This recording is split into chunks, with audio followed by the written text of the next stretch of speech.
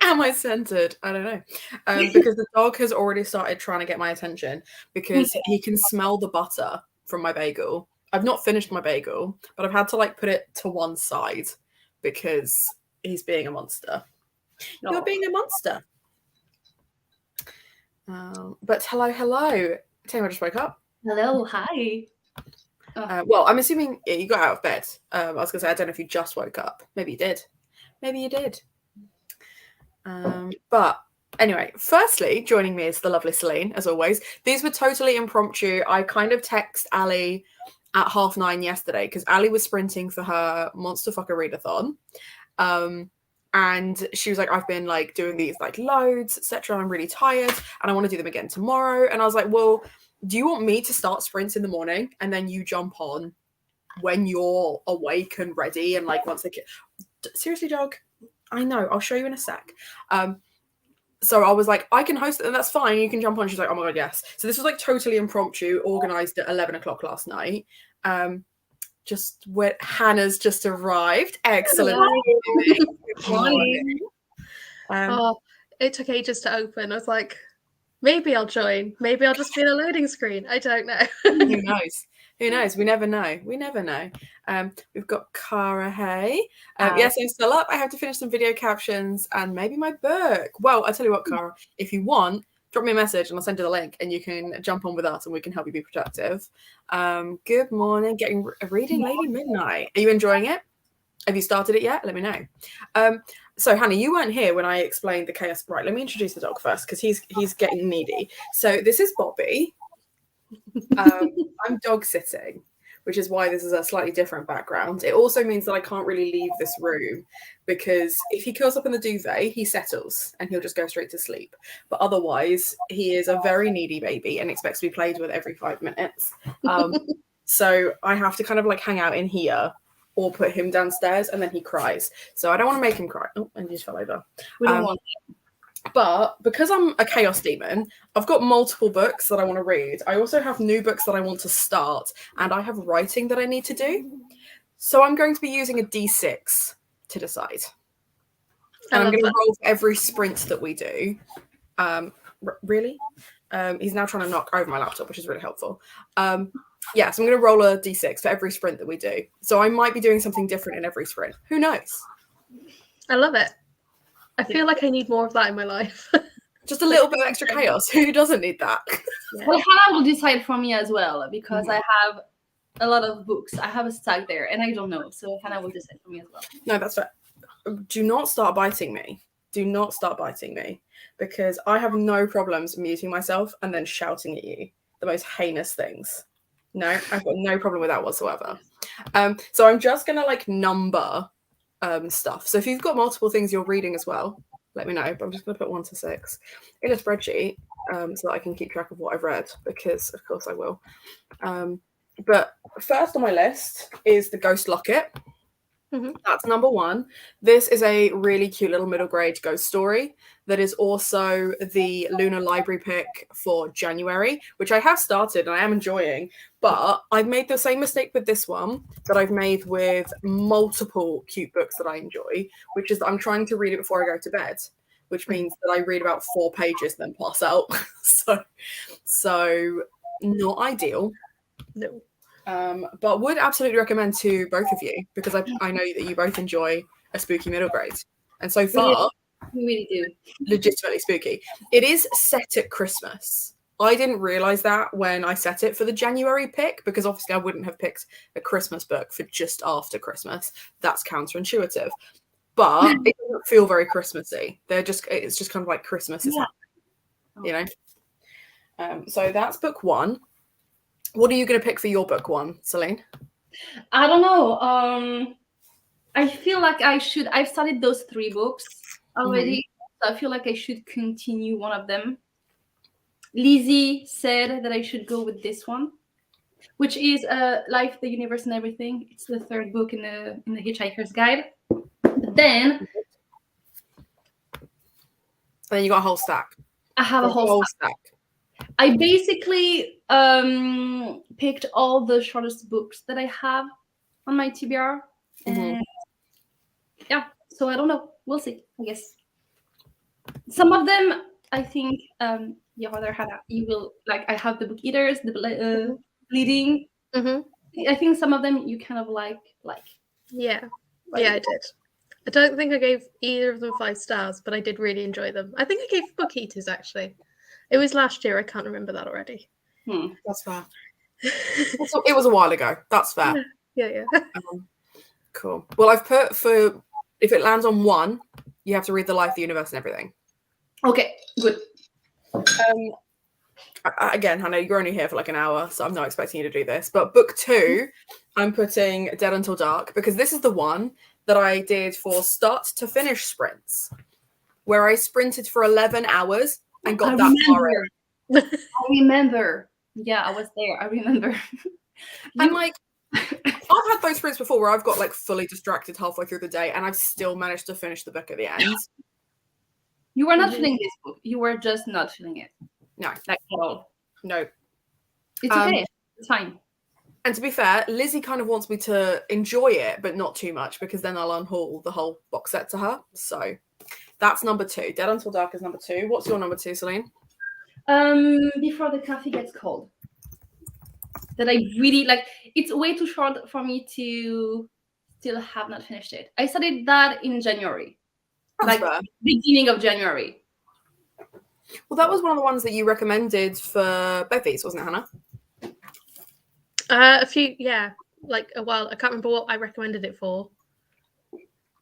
Like, I really can't remember what the prompt was, but it wasn't bad. Yeah, I did enjoy it. It was originally a play, and you do kind of feel that in the narrative. Like, it doesn't quite flow in places, but then that could also be translation. I don't know.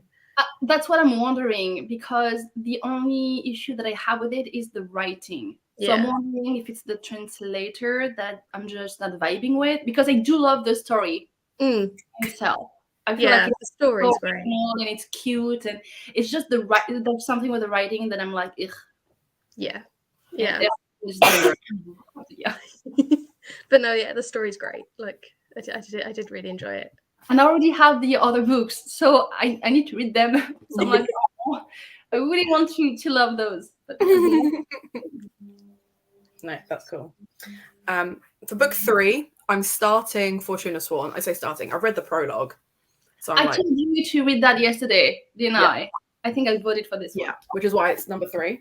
I just liked the cover. I have no idea what it's about. I was like checking the covers and like, this one.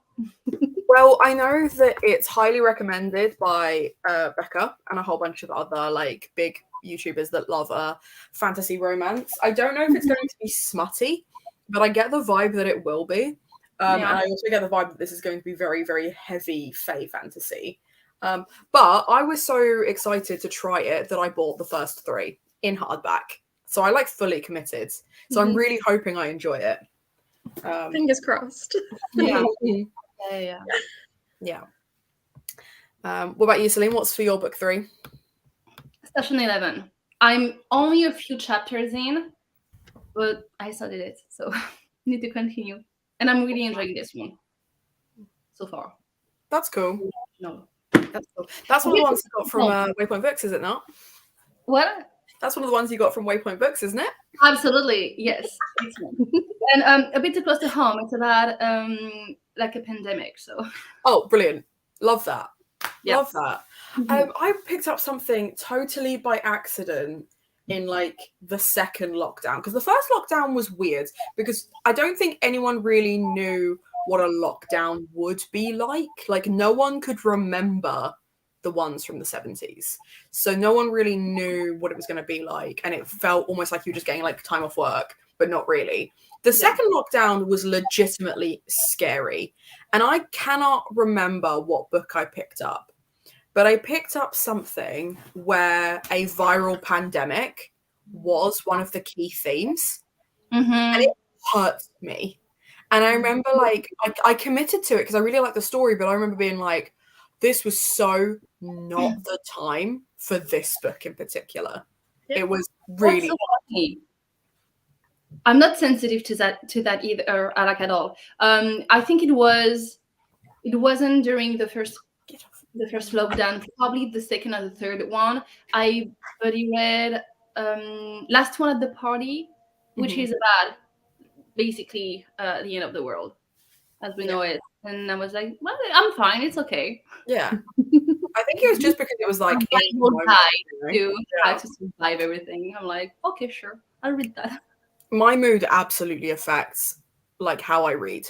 Like not even just like, oh, I'm a mood reader, because I love a list and I love like getting to books that I've been meaning to get to for ages. But if the stars do not align and then I pick up a book, I will hate that book. Like there's no two ways about it. So hey, can we try not biting me? That's a fun idea, isn't it? I did see someone's comment about taking the dog for the walk. I really wanted to, but he was asleep. And I was like, maybe he'll just like stay asleep. And then I made the mistake of getting up and getting dressed. And he was like, I'm awake now. I'm like, this is the worst. For 4, I'm just going to generally put audiobook, because I've got a couple I'd like to start. And I might be able to get some chores done and like play with him outside for a bit and just wear him out. If I put just general audiobook. You out in the comments, and I want to laugh. I will get to the comments. I've seen them. I've saved where we got to. I will get to the comments in a sec. What are you picking for book 4, Celine? Or did you just want to do 1, 2, 3 again and just try and finish those by doubling them up? I don't know, because I guess that I could maybe divide those by genres, and then. Because I have some like gothic, well, I guess they're gothics. I have some classics. That would be those. Maybe I could for number 4 pick up one of the gothics, because I kind of want to start one of those. We have Nettle and Bone, The Bleeding, and The Book Eaters. Well, I have The Book Eaters that I've been meaning to read for ages. So I would recommend The Book Eaters based on that, because I'd like to know what you think of it. Okay, so number 4 will be this one. Bobby, I'm going to ask you real nicely one last time to stop trying to eat me. Is that okay? Can we just not eat me right now? He's doing this. So he's tiny, right?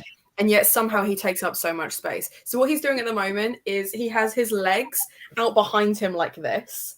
He has his front paws out like this, and he's just doing this to get my attention. And then with his nose, he's like smacking the underside of my laptop, which is currently balanced on a wash basket. So we're having a great time, aren't we, bud? For 5, I'm going to put writing, because I have been halfway through writing a certain scene for my book for the last 4 days, and I just don't feel like I'm getting it right.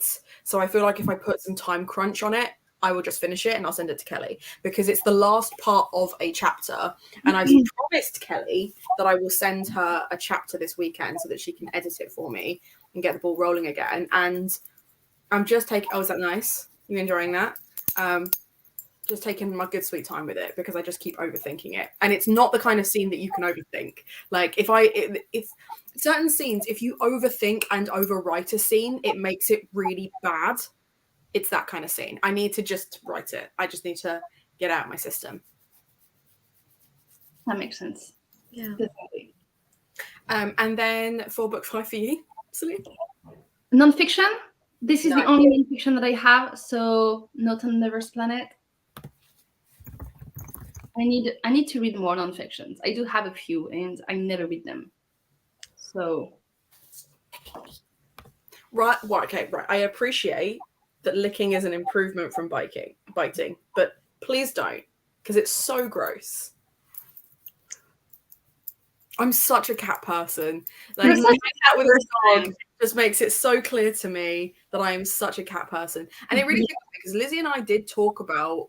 Like last August, we were talking about like maybe we'd get a dog. Like, let's get a house dog. We'll get out of the house and stuff. And I feel like I was really mean about it, because I was just like, absolutely not. Because I know that Lizzie is not a morning person. So I will be the person that has to walk them first thing in the morning. Because our garden is not big enough. We can just like let them out to like have their morning like business and stuff. We'd have to actually walk them first thing. I was like, we are not dog people. I was like, I don't want to have to do that. I don't want to have to look after a dog. And then Lizzie went and dog sat for her mum, who has a new puppy, and came back and was like, nope, you're right, no dogs for us. And especially when they're young, when they're still puppies, you need to walk them fairly, like every 2 hours, every 3 hours, at least at the beginning. Yeah. So yeah, they're really needy. This doggo's like, he's like 7 years old, so he looks like a baby, but he's a grown adult. He's a grown adult, but he's a really cute puppy still. He is really cute, but he smells awful. I do need to give him a bath. But I've never bathed a dog this small. I'm used to like just hosing down a Labrador who enjoys playing in water. I don't know how Bobby feels about water, and I really don't want to traumatize him because your mum will never forgive me. Yeah. And then for 6, I'm going to just put chores, which includes walking the dog or sorting out the absolute state that I've left this house in. It's not a state. I just feel bad about it. So I'm going to just do some chores, I think. And it also means that I'll actually be able to 1 in 6 chance of actually getting up and moving. Mm-hmm. What about you, Celine? Well, I'm wondering. I have nothing to do, technically speaking, so I might just go for one of the other books. Do that. That's cool. Yeah, I think I'll... Oops, do that. It fell. Ugh. Okay. So yeah, I'm like, don't bite me, and then I'm like winding him up. Like, that's not a good idea. What? I mean, the upside of this dog is that he is cat-sized, so yeah, that is a benefit. Okay. I'm just really not a dog person. No, Nathan wants a dog. Like, he is a dog person, and I was like, you've got to care for it 100%. Like, I can't. Yeah. I'm terrified of dogs. It's going to be risky enough living with one. Yeah, no, that's fair. I mean, this is the thing, is I think dogs are an interesting pet to have anyway, because like everyone knows that with cats, you have to treat them with like a certain level of respect, otherwise they will just like walk all over you. But to be honest, a cat, pretty much the worst thing they can do is just ignore you. Like, if you just leave them alone, like they're not going to go out of their way to attack you unless they're hungry. And even then, like, it's not usually an attack unless it's Blue. Fair enough, he likes to scream and like nibble at Lily and stuff like that. But I feel like that's a learned behavior. Whereas with dogs, they can just decide on a whim that they're like scared of something and bite you. Mm. It's just, so I do understand it. Obviously, he's literally just passed out now. I do appreciate that that's not every dog, and it definitely depends on the owner and like how comfortable the owner is with dogs and stuff. But because I've seen cat randomly attacking as well, and a lot of cats randomly. Maybe I'm just biased. Maybe I'm just like, I've never seen a cat do that. So like, I never have either. Like, I love all animals, but I've seen a lot of cats do that. More cats actually than dogs, to be fair. See, I've definitely seen more dogs do that, because like when we took Bailey for a walk once, he was playing with this German Shepherd that he knew really well, but we didn't realize that the German Shepherd had like a growing cyst under its belly. The owners didn't know either, and Bailey just was like, they were playing, it was fine, and Bailey caught the cyst, and it obviously must have hurt the German Shepherd quite a bit. And the German Shepherd gave him just essentially like a warning nip that meant that Bailey had to go to hospital on Christmas Eve because the damage was so bad. Like the dog took like a chunk out of his neck. And it was like, we get it. Like, the German Shepherd didn't mean to hurt Bailey. Bailey didn't mean to hurt the German Shepherd. It was nobody's fault. They'd played with each other like 100 times before. They both knew each other really well. It's just that they have the capacity to do that. Yeah. So I do understand, like, I'm not scared of dogs, but I am wary around dogs I don't know because of that. Yeah, my aunt's dog bit me, well, tried to bite me. I managed to just about avoid it when I was little on the face. So yeah, no. And it's a lot, isn't it? Like, no, that's fair. That sucks. Yeah. Did you pick a book for 6, Celine, before I start going back through the comments? It's either like I'll pick at random in the list, or like I really do want to read Orbiting Jupiter, so maybe I'll go for this one for 6. Okay, I'll put random / Jupiter, because like if you want to pick up something else, you can. We'll see. This one. And I think it's going to make me cry. I don't know. No, that's fair. I've heard that it's really sad. Good morning. I hope you're well. Morning, Lizzie. And morning to everybody else. My laptop had you muted. I'm drinking coffee and editing video. Totally fair. 11 chapters in and really enjoying it so far. Good. Joining this afternoon if you're still going. I'm planning on going pretty much all day. Like, I have zero plans other than he will need a ALK later, but at no point does that interrupt my day, really. So I was asleep at 1:45, so it's all right. Okay. Yeah, no, that's totally, it's a Saturday as well. You get absolutely zero judgment from me for having an off day. Having dice decide my day is a thing I do regularly when there's no pressure. Yeah, I really enjoy doing stuff like that, and I don't really get an opportunity to, but I thought, I don't know what I want to read, and I know I need to finish something. I've also started the Mad Woman's Ball, so my thought is if I do finish something, I will swap it out for that. So like, I've still got other books. I brought about 40 books with me for 2 weeks because that is how many books behind Olivia I am. Really? So I was like, yeah, because I'm at 0 as of yesterday, whereas Olivia is at minus 42 or 43, and she's currently reading like 7 books as well. I'm also currently reading that many books as well, so I do want to catch up, and if I haven't caught up by the end of Feb, or by the end of March, seems more sensible. My plan was, if I hadn't caught up by the end of Feb, then I would just unhaul a number of books. Then I went to Newcastle and bought a load. So like, at the beginning of Feb, I was only 15 behind. I'm now 40 behind because I bought books and she's continued to unhaul. So by the end of March, I'm just going to unhaul a whole bunch. I did the smart idea of walking my dog before joining, and now she's wrecked. So yeah, I love that for you. Good morning. I'm going to be working out and showering in the morning, and in the afternoon I hope to finish packing 2 boxes. I need to bake pancakes today, and I need to be part of Night Circus today. Because you're buddy reading that with Lizzie. How is your side of the buddy reading going? Because I've heard Lizzie's side, which is that she's enjoying it. She's not enjoying it as much as she remembers. Yeah. I do think a little bit of that is the fact that the comments she has left along, like the annotations she's left, are just wild. They're so, like the first book, I don't know, because Hannah, you said you wanted to start annotating or like tabbing books. Yeah. The first book you ever annotate or tab is trash. There's no way of getting around that.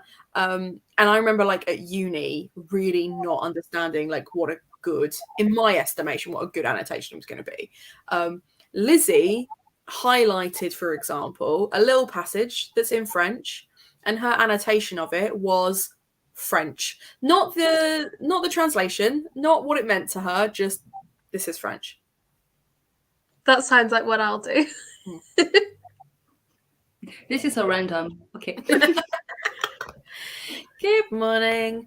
I hope to make some progress. Frostheart, Escape from Aurora, and Camera Obscura. So, nice. Yeah. That was the comment that made me laugh. Yeah. This happens. What a spoiled little bean. He is a spoiled little bean. Lizzie is not a morning person in my stream either. That's so funny. Lizzie is not a morning person, and that's fine.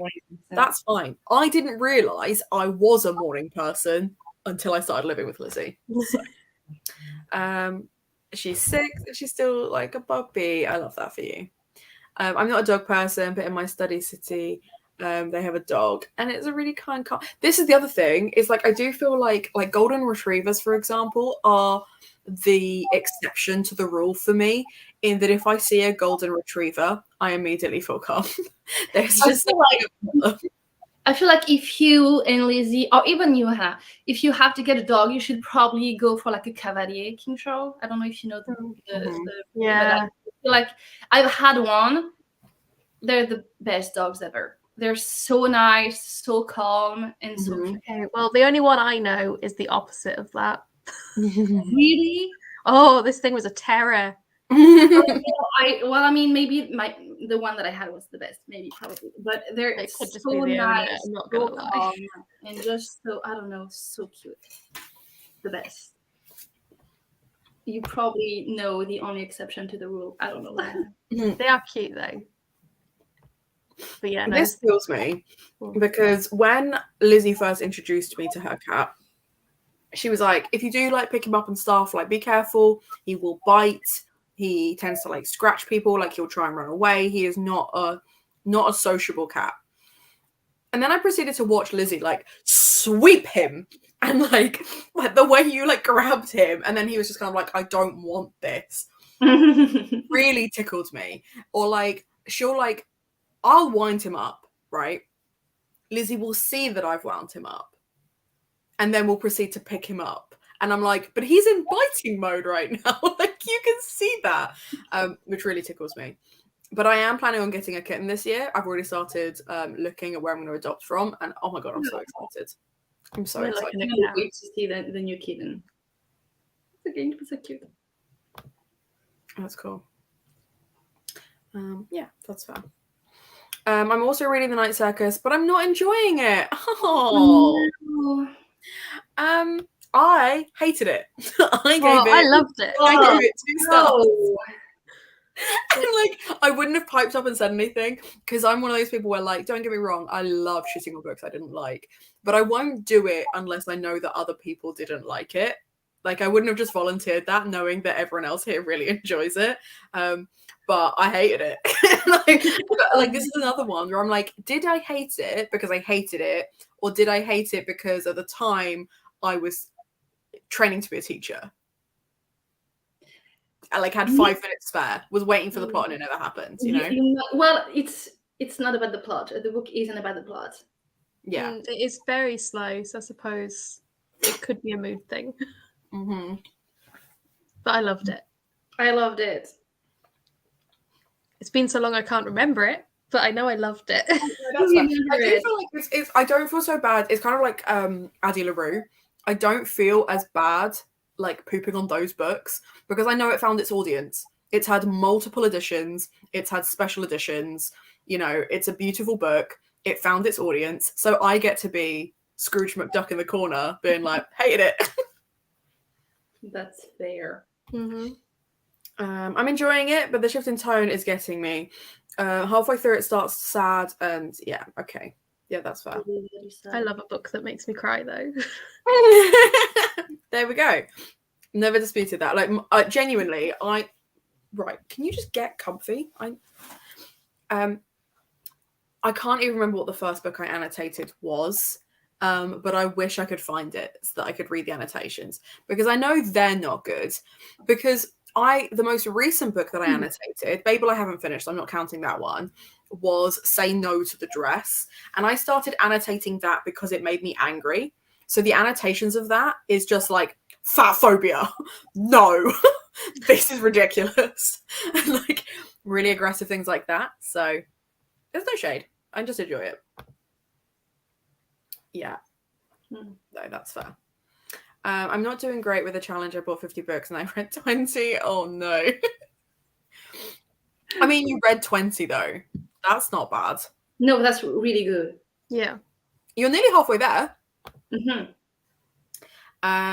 Yeah, 61%. So I know what you mean. I'm glad you're into it. So yeah. But not glad you're sad. But also the owners are experts in some biology fields. They know how to take care of a dog. This, I think, is really, really important. If I meet someone and they're like very clear with the boundaries of their dog, I then relax, no matter what those boundaries are. But if people are like, yeah, he's friendly, and he's like full on teeth bared, I'm like, I don't know if I trust you in your opinion. Yeah, for sure. It's just butter. It's just butter, and I'm not gonna lie, it was in the toaster a little too long, so it is crunching. But it's nice. I've also got a chai latte, but it's all the way over there, and now I have a dog on my lap, so it will be a cold chai latte. Lily's one of the calmest dogs ever, and Bonnie says she's great with kids, but she can't be. Yeah, I mean, my brother has a Springer Spaniel, so she's adorable. She's not aggressive at all, but she is all energy all of the time, like just all of the time. And I routinely call her a dickhead to her face. And I realized that I did it in front of my sister-in-law, and I was like, I'm really sorry. I've taken to calling your dog when I dog sit for her a dickhead. And she was like, yeah, I know. And I was like, I'm sorry that I did that in front of you. She's fine with it. She was like, it was chill. But she knows I'm a cat person, so I think she kind of expected it a little bit. Yeah, no, that's fair. Yeah. Yeah. We're looking at getting indoor cats. they're going to get back to us, hopefully in a couple of weeks, looking at getting a pair of kittens that are FIV, so they can't go outside. So we're really hopeful. Oh, that we're going to get I'm some. hopeful for I you don't know too. what they are or anything yet, but They're just- it would be so cute. Have you got like potential names for them, or they already have names? they're kittens, so I don't know if they do have names, but we don't know what they look like or anything. So I think we want to know what they are before know we even have them before naming them, because they weren't sure if they were going to go, like, if they were going to get adopted through Cats Protection or not. No, So That's fair. just waiting. that's fair. I like this idea of like I just like tab and bracket stuff. Well, the thing is, Chihuahuas are one of the most aggressive dog breeds, which blows my mind because they're tiny, and I do think Chihuahua owners know that their dogs are vile, but they don't want to admit it because they've already made this commitment. Were they True. meant to be guard dogs, like lap dogs for ladies to keep them safe? I mean, Something that like makes so much sense to me. Yeah, It makes I'm so much sure it's something like that, because I was like, but they're so small. Yeah, but you Yeah. wouldn't fuck with one, would you? No. Honestly. Good morning. Halfway through into Fangirl. Just ate breakfast and ready to do some reading. I really wanted to reread Fangirl because Fangirl was one of the first romances that made me cry and got like 5 stars. I adored it. Don't adore some of the other like racist undertones of other books, but I really liked it. Was also one of the first ones I read where it's a plus size main character, and I adored that. So I really hope you're enjoying it. The one I always tell people is that like they can't pet Lily because she would be nervous. I think that's totally fair. And I saw there was like a TikTok the other day that showed like the difference between like a parent who respected a stranger's dog and a parent who didn't, because this like one little girl just came running up to a dog and like threw her arms around this dog, and the parent was just like, but she's just being friendly, and it's like that's still not okay. Whereas another parent was, and it was like a service dog as well, so like a blind, I think it was for someone who was blind, and the other parent was just kind of like, no, I'm sorry, sweetie, she's working right now, but we'll go and see some like other dogs another time, like a dog that's not working, like you don't interrupt people when they're working. And it was just like really cute, like it was really sweet, and I really appreciated that. And I do like that you can get harnesses now that say like anxious or nervous or like playful or whatever on them. That's really cool. I want to get a cat. I'm going to adopt. I don't really want a kitten. That's totally fair. I do want a kitten, specifically because at the moment I'm traveling back and forth from Folkestone to Banbury quite a lot, and I want the cat to be able to come with me. I don't want him to feel scared by the car or like nervous traveling or anything like that. And the only way I can really do that is to kind of ingratiate him to that at a young age. Because I don't want, like, as much as like it would be nice to have a house cat, I don't want him to get lost. I want him to have some kind of like streetwise, you know. Yeah, tiny balls of pure rage. I mean, I've known some Chihuahuas; they were perfectly fine. But maybe, Celine, because I feel like as a dog owner, you, like as you were yourself, maybe you're hanging out with other people that actually know how to look after dogs. I don't know, maybe. Are you sure of that? Yeah, that's fair. I am flying through it twice as fast as normal log. It's a really readable book. You know, when you like find something that's like, this was a really easy read, and you just kind of like, yeah, you just like make your way through it just super, super easy. I do feel like Fangirl is very much like that. Right, I'm gonna say let's read to the top of the hour because it's only 25 minutes, but it'll give us like a warm up. And it means then if Hannah has to dip when Nathan gets back, like we can at least say goodbye to you. Yes. So for the first sprint and for the first 25 minutes, it's 5. So I will be writing. And starting with the nonfiction. Starting with nonfiction, only for 25 minutes though. It's a nice short sprint. Wow, that's an interesting turn-up event. Yeah, a little bit. Cool. Right. I'm not going to put like an actual timer on. I'm just going to put this on down here because I think it'll be easier for today, especially because I'm flitting between so many tabs to write and do other things. But I will see you guys in 25 minutes. Pretty. Very pretty. Okay.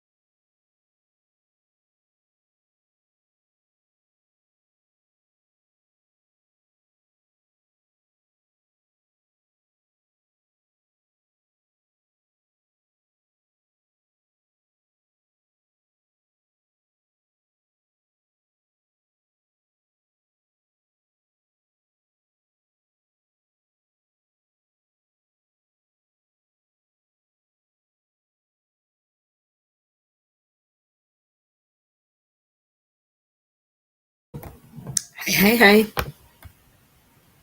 Hello.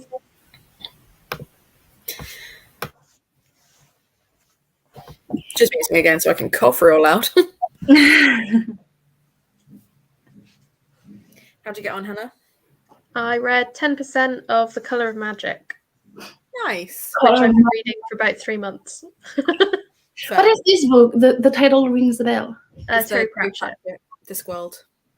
That's why. How'd you get on, Celine?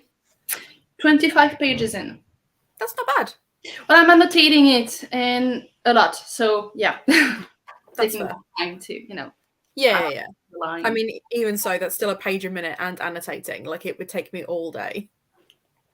Well, I mean, it's a quick read, I feel like. That's fair. And it's everything fell.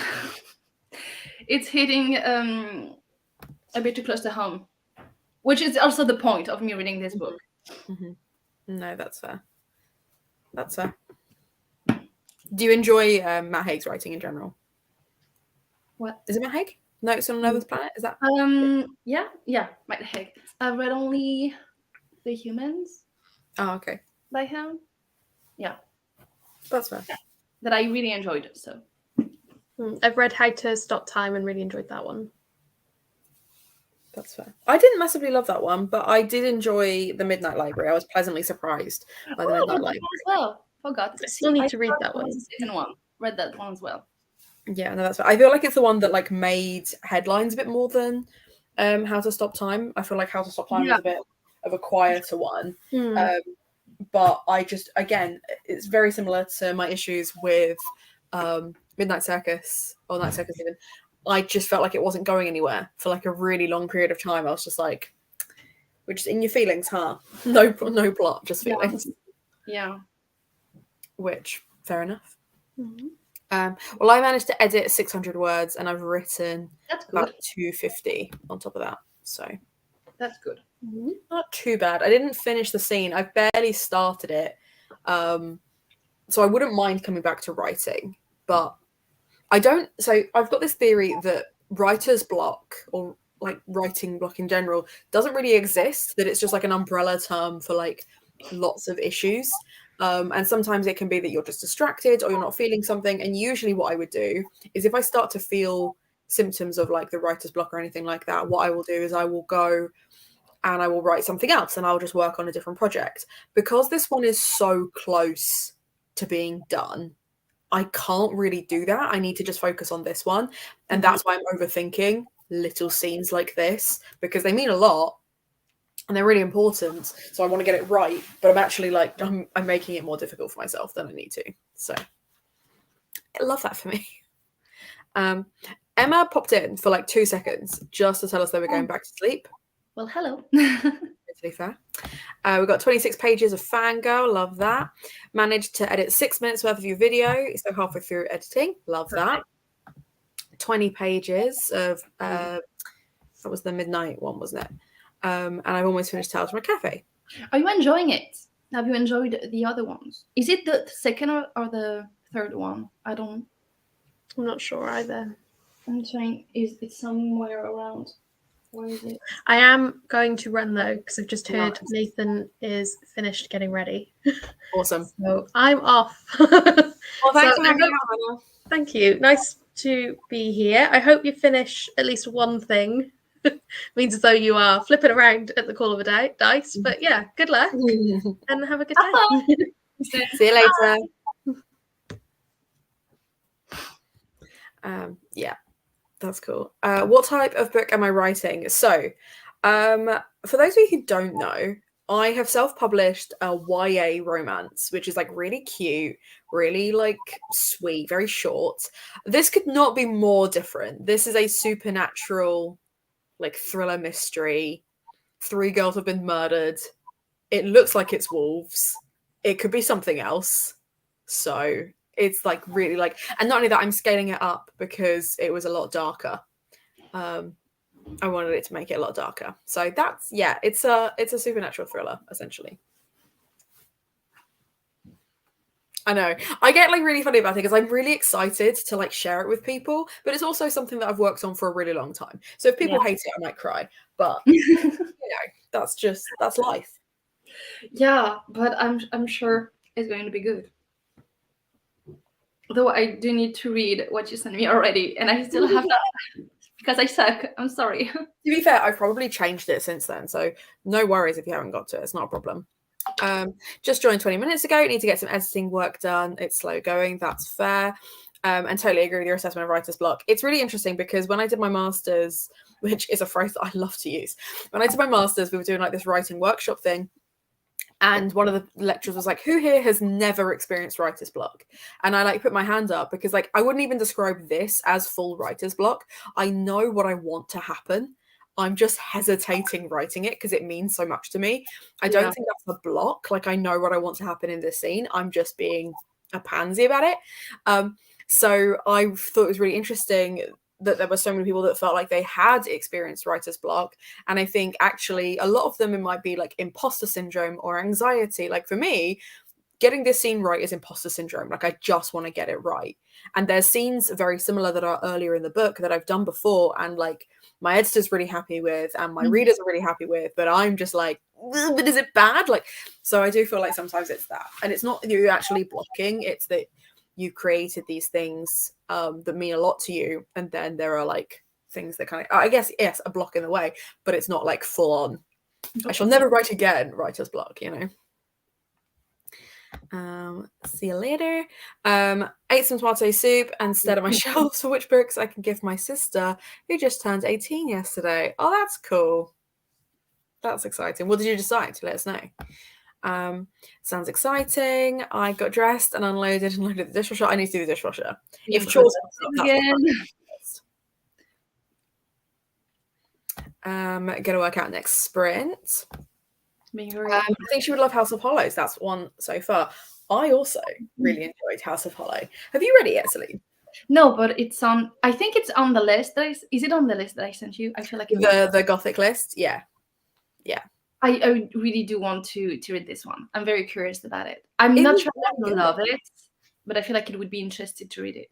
Yeah, I think that's fair. I think the thing is, what I found really interesting about it is it's very similar to The Hazelwood by Melissa Albert, which is where like it's a teen who discovers this supernatural fairy tale realm of ghosts and monsters is messing with their normal day-to-day lives.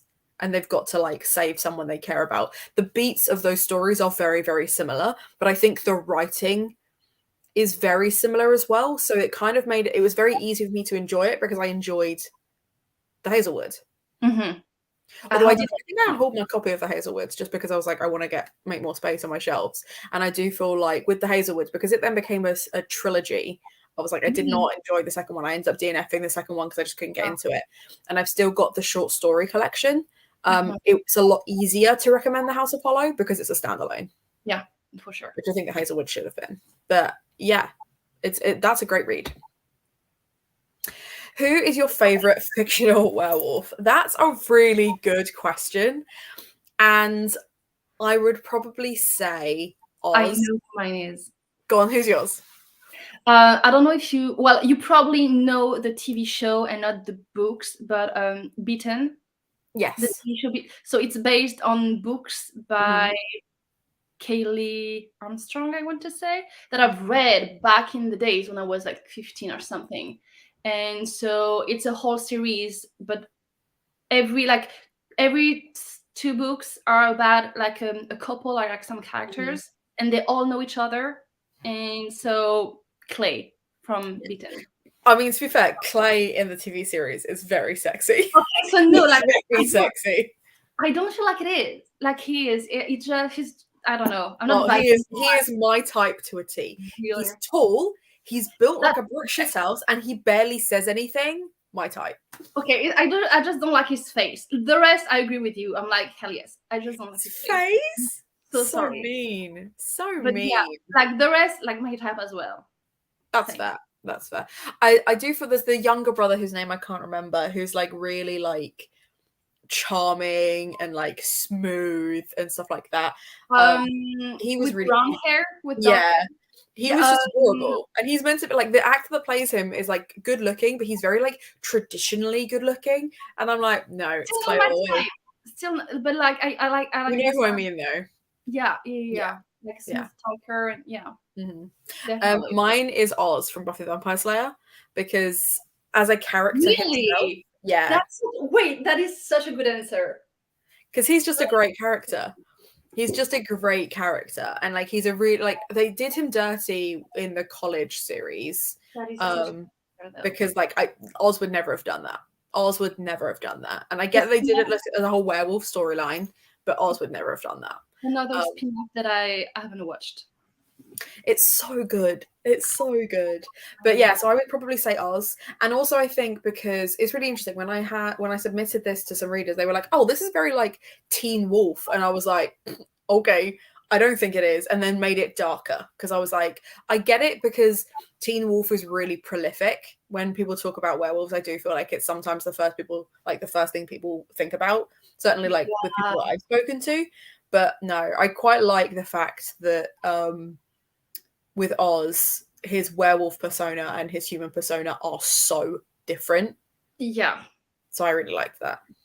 That was like a good time. Teen Wolf, I only watched because Dylan O'Brien. That is all. That is the only reason. Because he was great. He was like from the first episode where he's like hanging upside down and just he's the best character of the TV show. Sorry, but from the very first episode.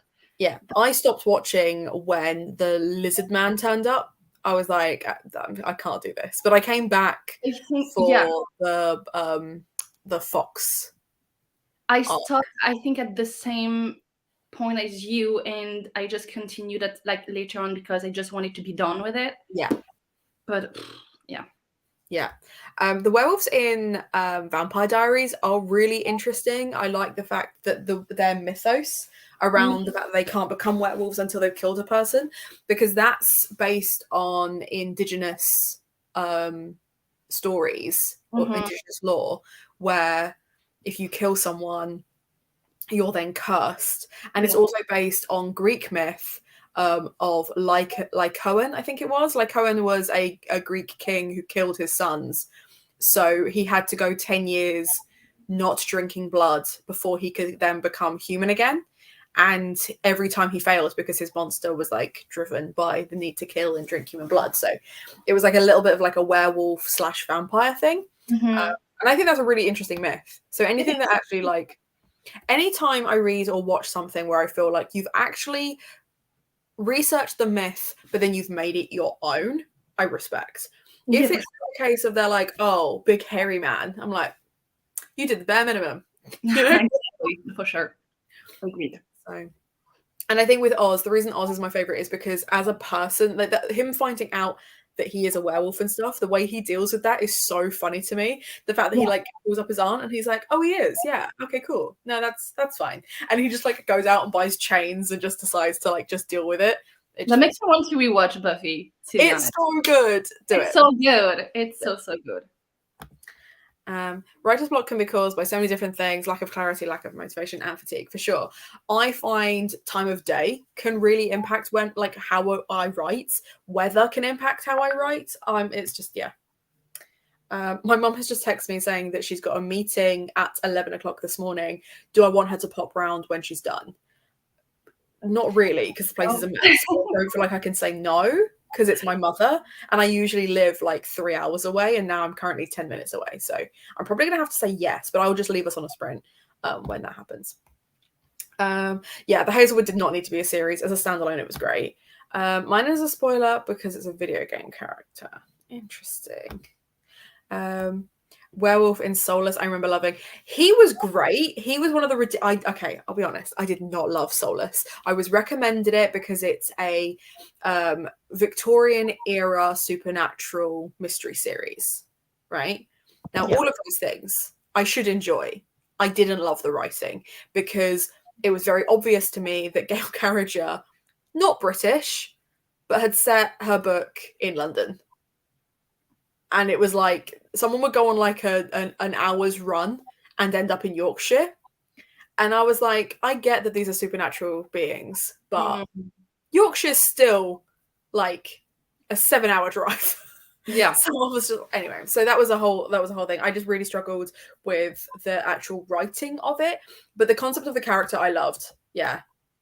And I do feel like in my brain I kept calling him Lord Macaron as well, which is not his name. I mean, I think I prefer that. Lord Macaron. No, that's cute. Lord Macaron. As he shall henceforth be known. Yeah, Ozzy's really sweet. I love him. I'm so annoyed he was not in the movie. Yeah. I missed that there was a movie. Yeah, the Teen Wolf was, yeah. I will not watch it because no Dylan O'Brien. Yeah. Well, to be fair, he's doing other things. He's like made bigger films since then. So like, for sure, but like, I don't know. I don't feel like it was a good idea to make a movie out of Teen Wolf. No, it didn't really need it, but I do understand why, because I do feel like like a lot of the actors and the production people felt like the way the story ended could have been better. And sometimes I think actually a film wrapping up in a different way can bring like new life to it. I don't know if Teen Wolf is the one that it needs new life, but to be fair, I follow the guy that plays Coach. I follow him on TikTok, and he's a delight. He is so funny. He is not acting when he's in Teen Wolf. That is who he is as a person. Really hilarious. Yeah. It's so funny to me. There's a bit where he was commentating, like he was just watching rugby, and he was like, I have no idea what any of the rules are. I'm just here for a good time. That guy just did something with a ball that's a weird shape. Like, he was just really funny. He was basically me when I watch that. Yeah. Like in sport, actually. Do you know what? You get to watch it with fresh eyes, and for that I will be so jealous forever, because it is my favorite TV show of all time. It's so good. What are we saying no to? Your mum. Oh, that makes sense. I haven't texted her back yet, so I probably will in a sec. Cozy Game Rex, talk to me. To be fair, it's really funny because like I'll be like, hey guys, do you want recommendations for something in my Discord? And then Tamar will be like, oh, I got you. And I'm like, I don't need to think. I don't need to like curate lists. I just need to ask Tamar and be like, job done. I read the books in Swedish, so I guess I missed that part. Yeah, no, that's fair. I do think like when stuff's translated, and it's one of the reasons why I would love to read Red, White, and Royal Blue, but I don't want to, because apparently, like, according to like other Brit readers that have read it, they really struggle with how Britons are represented. Because the problem is, I think this is probably the case for any culture, right? Is you get boiled down to one stereotype. Yeah. And the stereotype of a Brit is the classic like Pom speaking Londoner. And it's like, but London is like, it's a city. It's just a city. There's so many other things that you can do with it. That I'm just like, okay, if you're gonna set it in Britain, can you send it somewhere like interesting that's not London? Like literally anywhere. I'm not a massive fan of London anyway.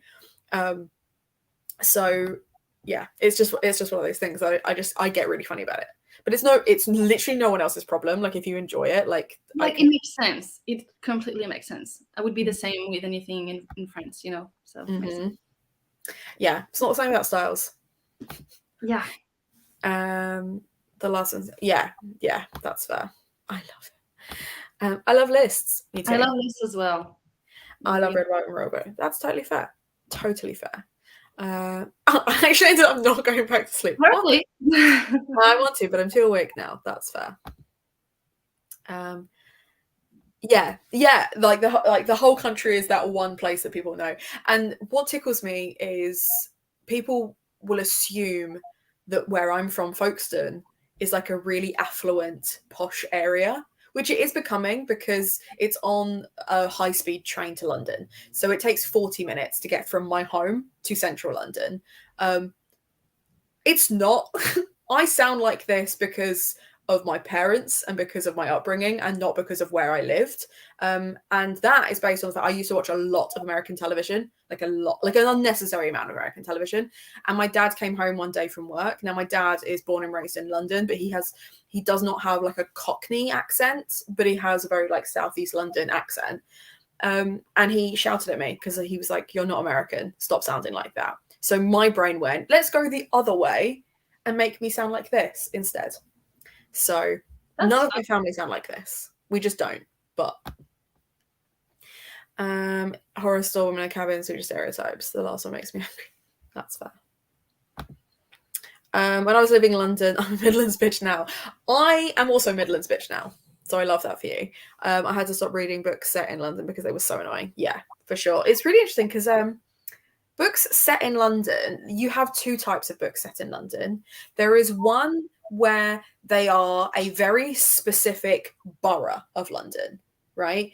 And it feels like that borough of London.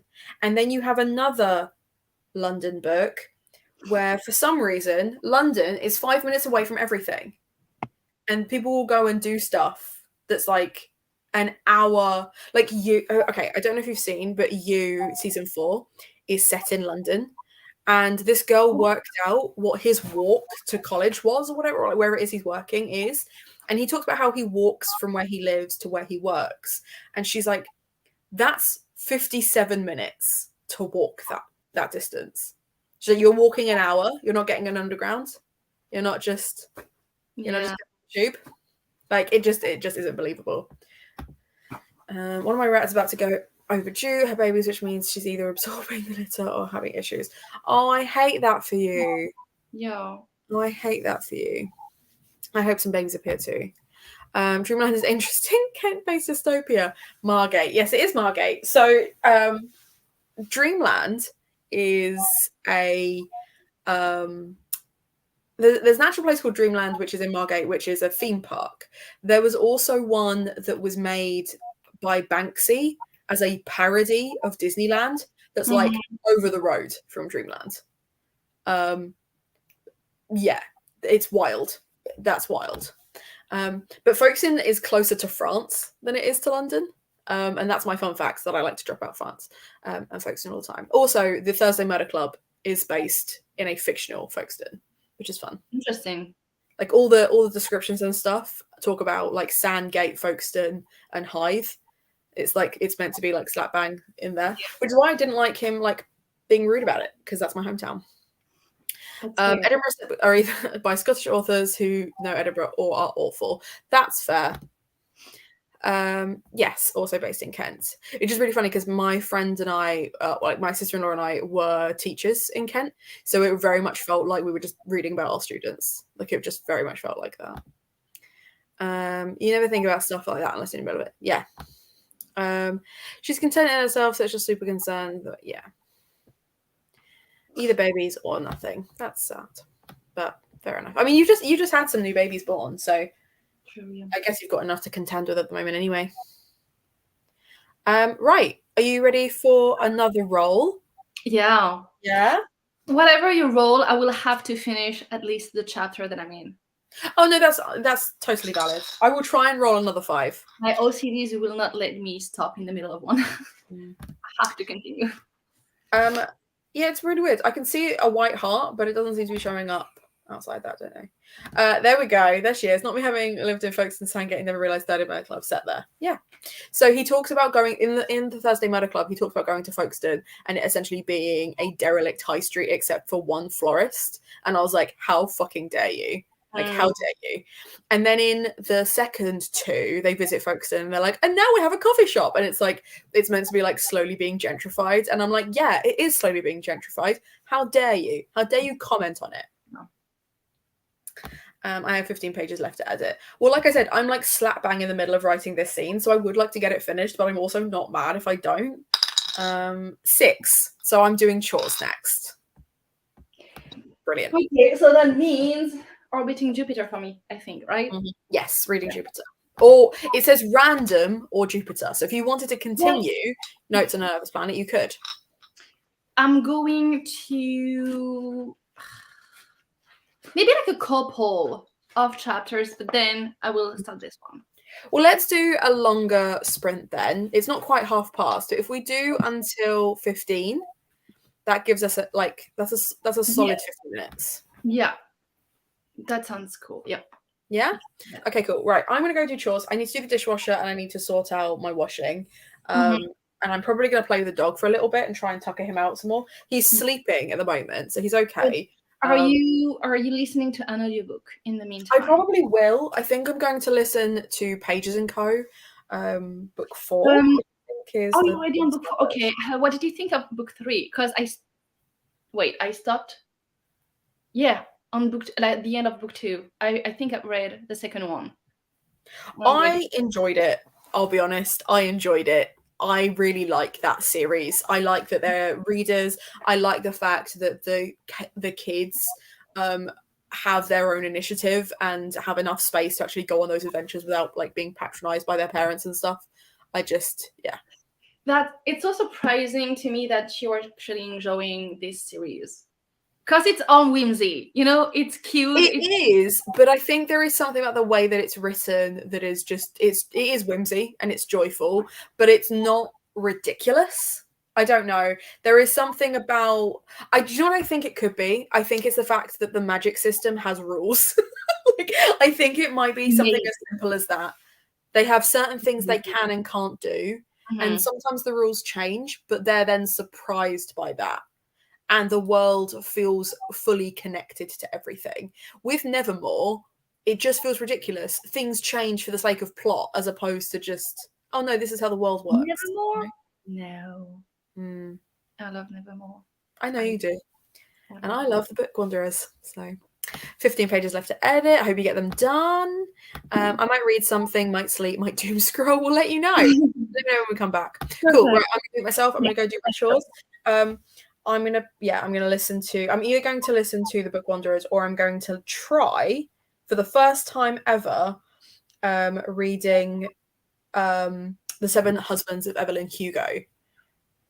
Because I keep telling people I will try it, but I have absolutely no interest in reading it whatsoever. Okay, I'm not gonna say anything. Okay, I want to know your thoughts on it. So yeah, sure. So I'm going to give it a go, mainly because Deanna's here and Deanna loved it. I really want to enjoy it. I want to enjoy it, but I'm not convinced I'm going to. Yeah. I'm going to finish my chapter and then Hoover. Sweet. Right. Okay, cool. I will see you at 15 then.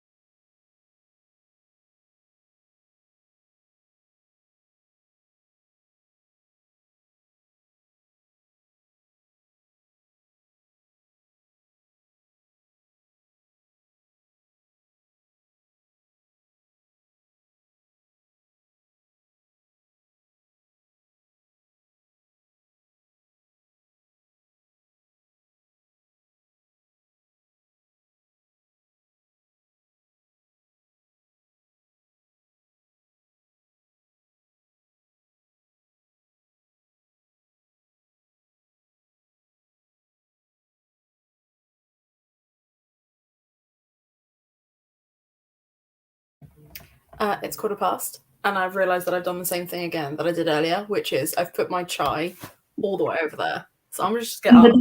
The dog is on you again. No. The dog, thankfully, is just asleep next to me. Okay. So I can actually get up this time. I was just really glad that I sat down, I was listening to like the audiobook, and then I was like, god damn it. Yeah. How'd you do? I continued like for not a long time, maybe 2 chapters into Notes on the Nervous Planet. Okay. And I am 54 pages into Orbiting Jupiter. And this is exactly the kind of book that I like, contemporary-wise. So that's cool. I think it's going to be a 5-star, to be honest. But yeah. What about you?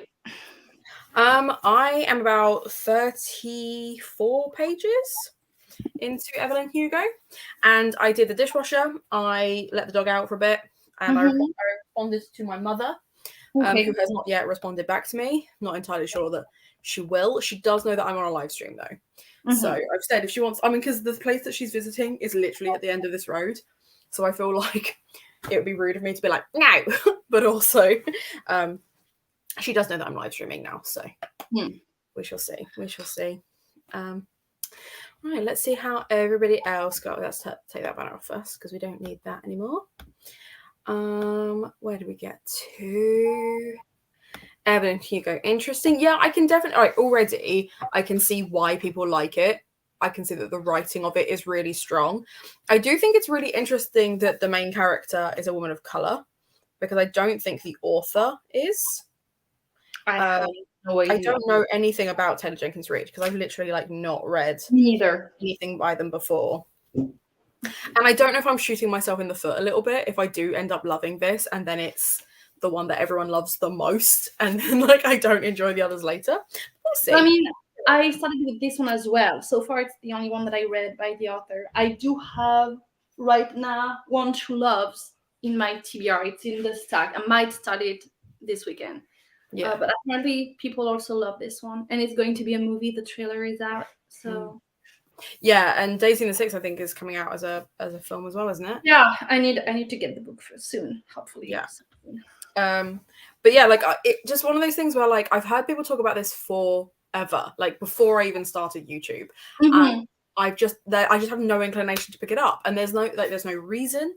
It's just I don't massively love books about Hollywood. Anyway, you know what? Same, exactly same. That's why Daisy Jones and the Six, I'm like, meh, I'm not my cup of tea. But since I loved this one, I'm like, I'm gonna give it a go still.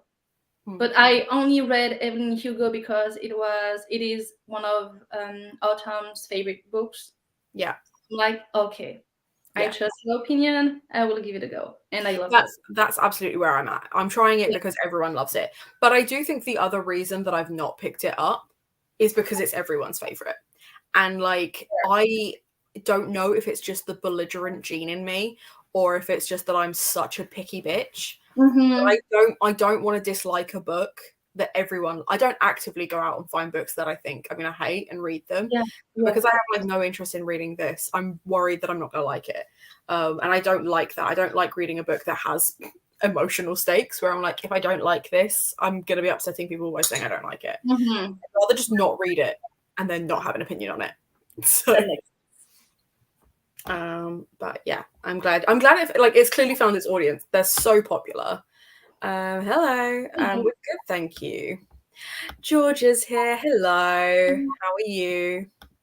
I'm curious why you think you might not like Evelyn Hugo. I always get nervous going into mega hyped books. So that's part of it. Mega hyped for sure. The fact that it's about famous people, I just don't care.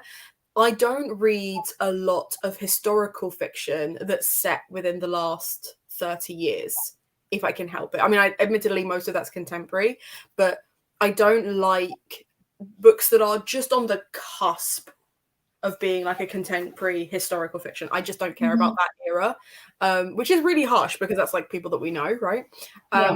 If I am going to read a contemporary, I like it to be focused on a theme that is culturally important. So whether it's like BIPOC issues, LGBT, disability rep, fat phobia, if you're going to like deal with like a bigger like general topic, I find that more interesting. I feel like you might have that with this book. Interesting. I feel that like, because ultimately it's not about famous people. Okay.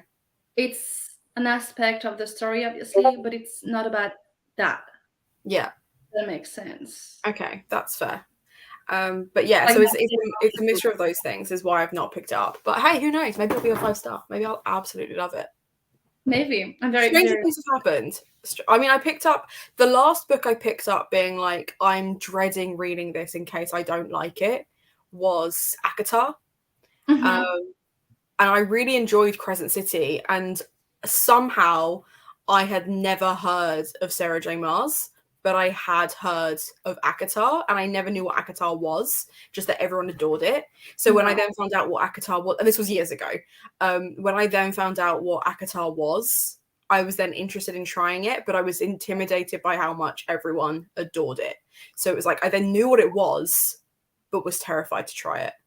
Then Crescent City came out, tried that instead, because I was like, well, that's the newest one, totally different series, loved it, and then went back and tried ACOTAR.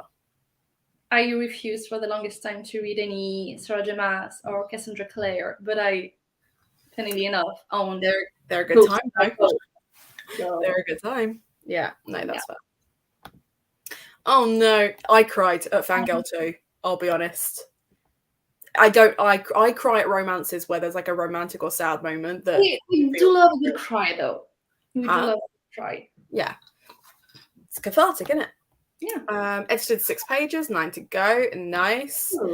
Just joined Cute Pooch. Yeah, he's passed out next to me. 15 pages of Wheel of Time and finished editing my video. Just need to upload and schedule. Love that. Okay. Are you enjoying Wheel of Time? Because I feel like she is. It's enormous. It is, but she's making me want to pick it up. That's fair. Finished Tales from a Cafe. It was cute. What did you rate it?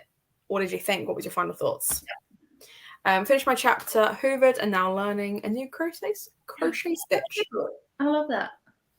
That's cool. That's the same comment. That and One Daisy Jones I really love that I know of. Yeah. This is I need to get to Daisy Jones. I think I'm gonna read One True Loves. I can never remember the title, but this is the first Daisy Jones for sure. Taylor Jenkins Reid is a white woman. There was a discourse about it actually, but loads of Latinx reviewers really enjoyed the book. That's fair. I think the thing is, like, I've always said that I'm not anti, by any means, white authors writing people of color, but I do find it jarring when they talk on behalf of a person of color. So in this, the main character is mixed race. So they're dealing with white and black issues. Yeah. Having said that, I do feel like if you're white, I don't know what gives you the right to then like take on that story. Like I'd rather read it from an own voice's author. So it's like I have mixed feelings about it. I'm never going to say don't write people of color because like the big issue I have with Adi LaRue is one person of color in 400 years of history. Okay, but I do understand why people get upset about like I don't know. So it's really like it's really hard to find the nuance on that, and I think that is something that like I have to judge book by book. For sure. It's out a little bit in this one because it's right at the start. Is that as a woman of color, she wants to feel powerful, and she currently works for this other woman of color who is powerful, and then she has this white woman, Evelyn Hugo, who's going to set her up for the rest of her life. So it's like that's I don't know how I feel about that power imbalance. Just finished working out. Nice. Had to wait 20 minutes because my dad wanted to have his coffee in peace. Valid. I generally wait a long time to read hype popular books. I just don't want the pressure. Yeah, and it's one of these ones where, I'm not going to lie, I bought this from a charity shop for £1.29, and I wasn't going to tell anyone if I tried it. Like, I was going to read this on the DL. That's fair. I can understand that. I was going to get Insects of Lady Midnight done, and then I'll go back to crocheting. I don't know whether to start audio for Never Saw Me Coming or continue Monte Cristo. I need to continue Monte Cristo.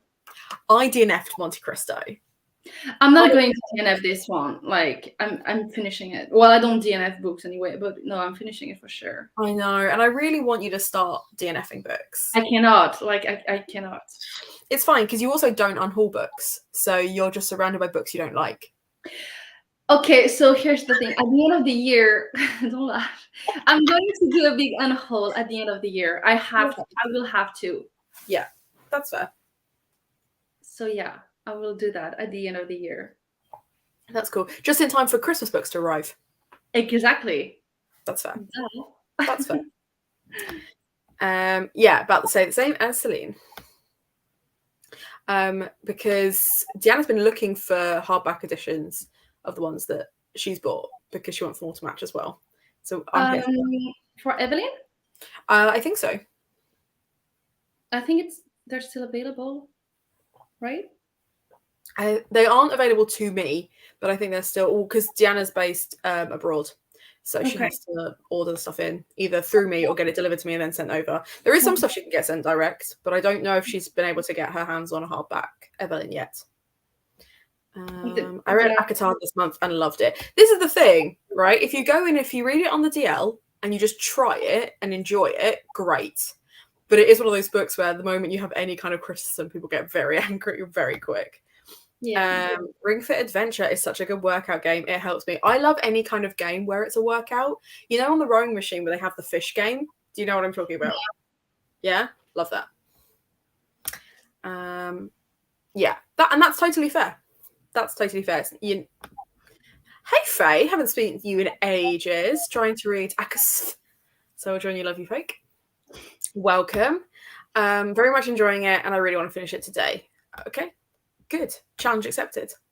I gave ACOTAR 3.5 stars. Not my cup of tea. I've been thinking of unhauling it, but not sure yet. Well, if you're thinking of unhauling it, what cover has it got? Because I'm not being funny. The original covers of ACOTAR sell for a mint at the moment. So don't just throw it away. If you decide not to keep it, do your research. This is all I will say. It's cathartic, isn't it?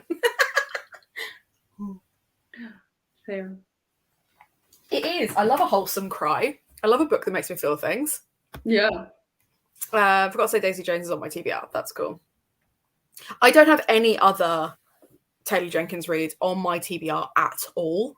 But the one that I'm more likely to pick up next, if I do like this, is Daisy Jones. Which I think I'll do as an audiobook because it's an interview. It's like written in an interview style. Yeah. So I won't need to buy it, which is good because I'm doing a TBR challenge where I need to get rid of books. So I rated Tales of the Cafe 4, which I think is the same as the first book for me. I'm not mega emotionally invested in it, but I enjoy the stories and will read the third. That's I think it's because of the writing. Mm-hmm. If I'm wrong, but I feel like it's because of the writing, because the stories, the message behind is like beautiful, but there's something with the writing. That's fair. That's fair. What was the last book that you were like, I don't care about this? Like, I'm not emotionally invested in it, but I'm going to continue the rest of the series anyway. Wait, I need to check. I have no idea. I need to check on Goodreads. Well, this one, first of all, this one for sure is going to be that. And another series where I'm not invested in, I have no freaking idea. Let me check.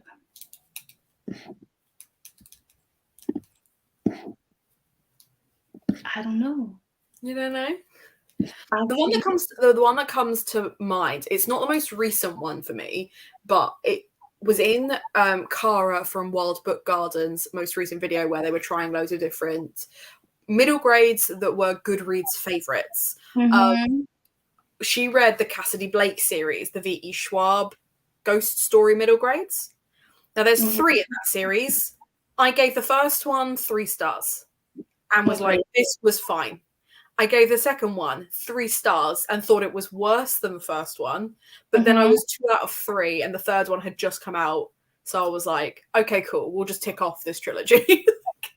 It was just in some way, even though I'm not really loving the trilogy or the series or whatever, I still continue for the sake of finishing it because brain.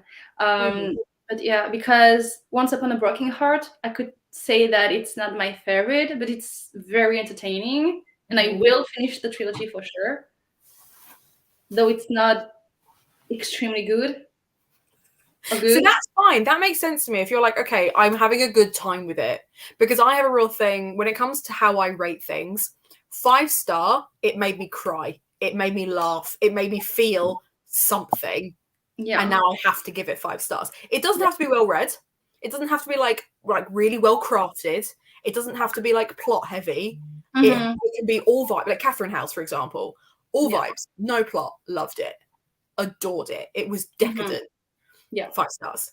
4 stars is all those feelings, but I've got issues. I've got things to discuss, right? It fumbled the bag a little bit. Yeah. 3 stars, it was either really, really well written, but I didn't enjoy it, or it was poorly written, but I still enjoyed it. Like it's the rating that like it's gone like one of these things is not like the other, you know? 2 stars is I finished it. This book exists. And 1 star I DNF'd. It's slightly different for me.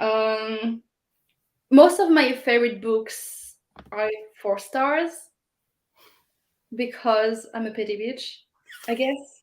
Same though. Same. You know what I mean? Yeah. But even some books that are 2 stars, I will keep because I can see myself reading them because they were entertaining. They were, technically speaking, they were bad. I know they're bad. The writing, the plot, not good. Characters, but very entertaining. That's fair. When you're in a slump and you don't know what to read and you just want, I don't know, something fast, quick to read. Yeah. You know? But they weren't good at all. No, that's fair. Yeah. What was the last book you gave 5 stars then? This month, I started the month with Ship of Magic was 5. 5 Survive was 4. Which one was it? I think I gave it another 5. Some Amari was 4, I think. Really? It was I'm very like it was a 4.25. Okay, that's fair. I'm so petty. Hail Mary. Project Hail Mary. Project Hail Mary. Fair. I gave that 5 stars too. It made me cry. And well, technically speaking, if I want to be petty, it would be a 4.75 because I do have grievances for the book. But yeah, I do have grievances. But yeah. That's such a great word. That's fair. That's fair. One True Loves is one of my favorite TJR books. I found it so powerful. I'm scared. I'm scared to read the book. I know I will cry. I feel like it's a really underrated one. I've not heard many people talk about that one at all. It's a romance. I don't know. I don't want to spoil anything, but what I know of the book is there's this. We're following a woman. She married her high school sweetheart. He dies, like goes missing, whatever. After whatever years, like how many years, she moves on, and he's not dead. He ends up not being dead, and like she's in between 2 men now. Interesting. So, yeah. Basically, I think that's what it's about. I need to leave the house in a minute because I'm going to go to Primark to get my costume, and then I will come back. Have fun at Primani. I have read Taylor Jenkins Reid, and I keep putting it off because of what you say. Yeah, I do feel like those of my friends who haven't read TJR, that's why. That like those are the reasons. So I don't feel like I'm super special for not reading them. I feel like it's quite a common feeling. I mean, just while I'm white disabled person doesn't mean I can only write those characters, but it does mean I'm probably better at writing. It's one of those things where it's not that you can't and it's not that you shouldn't. It's why would you if you could endorse a BIPOC author doing that? It's that. So I've got BIPOC characters in my book. I've got disabled characters in my book. I am neither of those things. So I have to be really, really careful when I craft those books to make sure that they're sensitive to those subjects and that I'm very aware of my privilege in not having to deal with those things on a daily basis. They can't just be plot points, right? That doesn't mean I'm going to stop writing those characters though, because I'm also endorsing. I know that I'm still doing my best to endorse own voices authors because I read them all the time, and I make a point to fill my bookshop with BIPOC LGBT disabled books. So, burn. I'm so happy I'm not silly. It's complicated sometimes. I'm all for DNFing and unhauling books. Same. I don't keep any books that are under 4 stars. I only keep 4 and 5 stars. I only have so much space on my shelves. I buy books all the time. And unless it's part of a series, I won't keep a 3-star or a 2-star. I just won't. I can't say anything. So no, I know. I'll just shut up. No, please don't. Don't let me just carry this conversation. I also feel like reading Daisy Jones, but I also have a feeling I won't care about the story. I thought Final Revival of Opal and Nev, also a band, was a good book, but not really for me. That's fair. I really wanted to try this, and I feel like a lot of people picked this up because it was compared a lot to Daisy Jones, but I don't know very much about it. I was really excited to read it, but then never actually got around to buying myself a copy. Yeah. Oh, yeah. If it's the original paperback and it's in decent nick, check eBay. Daisy Jones is good, and I've heard the audiobook is amazing. I'd highly suggest Carrie Soto, though, if you liked Evelyn. Shot right up to my fave. That's fair. That's fair. Oh my god, mine's not a series for my current book. I will finish when I'm finding it so boring and awkward, but I love the author's other books. That's interesting. So I'm intrigued as to know what this book is. And is it that the story is different, or is the writing is different? Because I know for a fact there have been authors where in my mind I've been like, oh, you're an auto by author. I love everything you write. And then I've read something that I'm like, I'm sorry, was this written by somebody else? Like, who was this? It's come like so left field. And I was like, you've hurt me. You've hurt yourself. Like, yeah. I'm not currently reading any series, but I need to find one that I'm actually interested, but I'm struggling. That's fair. I will endeavour to find you a series that you'll actually engage with, because I think the books that I've recommended to you before and that you've really enjoyed have all been standalones. So I don't know if it's maybe worth trying something that's a series like Becky Chambers, where they're all in the same world, but they're different. Maybe. Yeah.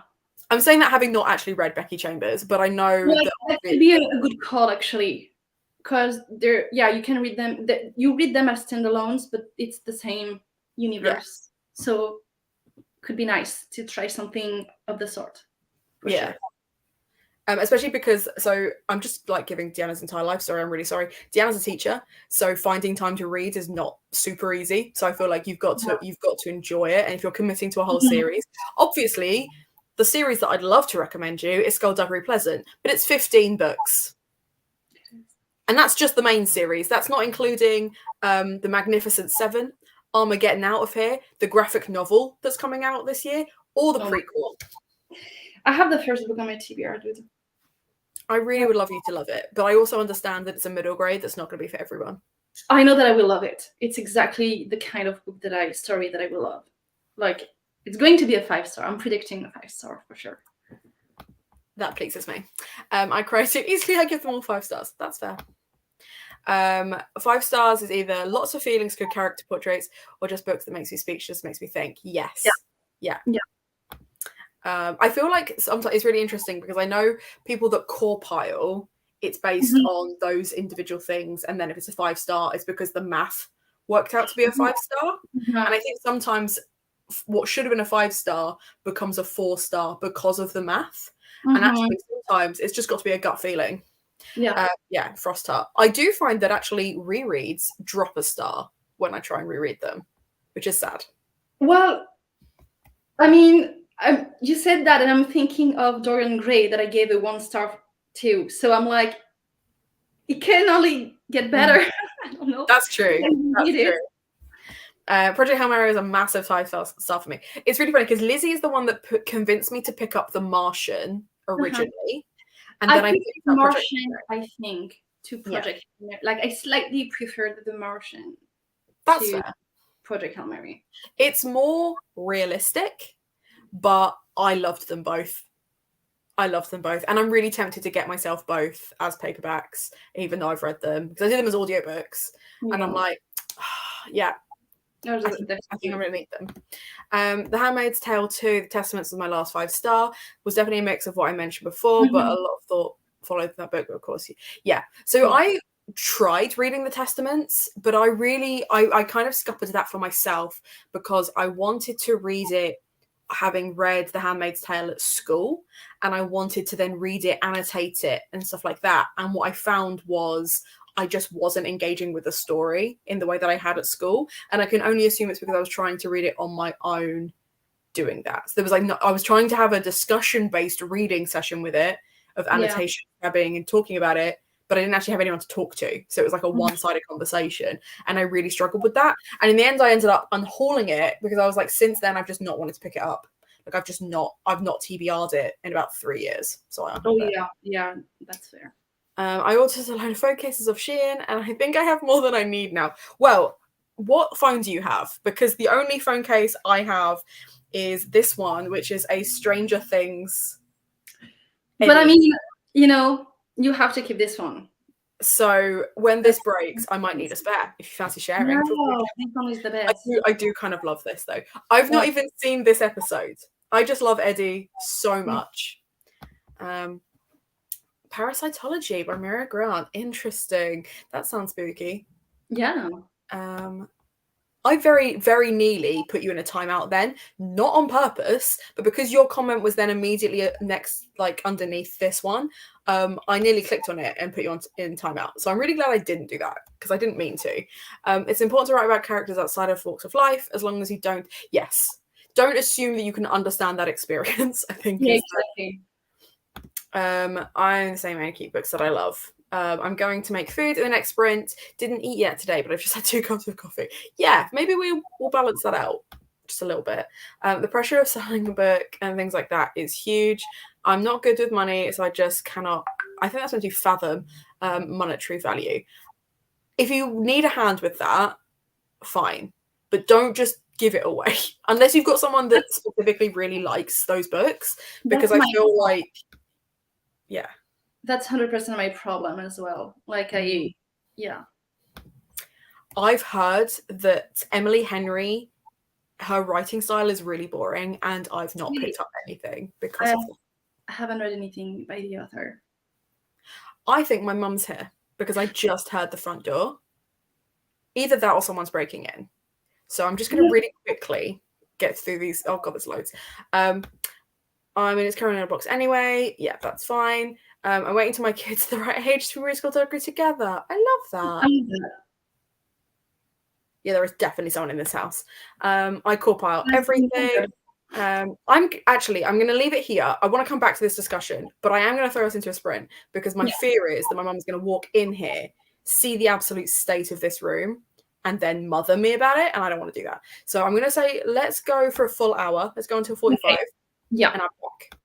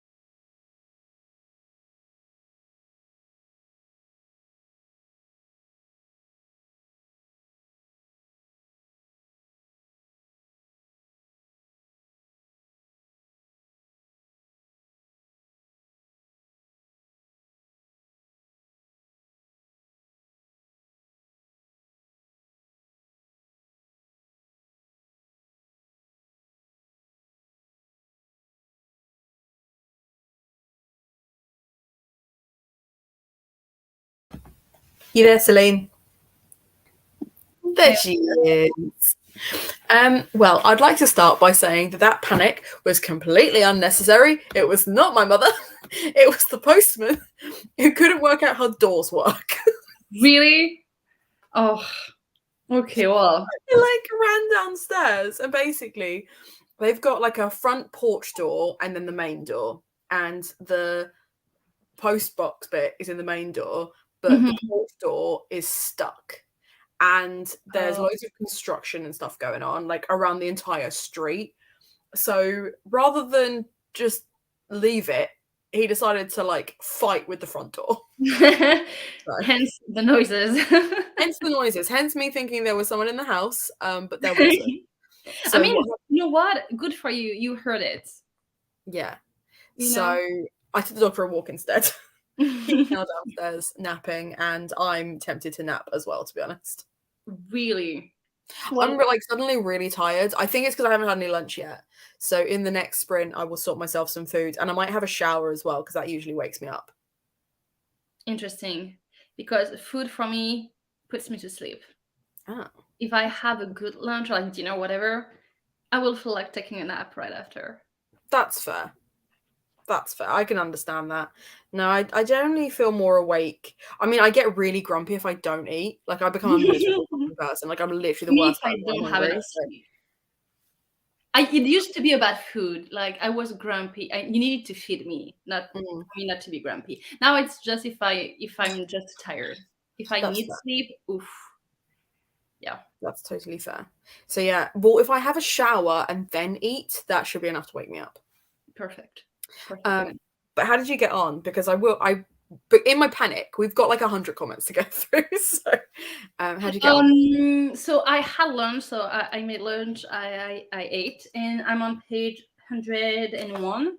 So like I have 80 pages left. Nice. Basically, it's going to be a 5 stars. Like it's really this is again my kind of story. So that's why I'm loving it so much. It's extremely triggering. Like, thank God I don't have a lot of triggers, but it's like extremely triggering. No, that's fair. So that's fair. I'm glad you're enjoying it. And I love it when you like, I'm not even finished with this book and I know it's going to be 5 stars. I love that. Like I was anticipating a 5 stars. This is a kind of like, middle grade, YA contemporary coming of age that I love. So like, I knew it. Love that. Cute. Right. So we got to Carly. My sister has the Skullduggery books and I'm tempted to steal them. Do it and read them. They're so good. But I haven't got feelings if I don't cop our rating. Yeah, that's fair. I want to read Project Hail Mary. I love The Martian. Then I think you'll love Project Hail Mary because I adored both. Yeah, they're both great. They're so great. Yeah. Talking to the War Meme. Is you annotating it for only yourself? Yeah. Might just go wild and start Skullduggery Pleasant. Why not? I need something different after the Divines, which was a bit of a drag. Yeah, the Divines was weird. I really wanted to like the Divines, and there were certain things that were really interesting, but I do feel like it was one very similar. Actually, I read Death Comes to Pemberley recently, and the opening had me, the writing style had me, and then it just didn't maintain the. Is this book on the list that you gave me for the Gothics? No, because I didn't enjoy it. Okay. So it started off really strong. It reads more like a classic than like a Gothic. It just reads kind of like a Jane Austen novel, but it started really strong and then got real boring real quick. And it takes all of the autonomy away from the characters that should matter, which is really a weird thing to do. But I don't think that's the same. I think mine's a 22. But otherwise, I'd absolutely take them off your hands. I have beach reads, but that was a palette cleanser. Yeah, I do find like some romances work really well for palette cleansers to just kind of like move on to whatever it is you're going to read next. That's definitely how I read them. I promise I'll be good. Don't put me in timeout. I'm very sorry. I didn't mean to do that. Oh no, Mr. Much, you haven't. Yes, we've been streaming for 4 hours. Yes, we'll probably stream for another 4 hours at least. Like, there's no pressure whatsoever. Just finished part 3 of Night Circus, and that's enough for me today. That's totally fair. Really need to update my reading journal. I'm falling behind because I keep reading short books. it happens. I've been doing a thing where I track it on Twitter and Instagram, and I know for a fact that I've missed some books because on Goodreads it says I've read 20 books and my story is not 20 slides long. So I know I've missed some somewhere. But how's your journaling coming, Celine? Actually pretty good. Like I continued this past week. I needed to finish the spring spread, and I started the March one. And I'm actually really happy with how it turned. I think it's so pretty. I showed it to Lizzie this morning. I think it's so pretty. Do you want to see it? Yeah. It's really pretty. I really like the spring one, at least. I love seeing gouges and things like this. I'm not aesthetic at all, so I love seeing stuff like this. I'm very happy with it. Okay. Oh, that is really pretty. I mean, I like it. There's like a little, the other side, sneak peek for the spring readathon, but yeah. They're like, don't look at this bit, but the rest of it. Yeah, and March is Studio Ghibli's, so cute. With like movie list, Studio Ghibli's. Yeah, that's what I have. Beautiful. So I like my, yeah. And for the reading one, this is the reading sprint. Basically. Oh, nice. That's cool. That's cool. Good morning, lovelies. Gonna get some coffee and find your book. Good. Get comfy. Get reading. For those of you who missed it when we started, because we did start this 4 hours ago, I'm actually using a D6 to decide like what I'm reading. So I've got different books, I've got writing, and I've got chores to do. So the D6 is deciding for me. But let me know what you're reading if you've just rocked up. Not much reading this sprint. Took a shower and I've been watching my boyfriend play Hogwarts Legacy. I'm tempted. This is the thing, right? I find it really interesting because I've been an avid anti-JKR, like very vocal anti-JKR, etc. But I do understand that Hogwarts Legacy looks like a really fun game. I'm not going to poo-poo anyone playing it. It's not for me. I don't game, and I'm not giving any more money to JKR. But if you want to play it and it looks like fun, it looks so good. I don't have a PS4, but it looks so good. Like my brother's played it, and my brother seems like really impressed with it, and he makes games, so he can very much see like the amount of work that's gone into it. My opinion is very much a case of I don't really know if I've got a leg to stand on, because Elon Musk owns Twitter and I use Twitter like a trooper, and they're both TERFs. So do I really have the right to tell anyone not to play the game when I'm using Twitter still? Probably not. I showered and I'm not having lunch. What are you having? I'm really hungry. I might. You need to eat. Yeah, well, I've got enchiladas for dinner, but I'm tempted to have that for lunch and then have like a lunch size something for dinner instead. So we'll see. Yeah. Edited 4 pages and had some food, 5 pages to go, and then I'll treat myself to a walk as well. Do it. What are your opinions on peanut butter and jam, marmalade and cheese? Okay, peanut butter and jam, I quite enjoy. Marmalade and cheese, chutney, sure. But then I guess marmalade and chutney are just synonyms for each other, right? It's just one's got salt and one's got sugar. I mean, not specifically marmalade, because I don't like specifically marmalade, but like some chutney or something like that. Like how do you call that? Like the kind of like onion thing? Pickle? No. It's like a marmalade, like onions marmalade, but like it's sweet, but it's onion. I don't know how you call that. Like the caramelized onion chutney? Do you call that onion chutney? I have no idea. Yeah, I'm assuming what you're talking about is chutney. Okay, so that. Yeah. No, I'm a fan of that. I remember as a kid, because obviously where I grew up in the UK, like PB&J wasn't really a thing that we ate at home. It was just a thing I saw a lot on television. So I tried it and was like, this is very sweet, and I have a very much a sweet tooth, so I'm here for it. But the absolute game changer for me was putting Nutella and crunchy peanut butter in a toasted sandwich, because that's essentially like having a Snickers bar in toast. Wait, I never tried that. Mm-hmm. If you like peanut butter, if you like chocolate that has like peanuts in it, it's just like it's very nice. It's so good. Mm-hmm. I need to try that. And I have both at home. I have vegan Nutella and I have peanut butter. So that's what I have. If I'm having a toasted sandwich, I will have that. If I'm feeling really fancy, as like a savory toasted sandwich, I will have mango chutney and blue cheese, which is also very sweet, but it's very nice. A walk sounds like a great idea. I think I need that as well. My boyfriend's taking me out for dinner in 2.5 hours. I'm also a bit tired. Yeah, go out and get some fresh air. I'm really lucky. One of the things that I do really like about dog sitting for this person in particular is that they live in the middle of nowhere. So if you've seen my story, you will have seen that I've just spent the last hour basically out in a field. And I was talking to a guy who does like mental health walks. Like he organizes walks for people to like get into nature more and like build like the mindset of like mental health. And he was saying that you're more likely if you step out into a garden to just take a deep breath, like subconsciously you'll do it. So the idea that you go out for a walk, I'm assuming is partly like the exercise, but also is the fact that you're breathing deeper, which then like relaxes your mind anyway. So if you need a walk, you've got time. We can do another long sprint so you can have time.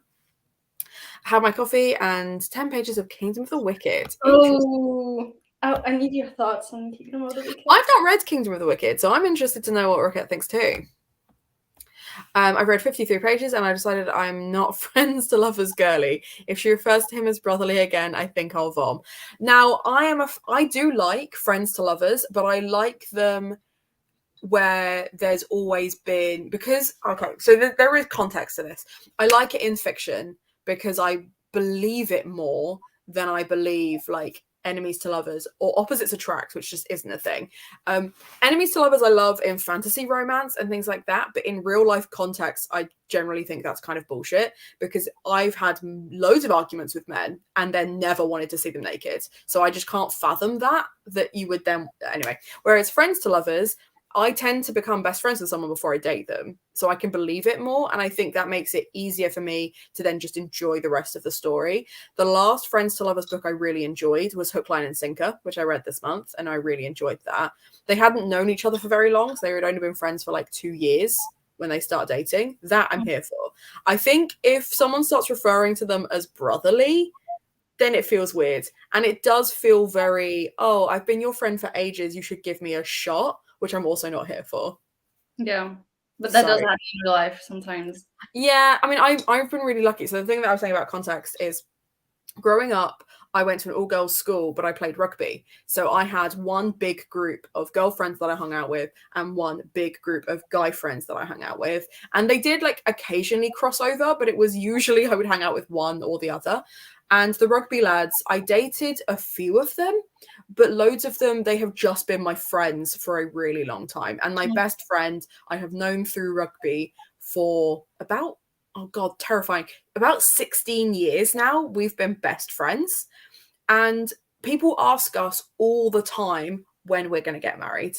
Yeah. And it's never going to happen, because if you were to like paint his perfect woman as to like who his perfect woman is, I'm not her. And if you were to paint my perfect man, that's not him. We work really well together as friends. If it were to ever be more than that, it would complicate shit and make us both really uncomfy.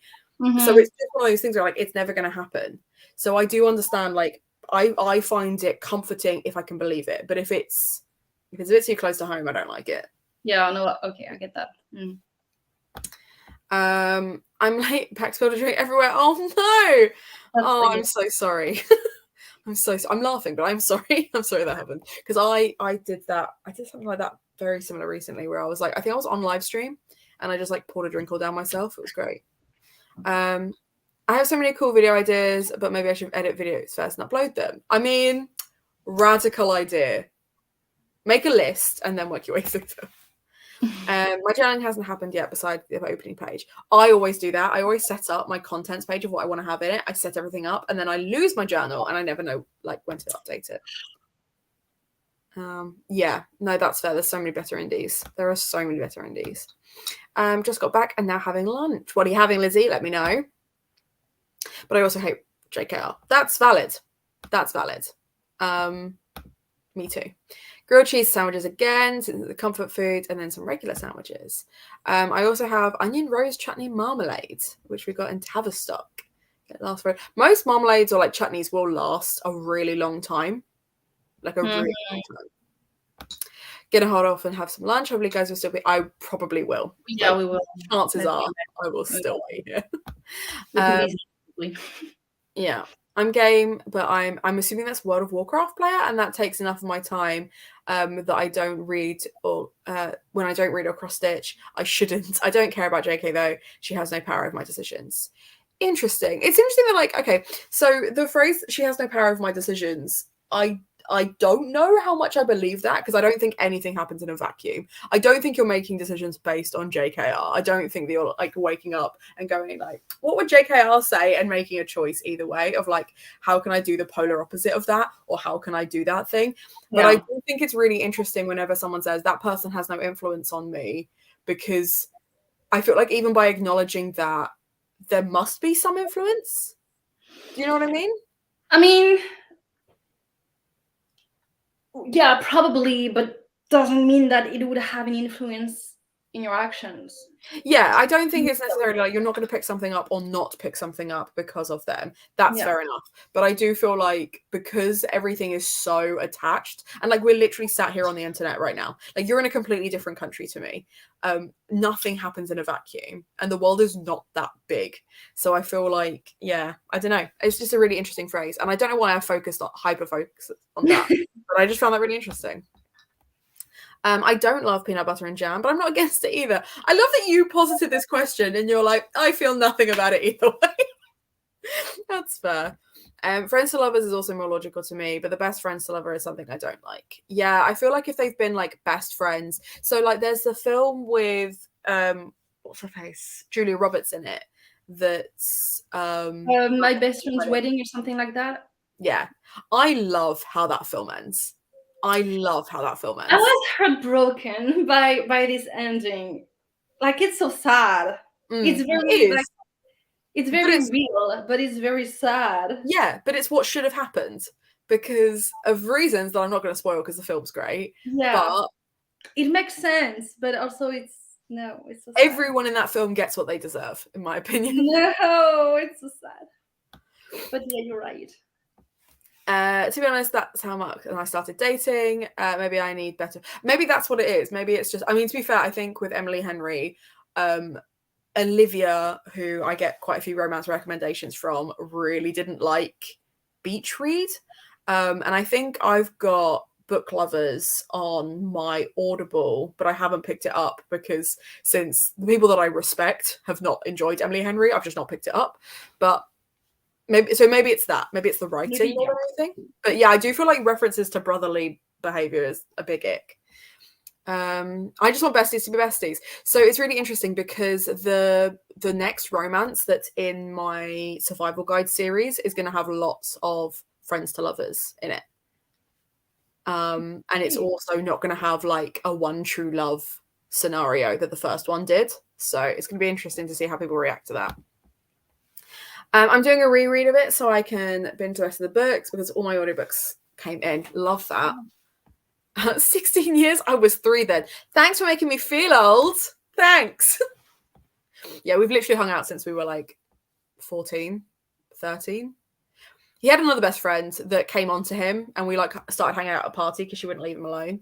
And I was like, well, I'll be your best friend because I'm never going to try and get in your pants. And he went, I'm never going to try and get in your pants. And that was it. We just decided to be best friends and have been best friends ever since. That's so cool. Rice and chicken dippers with spring onions, mushrooms, peas, and sweet corn. Sounds delicious and almost healthy, were it not for the dippers part. If it were just chicken and those things, very healthy. Love that for you. Has a grip on me. The trauma I went through from loving something so deeply to seeing everything wrong with it was not it. I think that's totally fair. It's really interesting because having just read a whole bunch of children's books that I absolutely adored as a kid and then rereading them and seeing how problematic and damaging they are. Like, I reread the It Girl series. I couldn't even get past the 3rd chapter of that. It's by the same author that does Gossip Girl. And I was talking to Gavin about this as well because he's obviously doing his massive Gossip Girl video where he reads the entire series. And it's so fatphobic and it's homophobic and it's like xenophobic. And it's like, for what? This is a book about clothes. Like, I don't understand why it's so revolting. And I'm like, I hated that. So yeah, no, I think that's fair. It was just my answer to everyone's dislike of her. It exists on the internet and not very popular in Sweden anyway. So when I hear about, no, I think that's totally fair. And I think also it's not really a thing in France either. Like, no, that's fair. No one cares. That's the thing. Yeah. I think that's completely fair. I really hope you don't feel like me questioning that was like an attack, because it really wasn't. Because obviously, like, live your life, do what you want to do.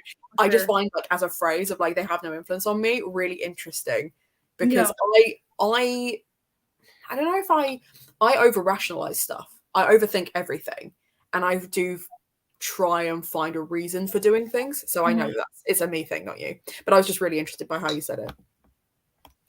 I want to get my hands on your books because I think I might like them. You never know. Do you know what's really funny? I've had 4 separate people who've told me they hate romance tell me that they love my book, which kills me. Imagine hating an entire genre except my book. Wild. Wild to me. Wild.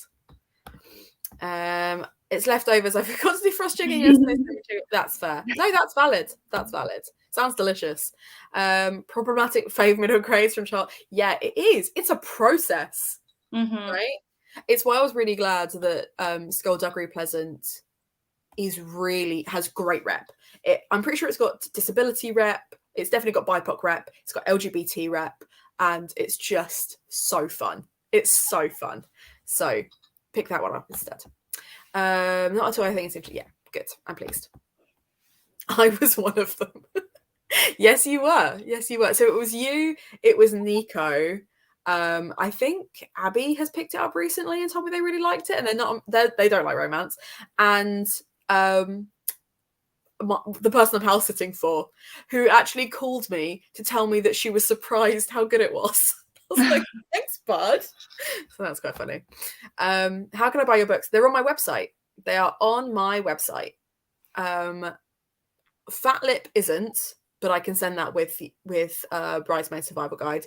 But Bridesmaid Survival Guide is on the very last page of my website, so that it's easy to find. You just click last page and it's right there, next to all the hoodies that you can still get from Gothtober.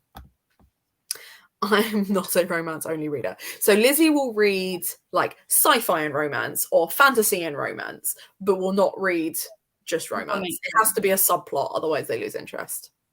Yeah, I read the first one and was like, this is wild, and then didn't read the rest of the series. Olivia from Olivia's Catastrophe did read the rest of the series and told me she regretted it. So I didn't after that and was like, I need to read them. It's been a hot minute. Yeah. Well, the first one was wild to me because just the sheer number of drug references. Like, the other ones get racist and all sorts later, but the first one, everyone's on drugs. The first one Everything is weird to me. Wild. Yeah. Cool. Right. Shall I roll the dice? We're at the end of comments. Shall I roll the dice again? Are you ready to mix it up? Or do you want to just... No, I'm not. But like, honestly, I only have like 80 pages. So I think I will finish that and then pick up whatever you're rolling for. Okay, cool. Let's see what I get then. Number 1. So I will be reading The Ghost Locket. So wait. Number 1 for me was something. Where is it? Where's the life, the universe, and everything. Oh, here. So okay. I'm picking up. Okay. Sure. I'm on chapter 3. Let's have a look. Okay, so chapter 6. Okay, chapter 60. Page 60 lands on chapter 6. So we could do half an hour, or we can do slightly longer if you want to try and finish your 80 pages. What time is it? 1:10 for me, 2 for you. Whatever you want. Well, I just thought I'd read for a bit and then I'd go sort myself some lunch, or like if I'm going to do the enchiladas, I'll do that now and I'll put them in. It'll take me about 20 minutes to cook them. So I can do that. I don't mind. Let me know in the comments. Would you rather have a longer sprint or a shorter sprint? Let me know. I will buy them when I have some credits for book buying. I still have to look at it. Yeah, that's totally fine. There is no rush. It hurts how problematic Narnia is. I'll never pick them up again, but I'm not getting rid of my books. I have, like, Lizzie knows. So Lizzie and I live together, for those of you who don't know. We have what we like to call the shame shelf, which is where we keep all the books by authors. Like, these books we love, but we're not going to talk about them on our channels. We're not going to promote them. So we've still got them. So I've got my Philip Pullmans on there. We've got our Harry Potters on there. And I've got my Narnia set down there as well. So if yeah, pretty sure I do. I've even got a couple of Margaret Atwood books because I adore Margaret Atwood's writing, but some of the stuff she said recently, I mean, she just needs to get off Twitter. Yeah. Like everyone needs to just be off Twitter. I feel like it's. Yeah. Celine, that cover, OMG. I'm guessing this one. Probably. Look, I don't know if you can see, but it sparkles. I just love the fact that he's in like a little dressing gown. I mean, yeah, this represents very well the series. Yeah, no, it really does. It really does. Exactly like the presents from family who I said I'll keep my copy, but oh my god, I'm not reading them again. My dad read the Harry Potter series to me. It was after The Hobbit, it was like the first thing he read to us as kids, and I will never get rid of them because of that. It's the attachment that I have to the memories of them. Like I don't even think I did consider like rereading the first one the other day, and I don't know if I will because I don't know if I'll actually enjoy them anymore, but I like the idea of them, the nostalgia of them. I only read them in French, so a while ago. So I do want to read them in English just to see the difference. That's fair. I vote longer. Yeah, Gallatin. Yeah, that's fair. I'm now terrified to continue reading my series. I did enjoy reading The Magician's Nephew and The Lion, the Witch, and the Wardrobe. Yeah. This is the only one that I really truly enjoyed. That's fair. You are currently being outvoted, unfortunately. Like my website is Waypoint Books. I will put it in the chat in a sec, but essentially it's really cheeky of me. I was talking about books on YouTube and then was like, why am I sending people to Amazon? That's dumb. I made a website so that I can sell you the books directly, and now it's just a list of books that I'm either really excited to read or I've read them and I loved them. It's completely like it's 100% my agenda. So they're on that website, and I will drop the link in a sec. Always longer, but I will join after the sprint, so I don't mind shorter. That's fair. Of course, you have to shame. Yeah, shame shelf. Oh, comments moved real quick. Take old white authors to the path of the way. Yeah. I love reading Philip Pullman, but that man should shut up. Yeah. I mean, you can hate the church, you can hate religion, you can hate organized religion, you can do all of that. That's totally within your rights. It's when they then comment on the behaviors of others that don't affect them, or the comments that certain people have made regarding gender and identity, they can get in the bin and get off Twitter. I just realized I won't come back after the next sprint, so don't count my vote. Sorry, I will uncount your vote. I still feel like longer has come up more often, though. My dad and brother read the first Harry Potter books to me, but I gave them all away to my brother. That's fair. I do think if my brother were to ask for them back, I would give them to him because then they're under his roof. But I know that Deanna and I went to the Harry Potter World thing, and I think for one of her birthdays, he bought her the full set. So I don't think he needs them, but honestly, to the family is probably the only place they would go if I were to get rid of them. Harry Potter, Narnia, and Pullman are all on my shame shelf, where I keep the copies of Sentimental Reasons, but I'm not rereading. Yeah, absolutely. And I think I've done a whole video on what to do if you find out your favorite author is problematic. And I hope that what people get from that video is you have to make that decision for yourself. It cannot be something that you can just knee-jerk reaction. I'm going to get rid of all these books, or I'm going to keep all these books and I'm going to fight on this hill, because I don't think that helps anybody by just kind of having that reaction. You've got to decide for yourself. Yes, my dad read The Hobbit and Lord of the Rings to us. Then he read Harry Potter, and then he read a series of Unfortunate Events. Now, that is a series I've recently tried to read and hated. It was so boring, and it was so problematic. There's a TV show and a movie. I'm very, very curious to try them both. I really enjoyed them as a kid. Rereading as an adult was a struggle. I would rather watch the film. I think I'll go film and TV show, definitely, not the books. Yeah. Thank you, Lizzie. I don't know if the link's working because I can't remember if I made you a mod. I don't think I did. But I should make you a mod and then that will work properly. My copies of Harry Potter are hidden behind books. ultimately, I think I'll only keep 1 and 2 because my nan bought them for me. The rest can go. That's fair. That's totally fair. I think I am going to go longer because then I can wash my hair as well. Because where I went for a walk, I now feel really like hot and stuffy. Oh, Lizzie is a mod. Cool. So it has worked. Sweet. So yes, Waypoint Books. This is me. And I can get all sorts of things in. So if it's not on there, just double check. But if it's not on there, drop me a message because I can always add other things to your orders as well.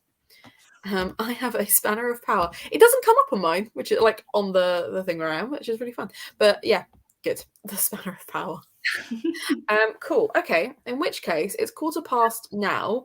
Should we go to the top of the hour? If we just do full 45? Yeah. Perfect. Okay, cool. Right. Well, I will see you then in 45.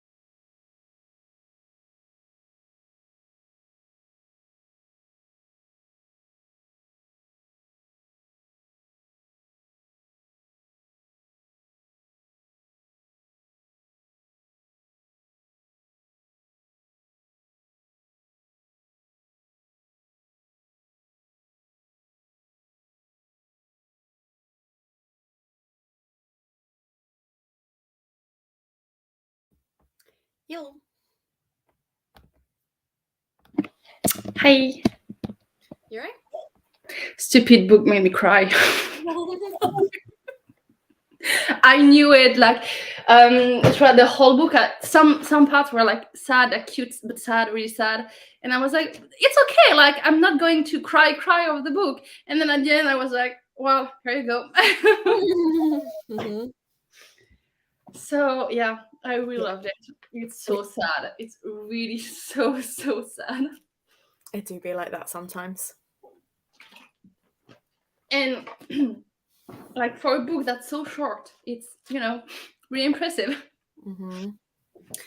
Well, to cheer you up, here's a Lizzie. Lizzie. Who is muted for absolutely no reason. Why does that continue to happen? Yeah, it always happens to you. I said something to Celine like the other day. I think I was like, yo, and I said something really funny, and then Celine was like, you're muted. And I was like, She was going on, like talking, like doing, and I was like, I cannot hear you. Try again. No. I'm sad. But people are excited to see you. Hey. Let's see where we got up to in the comments. I don't know how to give people the spanner of power when I do lives. I think I have to go into the actual YouTube bit and do it that way. Yeah, you have to like click on the comment like of the person you want to give the spanner of power to. I also think there's a way you can do it from YouTube Studio, but I don't know. I've not done it that way, so. Oh, that's fair. That's fair. Just finished my edits. We'll go for a walk now. You are so welcome. I hope you enjoy your walk.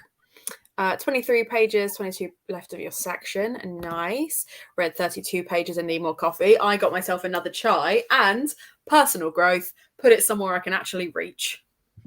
That is a good idea. Mm-hmm. Very good call, Hannah. Hello, Lily.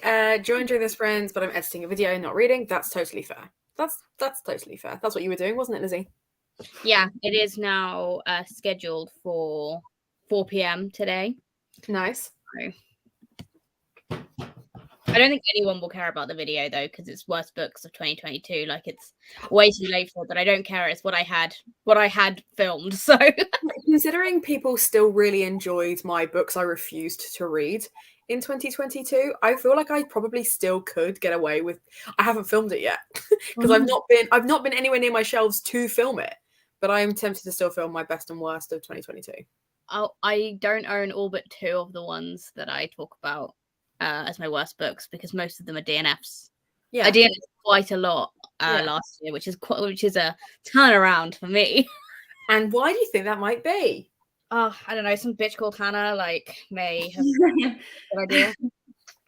I can only assume that this is why Celine doesn't actually want to live with us. Is because Celine's worried that it will impact how many books she DNFs. In that at the moment she doesn't DNF any. Yeah. Also, this popcorn is delicious. Is it green? Yeah. It's caramel apple. It's caramel apple and it's vegan and gluten free. Apple? Mm-hmm. Interesting. I thought it was like a salty one, like with wasabi or something like that. It's caramel apple and it tastes really good. Okay. But it's been sitting on my shelf just looking at me for at least like a month, and I'm like, well, you should probably eat it. But because it's been airtight, like it's still crunchy and fine. It's delicious. I did wonder if Celine had hit the really sad bit of All Things Jupiter at the end there. Such a beautiful book. I did. And yeah. Sad. Very sad. I am obsessed with chai. I've started buying it by the kilo. Oh. I'm not even sorry about it. She has. Like at the top of one of the cupboards in the kitchen basically is a few shot glasses and then this massive pot of chai. Is it sat there currently, Lizzie? Is it? Or is it in Nope, I brought it with me.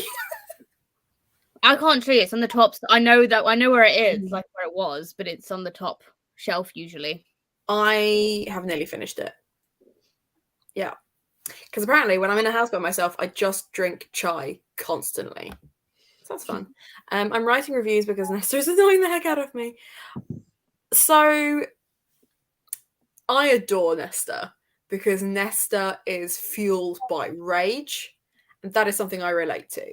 So it's going to be really interesting because one of my main characters in the book that I'm also writing today is also fueled by rage.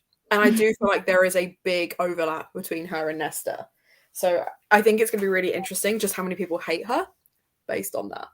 Also, my hair is really wet because I had time to wash it, but I did not have time to dry it properly. So that's why I put a darker t-shirt on so that you don't just see massive wet stains on my That's fair. I did some dishes and read today as part of the night circus. So 36 pages for me. Love that for you. Yeah, I've just seen that Daisy Jones and the Six is coming out as a series. I had also seen that. I think that's why considering you've got it to read soon, right? So that you can get it in before. It's all over the internet. I knew that I wanted to eventually either read the book or listen to the audiobook because I'm so curious about it. And then TV show is about to come out and everyone is talking about it. And like specifically, there's a vinyl for like the the place and everything, and I just want to buy the vinyl, but like I need to read, like I cannot justify buying a vinyl. I haven't even read the book. I have no idea what it's about, but I really, really want the vinyl for some reason because no, the other way. Like I have the recorder. Like I just want the vinyl. I just want more vinyls. I didn't know you had a vinyl player. That's cool though. It doesn't look like, but like. That's very cool. And I only have Taylor Swift, which is just there. But I only have Taylor Swift. Taylor Swift vinyls, so I just need to change like a little bit. That's totally fair. I've made this way too tight for my head, but at least it's off my neck now. Right. I'm sorry that you're in pain, and I'm sorry that dinner is a responsibility for you today. Be gentle with yourself. I'd say be gentle with yourself, like you didn't do a massive workout this morning, but okay. I hope you feel better soon. Pasta is so easy. I love Nesta, and that's why this particular part is annoying me. Interesting. Now I want to know which bit it is. And we've got a Nico. Hi. Yes. Good morning for you. And it's very early. What time is it? Yeah. Is it early for you? I don't know. I don't know. You don't know. You don't know what time it is for you. There's a dog. My dog.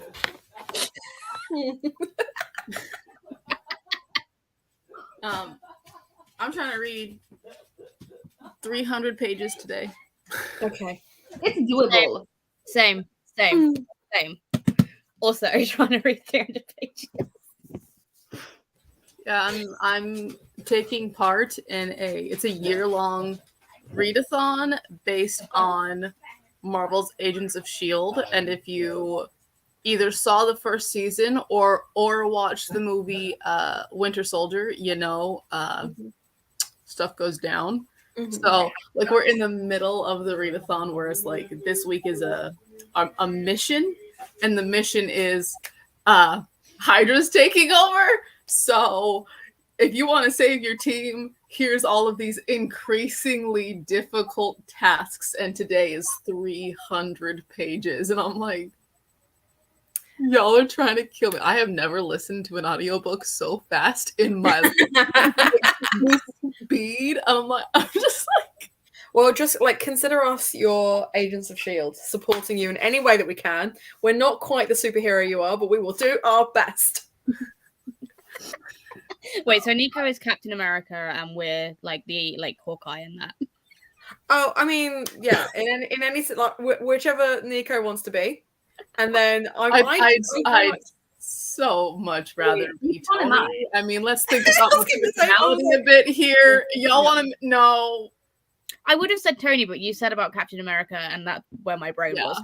I mean, because of the film, it was like all of that nonsense takes place in Winter Soldier.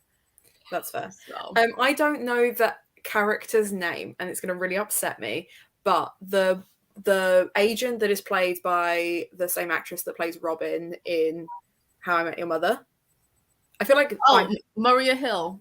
Yes, the one that just made that decision that we're supporting you and we'll blow down a door if I need to, Okay. Cool. So massive workout. It was 15 minutes. Guess who hasn't been to the gym in a while? That's a massive workout. That's still like a massive workout to me. So yeah. I'm sorry. Oh, Everyone's depressing themselves today. We love to see it. Sad books all round. yeah. So Lizzie, you're reading Wheel of Time, I believe. Yes. Yeah, I love. I I'm listening on 2.4 speed because I'm Okay. reading along. That might go up to like 3 because I'm reading along. But I've got 5 hours and 23 minutes left of the audiobook. Ooh. Interesting. And if I put it to 1 time speed, that is 12 hours and 56 minutes left. Fair enough. Nico, do you know where you're starting with your 300 pages? What you're planning on reading? Yes, I wrote it down earlier, but I'm the end of.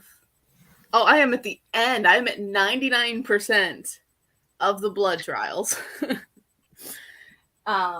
Which I started at like 83% today, I think. So that's been going quickly. I'm reading Solitaire and Scarlet. I have no idea where Dragons of Autumn Twilight is, but I'm reading that too. And then also I have an e-arc of, not to be on brand, but The Wicked Bargain. So I'm just like, oh, Queen Latinx pirate book? Don't mind if I do. So Love that. Without spoiling, do you know what rating you're going to give the blood trials? Have you had a thought? Oh, I don't rate books.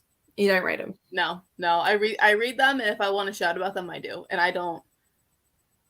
I will shout about this to specific kinds of people, but not to everybody.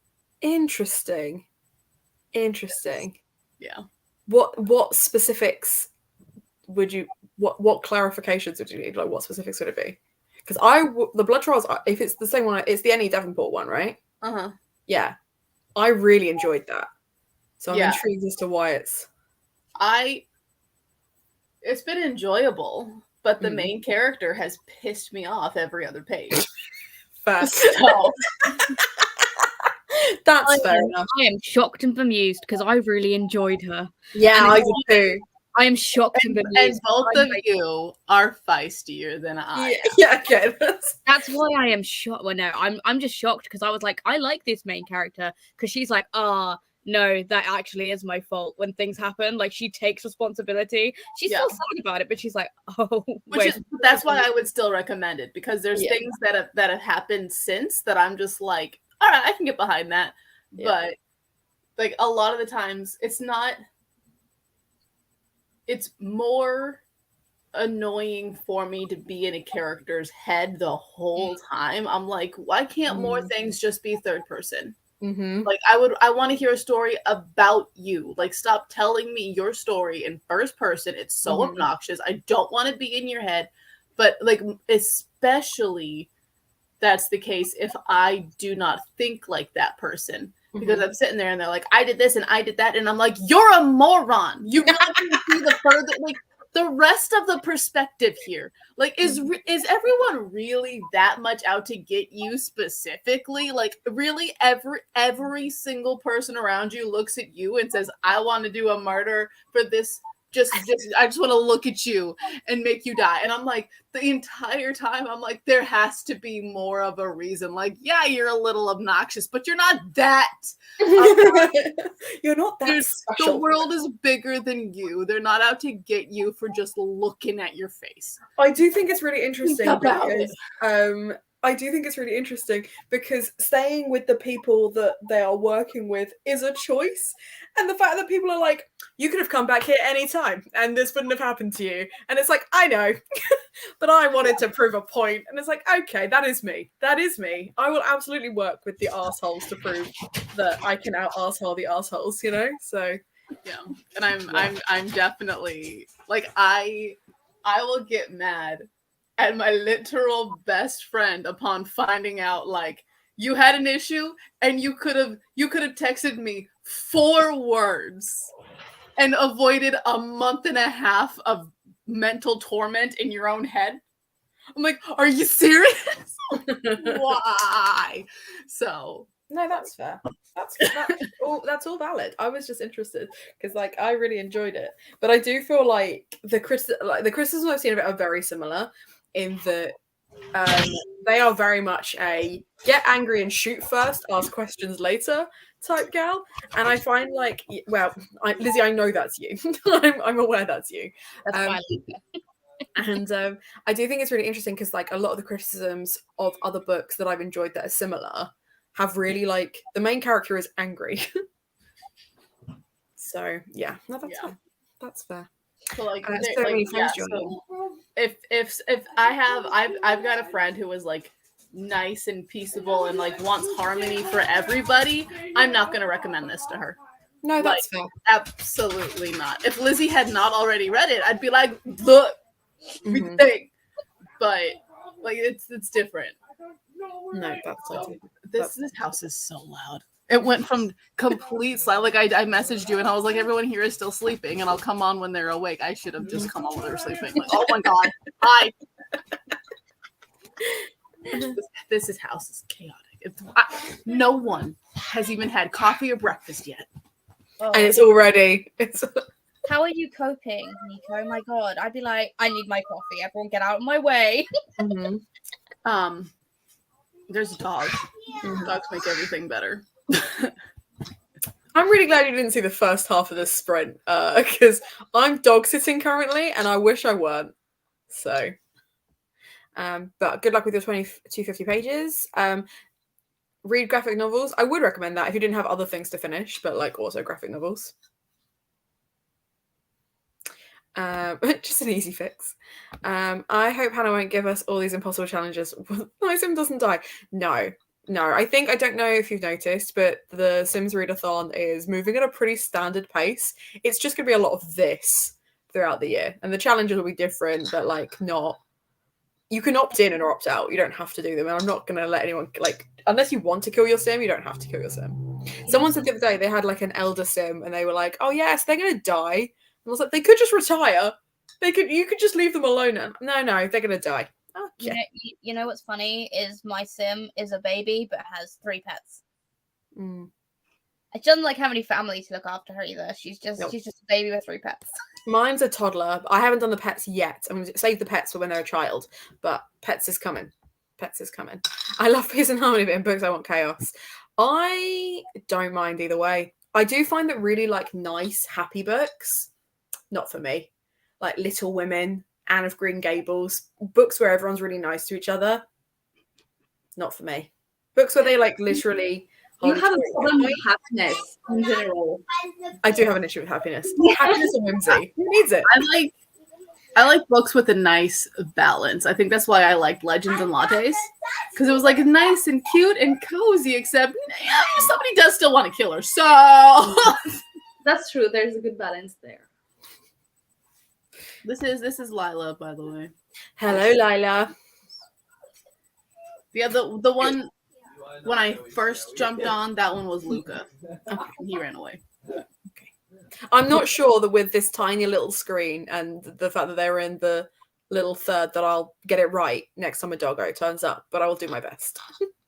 No, I do not expect anyone to. They're from the same litter. They look the same. Oh, so they look the same. Literally, they look very much alike. I don't know why, but the way you said hi, Lila, it felt like at school and we were like all introducing each other. Yeah. Hi. That's very much what I was going for, so I appreciate that. I love novels where we never leave the main character's head and they interact as few people as possible. Well, why do I think that Night Circus? Yeah, that's fair. I'm the complete opposite. I like a close third, so you can see that you're told their motivations and you're given like hints to what they're thinking, but you're watching them do the thing. Close third is my favorite. Third person can feel a bit distant, but I tell you what, I hate second person. I've just DNF'd a Diary of Blood because I can't deal with the second person in it. Oh, so I've officially DNF'd it. I did it on Monday when I was doing Olivia's sprints. Because I kept trying and I just got to the bit where it was starting to become like the sapphic romance stuff. And I was like, this is interesting. This is a really interesting plot. The characters are really interesting. But every time the narrator turns around and goes, and you did that, I think, no, I didn't. So I'm like, it's not for me. It's just the writing style, not for me. I also just randomly named my newest horse in Zelda, by the way. Nice. I love that you know what you like. I'm just out here vibing, reading whatever calls to me because I don't know what my taste is these days. That's fair though. That's totally fair. I was talking to Liz about this the other day because I did not create a TBR in January. And I had a sort of TBR left over for December and just kind of like carried it over. And I read less in both of those months than I have done in Feb, where I've got a TBR. I've read more in Feb than I did in January already. And I've still got like a week and a half to go. So if I have a list, I will still mood read my way through it. But I need to know that I'm like, this is what I'm aiming for. I can't just vibe through because I won't vibe at all. I will just do literally anything else. I'm having the opposite problem where I'm reading less. Like February has been an awful reading month for me particularly. And I'm like, I don't know if it's because I've got a TBR and I'm like, I would like to read anything other that's what's on my TBR, or if it's just that happens. Sometimes you just need to set a TBR just to make sure that you're not reading anything from it. Mm-hmm. But I need to read it. Otherwise, you don't need to read it, right? Because you don't punish yourself really for not reading books on your TBR. I made you punish yourself as a joke, and you read the book that I made you read. So I know you've read that already. No, I haven't. You read Song of Achilles? Oh, yeah. So you have? You correct. I haven't read the other one you're making me read. What other one did I make you read? The Beautiful Ones. That's on my TBR. Oh, that wasn't. I didn't realize that was officially on your TBR. I thought that was just one that you were hoping to get to. The one I wanted you to read was Song of Achilles because that's one I knew you'd like. Yes, I cannot wait to read this one. It's so sad and so beautiful. I know. I'm just waiting for you to send me the paperback so that I can annotate it. I ordered it. It's fine. I was fine. I was like, I'm here for it. I'm fine. And then it happened, and I was like, I'm not okay. Do you know what? It killed me because you were so anti-liking that book, and then I was like, just give it a go. You own it. You might as well give it a go. So, and now you've asked me to order you the nicer paperback, so yes. I win. Yeah. Open Water is second person. And I think it's a good book, but there are only really two characters and it's still confusing. I didn't mind Open Water. I didn't realize that was second person. That probably caught me on a good day because I think I really liked the voice of that one. And also it's very short, whereas Dowry of Blood is not short, but it is shorter than other books that I've read in second person, and I just couldn't get into it. If I tell myself I have to read something, like I set TBR, it becomes the last book I want to read. I keep doing this with vlogs. I keep setting myself books to read for vlogs and then not wanting to film them. Yeah. So this week's vlog that will actually, I tried to do one for Ali's Monster Fucker Readathon. That didn't happen. Didn't pick up any of those books because that's not my genre, and I was absolutely just doing it to support Ali. And they were mainly fantasy romance anyway, so I didn't pick up any of those. But this week I'm filming a vlog where I'm going to read Great Gatsby and then two Great Gatsby retellings. One that's LGBT and one that's Gothic. So it's going to be really interesting to see how that's done. But is one going to be A.M. Macklemore? It might be. I just finished one of their books 2 days ago, and I'm. Which one did you finish? When the Moon Was Ours, which for the last million years I've been mad at myself for putting that book off, and then I reading it right now was so perfect for me. It was. I was like, okay. Past me is forgiven because I didn't need that before. I needed it now. That's so. That's cool. Yeah. Yes. To answer your question, one is. But I'm hoping that because I've already done all the B-roll stuff, that I will be able to just film my reactions to stuff, and it won't feel quite so draining because it's only 3 books.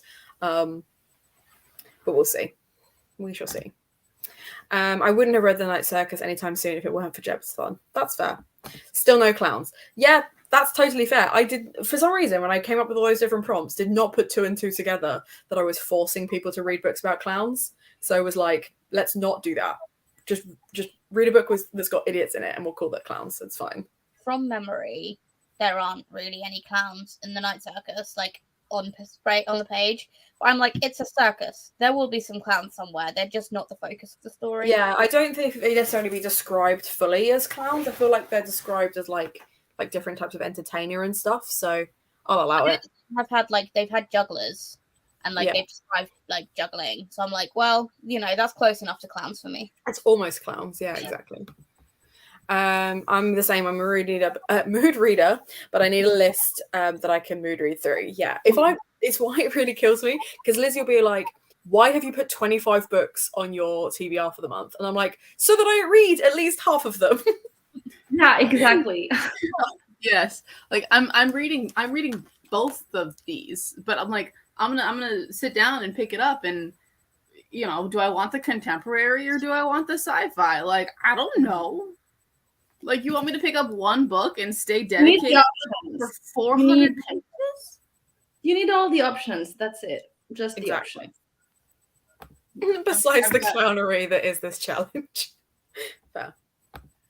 Well, I amused myself because this weekend I was like, right, I'm going to finish Our Lady Fortune. I'm going to make sure I catch up on my buddy read. And then last night I was so tired, so I just was reading, like listening to the audio for Wheel of Time, and I've gone, fuck it, no, I'm just gonna read Wheel of Time. I like how I'm just like reading books like right after you, because like you just finished the Blood Trials, and now I'm almost done, and like you're trying to finish up Foul Lady Fortune, and whenever I finish one of these two, I'm starting Foul Lady Fortune. So I'm just like, what are we doing? What are we doing here? Lizzie's just such a trendsetter. That's what it is. We need to pick one and read it at the same time. No, I love it. I'm doing Fairy Feb and then Blackathon, so I'm well out of my comfort zone at the moment, and I look forward to going back to the Epic Fantasy next month. That's fair. That's fair. Were there no prompts that you could do like Epic Fantasy with either of those? Because I do feel like with Blackathon, I know Jessie generally tries to find prompts that are like specific genres. So I thought they had like a fantasy one, but I've not checked in on it this year, to be fair, because I knew that I was going to be away for most of the month because I was in Newcastle and then again down in Kent. So I was like, there's no point me trying to do any kind of readathon plans because I won't get to those books. So I was this week years old when I found out that a place called Kent existed. Right this very second. No. Like somebody mentioned, no, not somebody. This book, the character was talking about visiting Kent, and I'm like, is this a person? But nope. He's not saying it like a person. No. And then I realized it's my home county. It's where I was born and raised. Yeah, and I was like, oh, okay. I do think it's really funny because Kent it's known as like the Garden of folks in Garden of England, which is ridiculous because it was originally like the greenest county, but now literally anywhere else is greener than Kent is because it's right on the border of London and it's very industrialized now and it's just right on the coast. But it's a really nice place. I'd recommend visiting. Let me know when you come over and I'll show you around. I might have already. If it's on the border of London, I literally could have been inside that space. Probably. I literally could have been. But I think it's where Alice Oseman lives, like in Kent or near Kent, because the Heartstopper books are also based in Kent. Yeah, I mean, yeah. This is about Nick's older sister. So, yeah. I'm usually a literary monogamist, but I work with an ebook and a physical book for evenings and weekends. So here I am. I'm being infidel. Not at all. I'm a polybookamist, I guess, because I like to read multi things at once. Yeah. You know, something I'm mad about is that never used to be true for me until I started realizing that I was just getting bored of each book each time. And then I met Hannah, who read 8 or 9 books at a time, and I was like, right, well, I'm going to pick up what I want now. Because I used to be like, no, I'm going to finish this one book. But I've read a hell of a lot more now. I've started reading multiple books at once. It's incredible. It does happen. It is so bizarre because you'll pick up loads and you'll be like, I haven't finished anything in ages. And then like last week, I was really annoyed at myself because I hadn't finished anything. I finished 4 books this week. I'm proud of you. And it's just, you get through them, but just at your own pace, and that's fine. But like, yeah, I hit 20 books for the year so far. Which is where you wanted to be, right?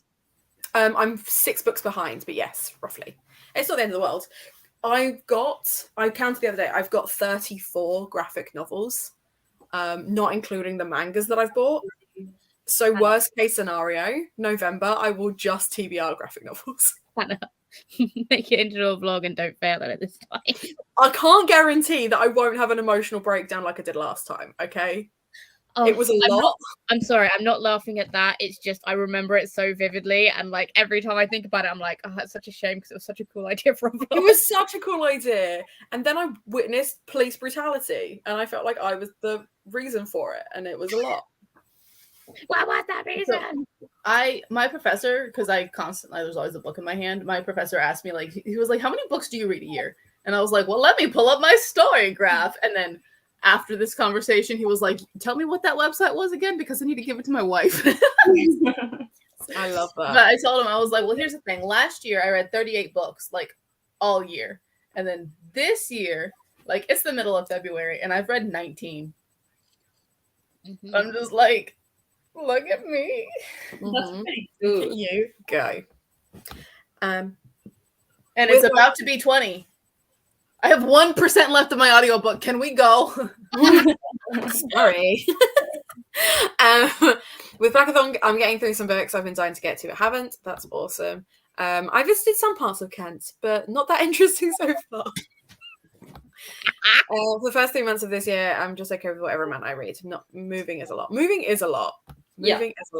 I've reached the end of the comments, Nico, so we can read after I've done my little dice roll to decide what I'm picking up or if I'm writing. Okay, yeah.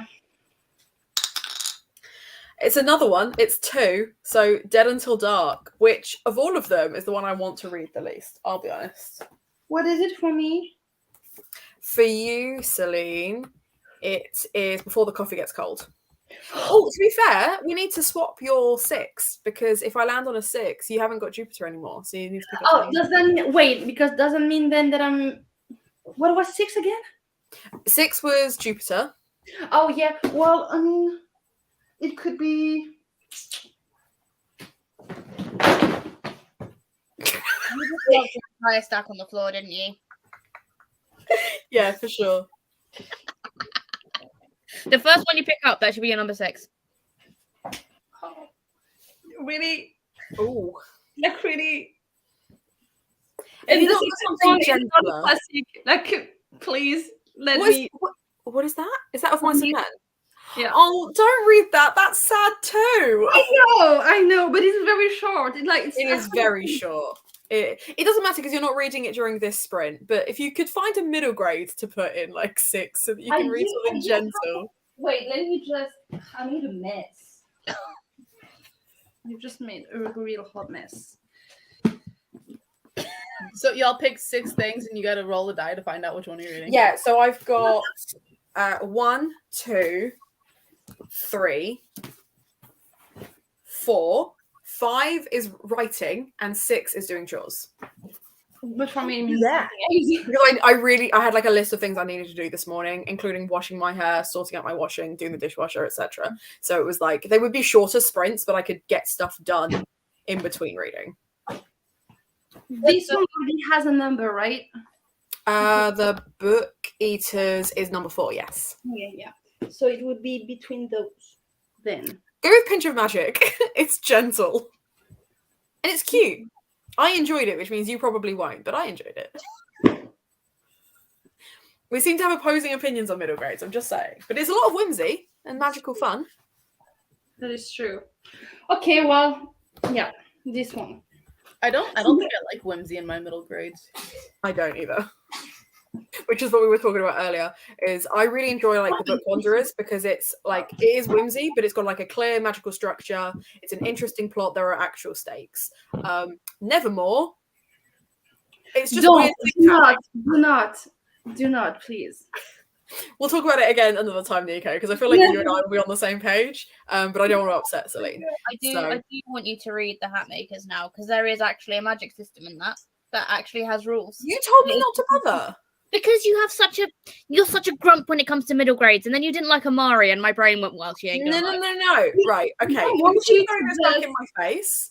I gave it 3.5, which I've upped to 4 stars because I am very aware that it was being stuck in the car for 8 hours, which is why I'm really excited to get to book 2. But that is my justification for not wanting you to read the Hat Makers, because it scared me. What about all of the other middle grades I've read? Because you don't like whimsy, and that whole book is fucking whimsy. You have a tendency of ruining middle grade. You want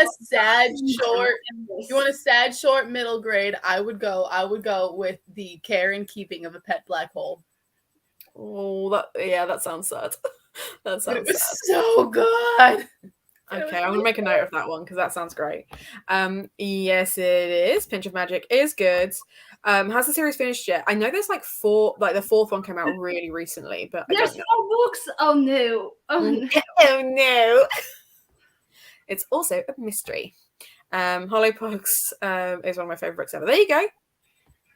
I was not a fan of Nevermore, but loved Amari. There we go.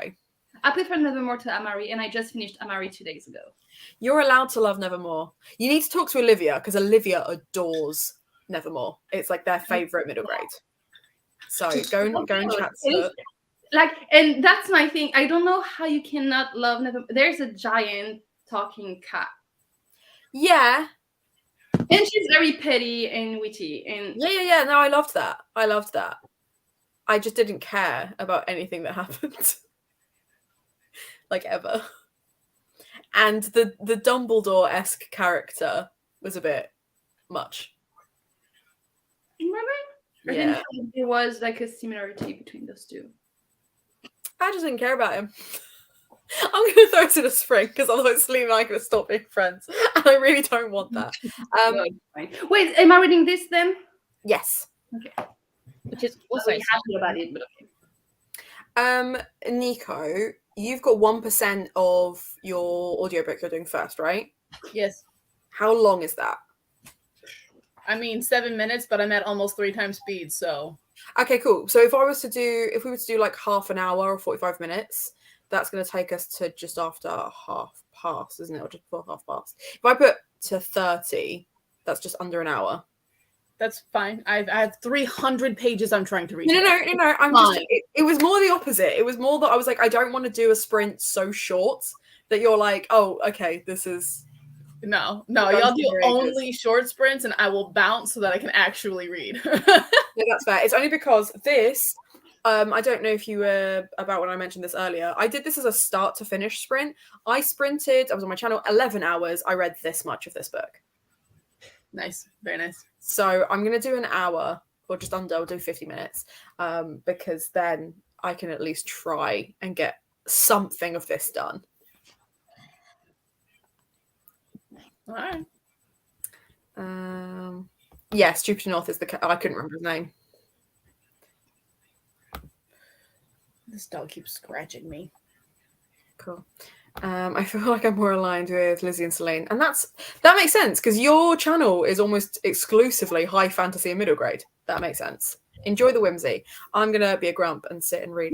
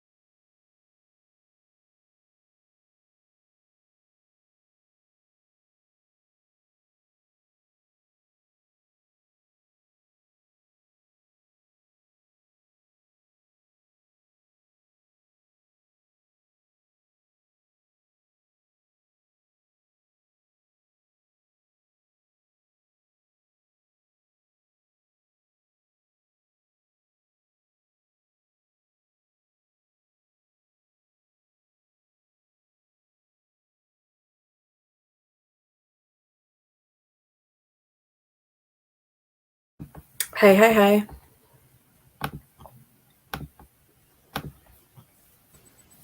Hey, hey, hey. I read a whole 26 pages. That's good. I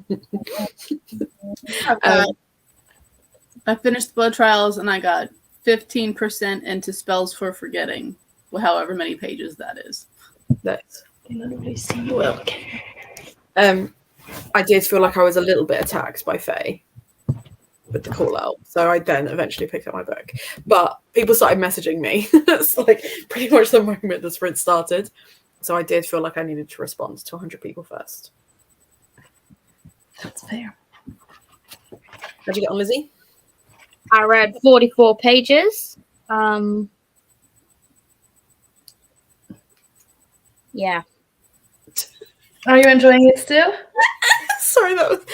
Yeah. I am. But I'm also getting really mad at some of these characters. That's fair. They keep on doing really stupid things, and I'm like, why? Like, you're literally being chased. Why are you doing this thing that you're doing? Yeah. So, but yeah. It's still good though. And I'm like properly in the like ending bits. Yeah. I have like 200 and something pages left to go. You're so close. 240 pages to go or something. No, 280 pages. I can't do maths. Okay. But it's really good. I'm getting there.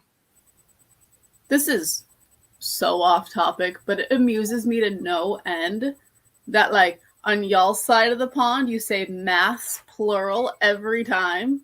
Mm-hmm. And for us, like, it's just math, period. Math.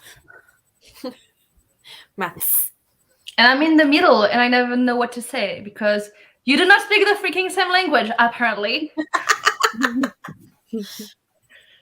Well, in theory, the American accent is a hangover from the British accent before we continued to invade other places and took other words and languages, which is why we sound like this and Americans don't. So in theory, it was once math, but now it's maths. We've picked up other numbers since then.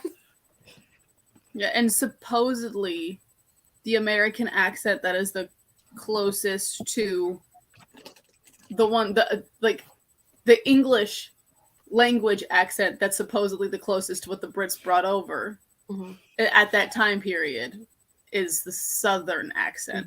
And I'm like, y'all sound like this? Why? Apparently we did for a little while. But not anymore. What about you, Celine? Did you say? Sorry. I read 54 pages. And I'll definitely finish the book today. I think. I don't have a lot left. That's fair. 2 books in one day. Killing it. Well, they're really short, but yeah. There's still 2 books. I'm still taking it. I don't know if I can think of you as a cheerleader, Faye. I very much felt like you were attacking me. Finally finished your video. I have to drop it now. You're so welcome. Have fun with whatever it is you're up to. Just joined. I'm reading Reacher Killing Floor by Lee Child. Interesting. I read 4 pages of Camera Obscura and found out that it has a glossary of 30 to 40 pages. So I also read a page of the glossary. Nice. After that, I went outside for a short walk and I listened to 1.5 chapters of Born a Crime. I need to get to that. It sounds so good. Anyone here read Born a Crime? Anyone? No? No, ready then? Finished section of Lady Midnight. I'm unmad at Nesta. Good times. And I got to page 141. Look at you go.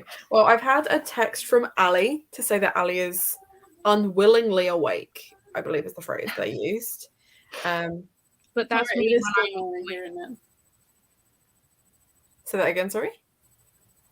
Just said, "All right, it is still morning here, isn't it?" Mm-hmm. It's like I've already finished a book because I started at 83%, and then I opened up my Discord and I saw the challenge for the day to save Fitzsimmons. Like literally, Fitzsimmons could die, and I'm just like, I'm reading 300 pages. Nico, you have to. You have to. Now I know it's for that reason. I'm like, if you let them die, like the consequence is okay. The way this readathon works, it's based on a Disney one that someone else runs, and like they got permission, and they're like, "Can we just use your structure?" And they're like, "Yes." So each agent has a board of prompts, like it's a bingo board, but you have to black it out, and then you can recruit that agent. And so I've recruited both Fitz and Simmons. So yes, I also have May and Coulson and I also have Ward. And so those are who I've recruited, and I'm working on getting Sky / Daisy, but we're only in season 1. So Sky, Trip, and Talbot is who I'm also working on getting. But the consequence, because like it's a mission and there has to be consequences if you do not complete the mission, because why else would you be an agent? So today's consequence, if you do not, read 300 pages to save them, that means you've got to erase one of the boards. So like if I had not fulfilled any of the prompts on one of the boards, I could be like, all right, sure, I'll erase it, except I've recruited them. I've read everything.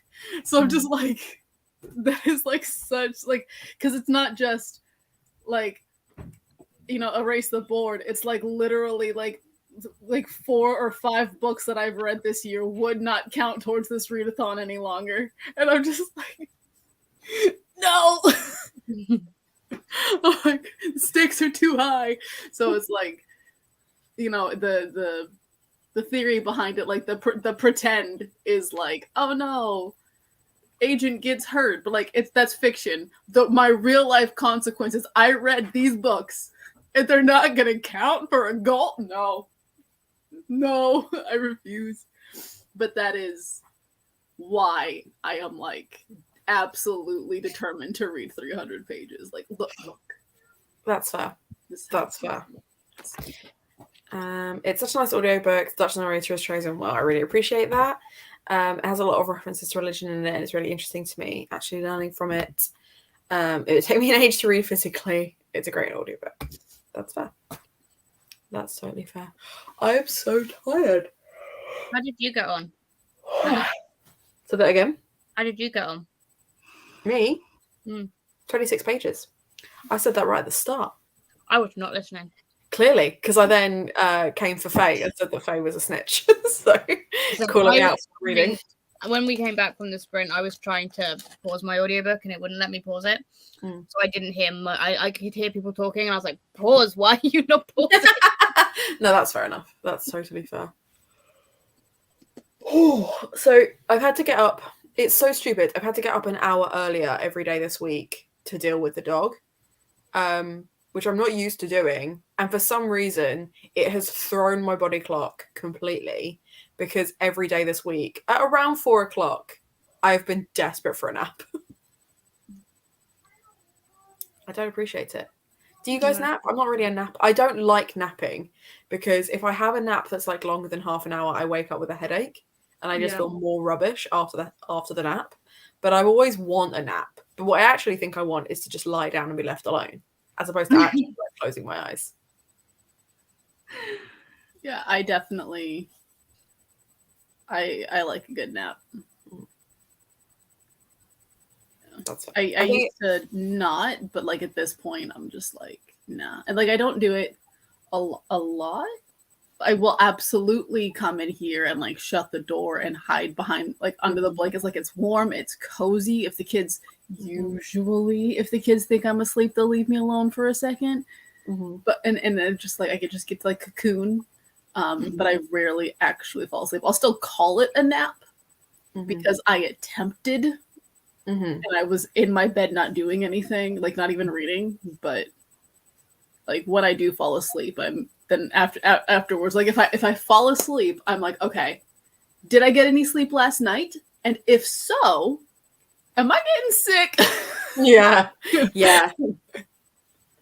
And I think that's the thing. It's like I really felt burnt out last week. And I was like, I just need to take a day. Like I was meant to meet up with people on Thursday. And in the end, I was like, I can't. I don't want to get out of bed. I literally have no energy left. And it is just from waking up an hour early and like seeing people and stuff. It's just wild. I have food as well, but I have forgotten I hadn't eaten yet today. It's nearly 5 p.m. You need food. You need food for sure. I'm probably going to give it another hour and then I'm going to sort myself some dinner because I had a little lunch because I was like, I want to wash my hair as well. So to get all that done. And I just responded to a comment that Lizzie left on my YouTube 8 months ago because out of nowhere, YouTube's just gone, here's a bunch of comments you didn't see from like a year ago. Really? Like literally haven't seen those because I keep it on the ones I haven't responded to so I can see and try and clear it as quickly as possible. That's so weird. So bizarre. Sometimes I just need a nap, but it always mid-afternoon, sleep very late, very latte at night. I'm kind of hoping that I roll a 6 for the next sprints so that I can do some chores and things because I think moving around is what I need to do in the next sprint. I think if I stay here where I'm very cozy, I will just fall asleep. Whereas if I get up and do some stuff in the next sprint, I might be better. But I'm not going to willingly do chores because who does that? Who does that? I've got to roll for it, you know? I think I might. I have a set, like somebody had mentioned, like, oh, I read this section in my book, and I have certain sections that I'm like trying to hit. So like I need to read 7 pages of this today. Like it's not a lot, but it's still like if I don't do that, if I finish this book, like if I read 300 pages of this book alone, but I didn't read the 7 pages of this, I will feel like the day's a failure. So I think I want to finish like my own personal like section goals, and then if we're still hanging out, which it's only like almost 4 for y'all, right? So we probably will be. If we're still here, then I will be like, well, here's my list of 6 for the roles. Because I've got 5 books that I have to stick to for this readathon, for this mission of the readathon. I can like I can finish and replace. Like I finished the audiobook and I put a new audiobook in. But I can't like whatever I said I was gonna read is what I'm stuck with. Because like it was like simulating like whatever you had on hand when Hydra was announced, that's what you got. Sorry. So that's, you know, this is it. That's all I can read. But yeah, I think I'm going to finish my sections and then ask y'all in whatever that next sprint ends up being, like the next chat session, just be like, all right, which number's which? And then if I was smart, the 6th one would be like laundry because I need some help. But at the same time, like, surely I can do that on Sunday, right? It was really funny though, because when I was thinking about this morning as I was like setting up these sprints, and I was like, I don't know which books I want to read. I know that I've started like a few, so I was like, maybe I'll roll like a D4, and then I was like, no, because that means that I'm more likely to do those things more than once, and I don't want to. So I was like, I'm gonna do a D6, and then there's a 1 in 6 chance. It's supposed to be 1 in 4. So I was like, but I willingly do chores. I know. Every time I do a sprint, you put in the chat just how many chores you've got. Yeah. And every time you make us feel bad about ourselves. Yeah, stop making us feel bad. I don't feel bad about other people doing chores. Somebody else does chores, and I'm like, sucks for you. I was reading. Could never be me. But speaking of dice, though, instead of, I mean, I like, it's not my sprints, but like we just, instead of like picking like a time, because you just seemed like you weren't sure how long, like you could do dice sprints for that too. Just roll 2 D6s and then multiply by 5. Oh, I've got so many dice. This is a whole thing. I know. That's why I'm like, why are you trying to figure out how long should we go? Just roll it's more because all my little timers are like 15, 30, 45 and 0. So it's to try and round it up. So roll a d4. Yeah. I'm really annoyed talking about dice. I took dice to rehearsals. All of my D6s. I don't know where the fuck they've gone. I've looked in my bag. I've looked in my pockets. I've looked in my purse. I've asked Zach. I've asked Alex, and they've gone. We don't know. Well, it's for the show because we're supposed to be playing dice, and I was like, I'll just take one. I've got some D10s you can borrow. It doesn't matter if you lose these. No, it's fine. I'm taking my D20s, and I'll be keeping them in a pouch. I don't know why. No, you'll lose. Take my D10s because Kieran gave these to me because he was like, I have a sneaking suspicion you're going to become a dice goblin, and I am. Except I literally never use these because in each of these pouches is just another color of dice. No, it's fine. I've been told that they want the dice like the same set that I have, but just the D20s that I took with me, the D6s. They'll turn up. They will turn up. I'm confident they'll turn up, but I'm so annoyed with myself. So I'm not going to lose these dice. Why did I not take them in a pouch? Because I am a chaos demon, and my brain didn't just told me to take them loose. So you think I should use a D4 to work out how many 15 minutes we do? Yeah, if you've got 4 different videos to choose from, like either the 4 or I don't know, the 8 if it's more fun because it's not a triangle that just falls flat and it'll actually roll. Well, I mean, to be fair, it's in this little dish anyway, so you're not going to see it. It's just for me. That was 1, by the way. That would be 15 minutes. Lizzie does not like that idea. No, it's not my sprint, so Hannah can do whatever she wants.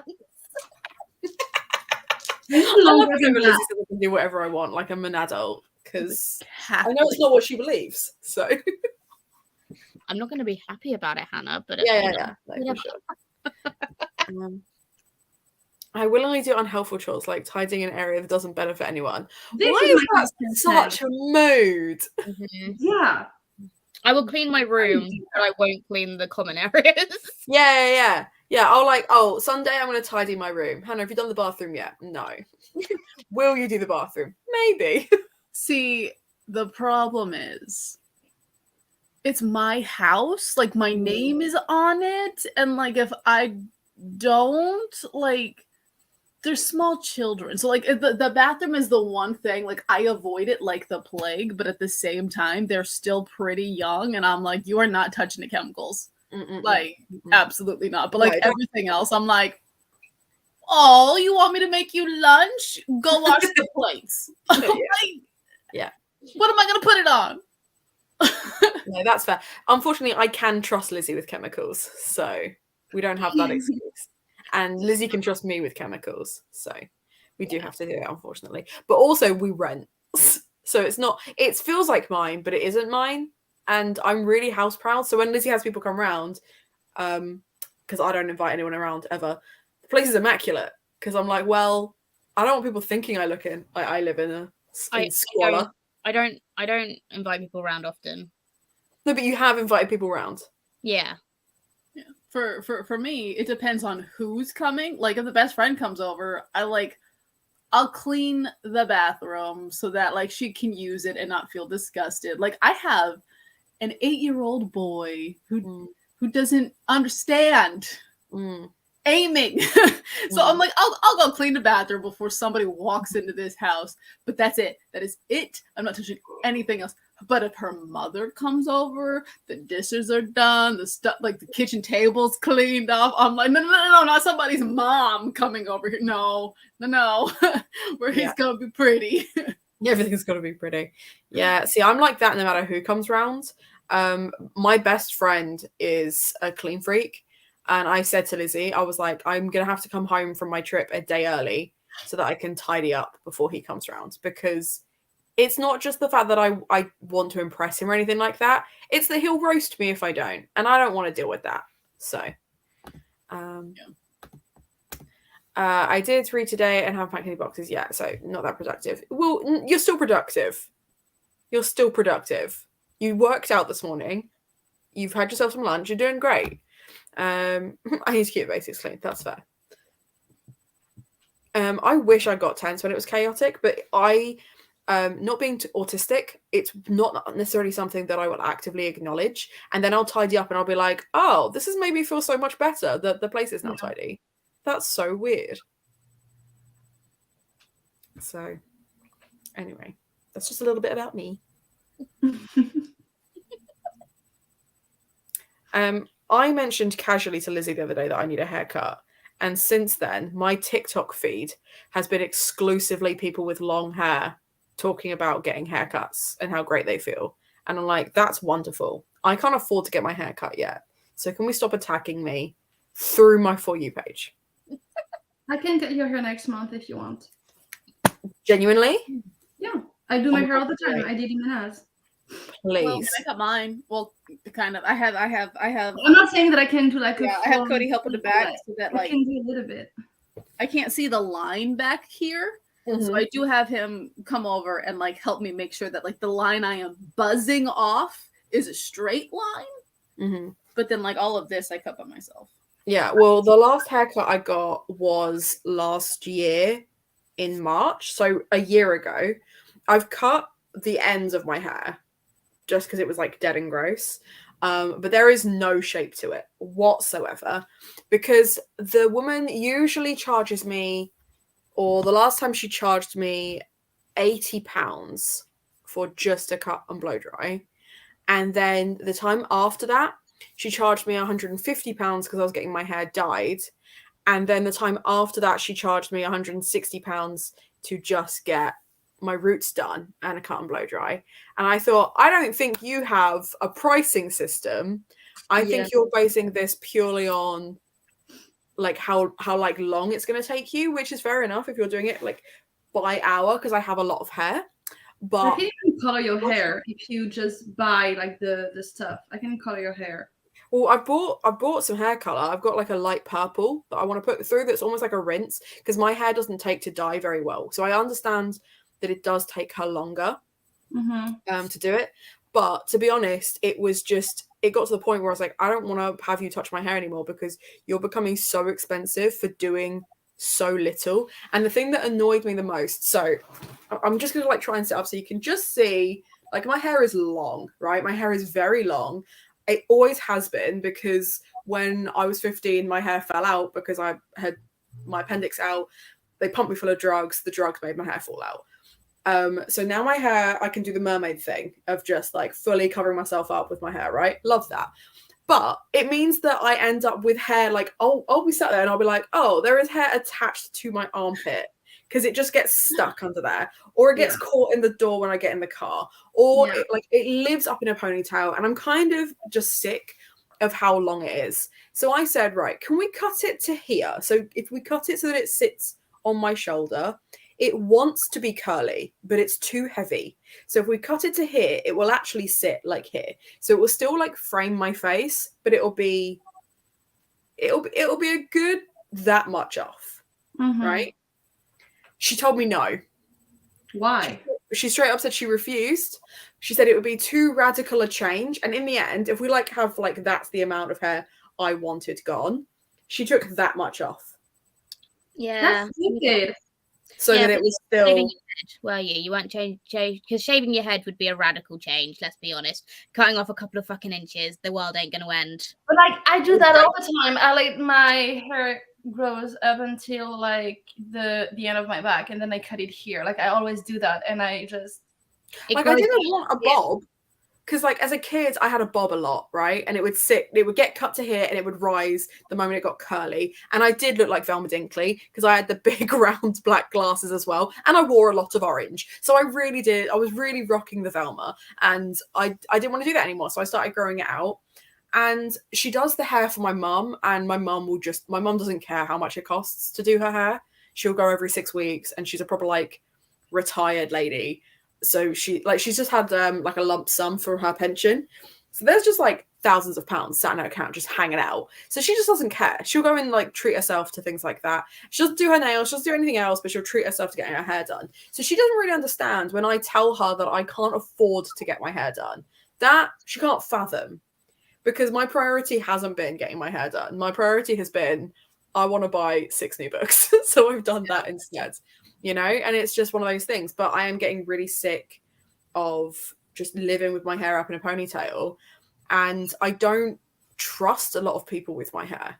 Like I don't, the last person before her that I got my hair done, we booked for just like cut and blow dry again. And that wasn't too bad. That was about £45. And I queried with them whether it would be possible to dye my hair silver. I was like, it would like the really like shiny grey silvery colour. And they were going to charge me £400 to do it. Because my hair... Yeah, it's really, because it's a really long process. Mm-hmm. That's probably why. So I then spoke to her about it, and she was like, oh, I can do that for you for 180. And I was like, okay, but can you actually do it for 180? Because like that's half what they're charging. And she's like, oh, well, let's do like, will they like cut a bit off and like dye it? And my hair, when I tell you it came out the color of straw, like it was bright yellow. And she was like, even for £400, you could not get this to silver. Like it just wouldn't. It would take months, and you would destroy your hair getting it there. You're much better going for like a deeper color, because it will like sit really nice in your hair. So we did, and I kind of like, because of that, I trusted her, but it's just not worth the money. It's just, to me anyway, it's just not worth the money. See, and I just looked at my and I said, Hannah, here you go. Because I'm cheap, and the last time I went and got this cut, it was way expensive, and I was like, I'm not doing that again. Clip as it is on the internet.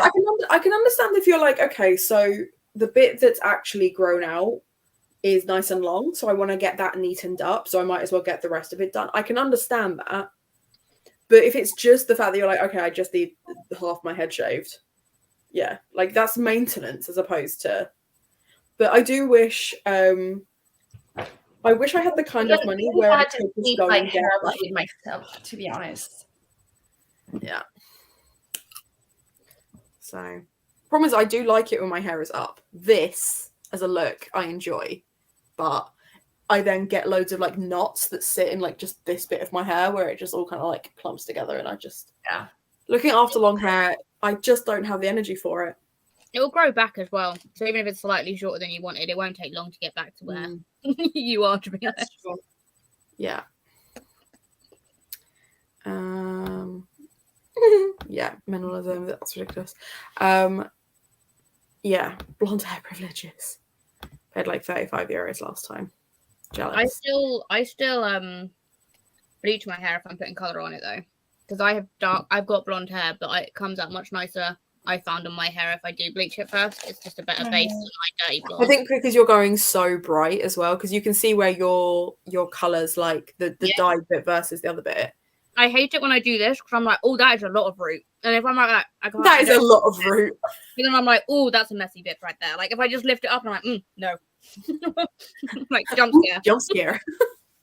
I have to like re-dye it before the show, because Mercutio isn't a messy bitch like me. No, like he's got his shit together. Like he is not a messy bitch, and he can afford to have his roots not look like this. You can't really see it on this. Like my camera is not the best, but I've been gathering silver, gray, white hair since I was 12.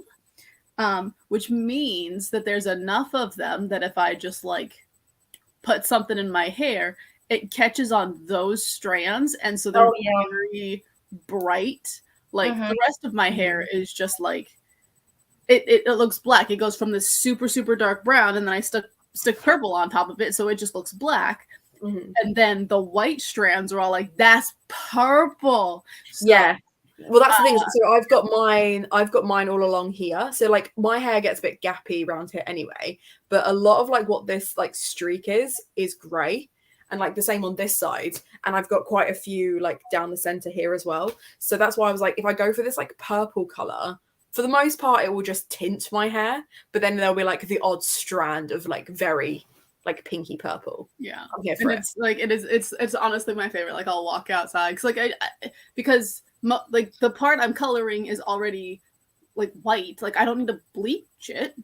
So I can do it myself, and then I'll be outside with somebody, and then they'll look because like now we're in direct sunlight because like inside my hair just looks dark, and then we walk out and they're looking at me in the sun and they're like, "Is your hair purple?" And I'm like, "Yeah." That's the thing. So it really tickles me because I'd said to her beforehand, like when she was telling me that it's gonna be like £180, I was like, my hair, the undertones are ginger. And she's like, no, like you've got like a really nice like ash brown hair. And I was like, I know, but the undertone is ginger. And she was like, I don't think it is. And I was like, it's my hair, trust me, it's ginger. And then like, yeah, when she did that strip, and it was like, I've got really vibrant orange trainers. And when I tell you it came out the same color as those trainers, look, it was fluorescent. You'd have to do like three rounds of bleach or something ridiculous or more. And your hair would not thank you for it. No. I always have a bit of a nervous breakdown every time I decide to bleach my hair again because I'm like, what if this is the time it all falls out? Yeah. Well, I mean, you've already got half your head shaved. I feel like if anyone could rock the full head shaved, could be I don't know the shape of my head well enough to be confident enough to risk that. You just start wearing hats. I already wear hats. I'll do it. There you go. My dad's bought himself a beanie because they're going to Finland. They're doing like the Northern Lights tour thing. But unfortunately, the same week my dad got a beanie, the song Teeny Weeny Beanie from SNL came out. Oh no. And now anytime I see my dad with this hat, all I hear is Teeny Weeny Beanie. Oh my god, that's amazing. I love that. That's amazing. That's so funny. I had a thought because I don't want to risk doing 15 minutes, but I do want to roll some dice because I think it will wind up Lizzie. I think I'm going to do 2. So as a minimum, we do half an hour. And as a max, we do 2 hours. Okay, good. My video just went live, so if you did 15 minutes, that's just enough time to watch my video. It would be, but we're going to do 2 just in case. Oh, okay. Or maybe I should roll 1, and then if we land on an hour, that's fine. But if we land on 50 minutes, I'll roll another. Worst. I'm going to click this notification for you, Lizzie, and then I'm going to turn it down because these are my personal least favorite kinds of booktube videos. I'm like, nah, I'll give you the view, but I am not watching you. I appreciate the view though. There you go. See, it's muted, but it's on. It's right. So the non-edited version. I've got a grey one and a pink one. Oh. And that is 2 hours. You know what? I'm here for it. That is. I don't think you're going to see that. That is 2 4s. I'm good with that personally. Oh my god, we're gonna die. But fine. I'm also good with that. But I might be turning my camera off and on. You know. I am trying for 300 pages. It's fine. It's fun. Well, it's fine. What we can do an hour, chat for 5 minutes, and then just jump straight back into the next hour. Okay, good. I just need to know which book I'm reading because I'm not gonna read the rest in 2 hours. The next roll, okay. Okay. So yeah, we'll do an hour, then we'll chat for 5 minutes. We'll do a 5-minute break, loo break, and then we'll jump back in. Because that actually gives me enough time to sort out my dinner as well. I can eat a bit earlier and then just throw myself back in with whatever it is. I swear to God, though, if I'm doing 2 hours of chores, I might cry. So don't do something you'll hate. That's not fair. No, I know, but I've got to roll for it. Roll twice. I'm not going to do it if it doesn't. Yeah, you got to roll twice. We can do two things. Yeah. Okay. We'll do the first one. But then if you do one chore, then you've done that one chore, and then you can read a book. Well, it's 4, so it's an audiobook, which means I'm going back to. So it means that I'm going back to. Where did I put all my books? What page are you on in that? Like, how far in do you? I've literally started it today, so I'm on page 34. Okay. And so non-fiction, right? Our like. Hannah, you and I don't agree on everything, but we agree on so much that I saw your story where you were like, yeah, no, I have zero interest. But at the same time, somebody asked me like, oh, what's your least favorite genre? And I was like, I said, and I was like, wait, but Evelyn Hugo is one of my favorite books. This literally makes no sense. Interesting. So I'm hoping that for you, it's also an outlier the way it is for me. Everyone is hoping that Hannah's gonna love the book. Everyone wants me to love it, which is why I've been so reluctant to pick it up. I want you to enjoy it. I'm not certain that you'll like be like, oh yeah, I love that too. But I hope that it is an enjoyable reading experience. I hope you have a similar experience where I did, where I was not expecting to like it, and then I did like it, and it was a shock. So I'm hoping that you end up enjoying it. I mean, I was also shocked to like it. Like I was listing my favorite books. I made my friend a list of 27, and then I looked at it, and I'm like, I was at like 20 something, and I was like, I oh my god, I need to put Evelyn on this. And I was like, what have I done? Well, I also listened to the audiobook, so I enjoyed the audiobook too.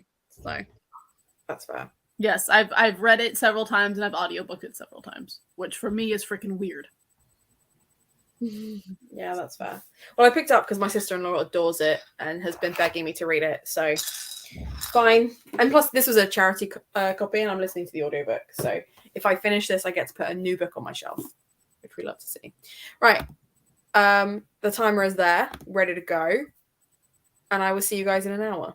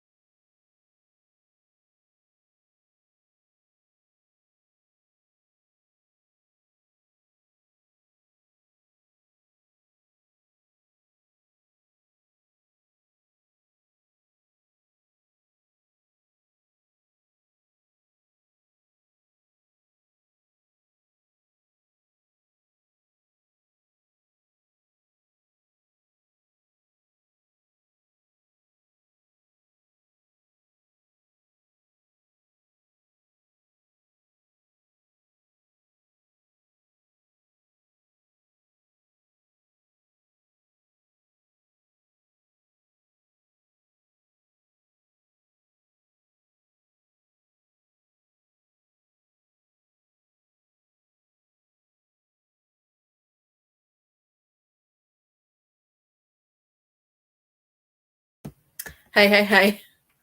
We get five whole minutes before I'm going to throw us back in to the second hour. So, and it's at a really like interesting and like rough point of the book. Like, that's good, because that means that you won't mind the fact that I'm going to throw us back in like, yeah, that's true. So, I'm now at page 84, and I'll be honest, I can see why people like this, but I also feel myself mentally comparing it to I'm Glad My Mum Died by Jeanette McCurdy, which is obviously a memoir based in Hollywood, because the actual narrative already feels very, very similar, considering that's real and this isn't. I mean, that came first though, so. I know, but not for me. Hello, Molly. Hope you're well. Lily's back. And Tamar's there. Excellent. Right, I am just going to throw us back in because you guys look like you're like fully involved. So I just finished it. Oh, perfect. Do you want me to roll again to see what you got to pick up next? Or are you going to pick up something else for that slot? No, go ahead, because I need a happy read. So like something depressing about depression. What is that? What is what? The Rainbow Book. It's by Matt Haig. No, it's on a Nervous Planet. Mm-hmm. It's nonfiction about. I don't care. I want it. Hold on. I don't care. I want it. Which of his books is it? Do you want me to send you the ISBN? Yes. Do that. Also, you rolled a 5, which means you would be picking up Notes on a Nervous Planet. I need a happy read. I just cried reading that. I need a happy read. Swap out 2, because obviously you've completed 2 now. Celine, how have you picked every single sad book off your shelf and gone, yes, this is my TBR for this week? And I wanted to read Of Mice and Men. And I was how like, have you done this? This feels like a special skill. This is Celine's specialist subject, picking out sad books. Yeah. Yeah. Pick another happy book from your shelf to put for number 2. And start that one. I might go for the middle grade, to be honest. Do it. Watch Celine finish like another book. Right, 3 books in a day. I feel like you've done that before, haven't you? I know, like they were all really short, but I do feel like you finished 3. Yeah, I did, but they were really short books. I had it was for Gothtober. I read, I think it was Sleepy Hollow, like The Legend of Sleepy Hollow, which was like not even 7 pages, 70 pages, 60 pages, something. And then I think 2 middle grades. I think I did that one day. But again, very short books. Very easy reads. I have just under 200 pages left. Nice. You'll definitely finish. You'll definitely finish that today. That's not even a question. So. I will. But the audiobook is still, going strong. How many pages have you got of your 300, Nico? Total, I'm not mathing right now, but I read 38 during that hour. Because I definitely read slower than I can audiobook it. Mm-hmm. And so that was basically, those 38 pages was me finishing what I was supposed to have read, like for my personal goals yesterday. So now I am back to this.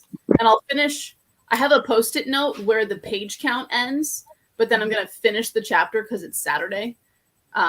So I've got, the next set of goals is seven pages in Dragons of Autumn Twilight, 38 pages in Solitaire, and then 32 pages in Scarlet. After that, I can do the rolly dice thing. Nice.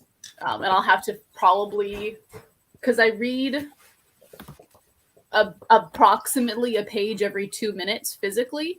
So I will need to pay attention to what the time is doing. And be like, oh, it's 5 o'clock. I need to pick up the audio again because I need to hit the 300 pages. So we'll see. But for now, it's only 11 o'clock in the morning. I'm fine.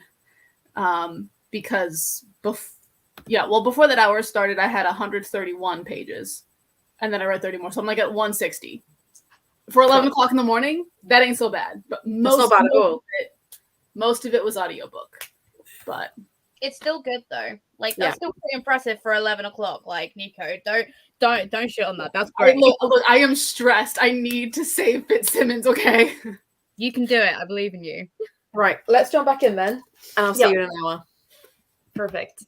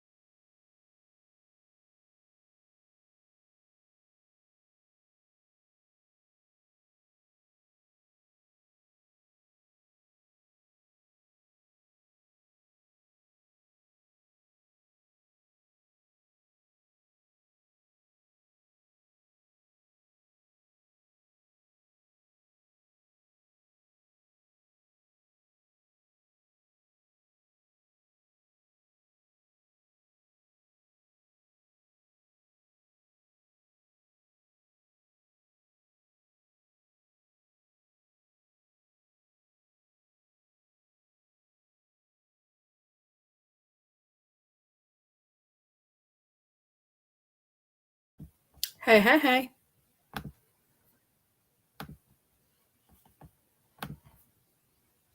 Yo. What's crack-a-lacking, home skillets? I was just talking about you instead of reading. Talking about me? What are you talking about? One of my friends is talking about wanting to do a one-shot, but none of us are DMs. And I was like, I like looked up and I was like, you know who is though? But yeah, they want it to be like old school, like classic, and I'm like I'm literally this book that I am reading. Mm-hmm. They're making choices, but like it's from 1983. This is one of like the OG D&D novelizations, and I'm just like, you want this? Okay. They said, yeah, they're like, oh yeah, I think it would be like a birthday present for myself, and I'm like, literally, if there's enough time for her to plan, I bet she'd do it. So yeah, don't see why not. Don't see why not. No, that's not a problem. Not a problem. Just gonna update. But yeah, literally, I'm over here talking about you, but I was reading, but that's fine. We can multitask. Because I was like checking all of the apps whilst also listening to my audiobook. So, I have got up to page 130 something. Not bad. Are you enjoying it? Like, or not? Or it's okay. Okay. Like, I don't feel like I need to rush out and buy every other Taylor Jenkins Reid book. Oh, I haven't read anything else apart from that. I don't intend to. I feel bad because I literally just saw Deanna pop up and I'm like, it's okay. Like, I think it's a really interesting book. I don't care about any of the characters or their problems. Like the domestic stuff, sure. But the rest of it, I don't know. So yeah. Are you reading Evelyn Hugo? Yes. I loved it, but it was back when I was kind of getting back into reading and hadn't read a lot of things like that. So I don't know if I reread it, if it would have the same impact anymore. Yeah, I think she's a really interesting woman. She reminds me a lot of one of my lecturers who recently passed away, called Faye Weldon, who was a very prolific feminist writer and did a lot to encourage feminism in writing. Didn't take anybody's shit. And the advice she gave me once, or she said that the advice that she got from writers of her era is very different to what she tells people now. Because now she talks about honing your craft. She's like, I used to rock up with a manuscript in a short skirt. And I was like, I fucking love you. Like the way that she would talk about shit is very, very Evelyn Hugo-esque. So I guess it's hard because it's one of those ones where like I knew going into this there was mass hype. So I didn't want to pick it up in the first place.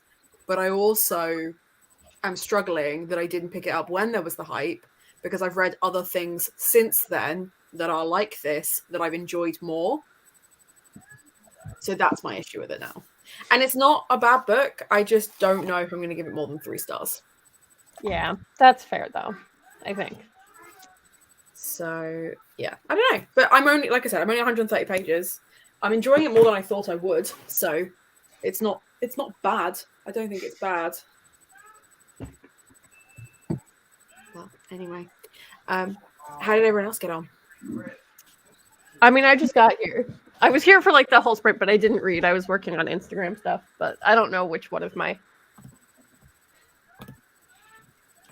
I want to read. Well, I can help with that. Celine and I are rolling dice to decide what we're picking up each sprint.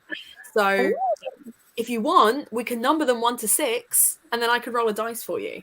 That would work. I don't know where. I have like a giant bag of dice, but I'm not going to go dig it out right now. No. So we're doing D4s are 15 minutes. That's why we ended up doing a 2-hour sprint with a 5-minute break. And D6 to decide what we're doing in that sprint.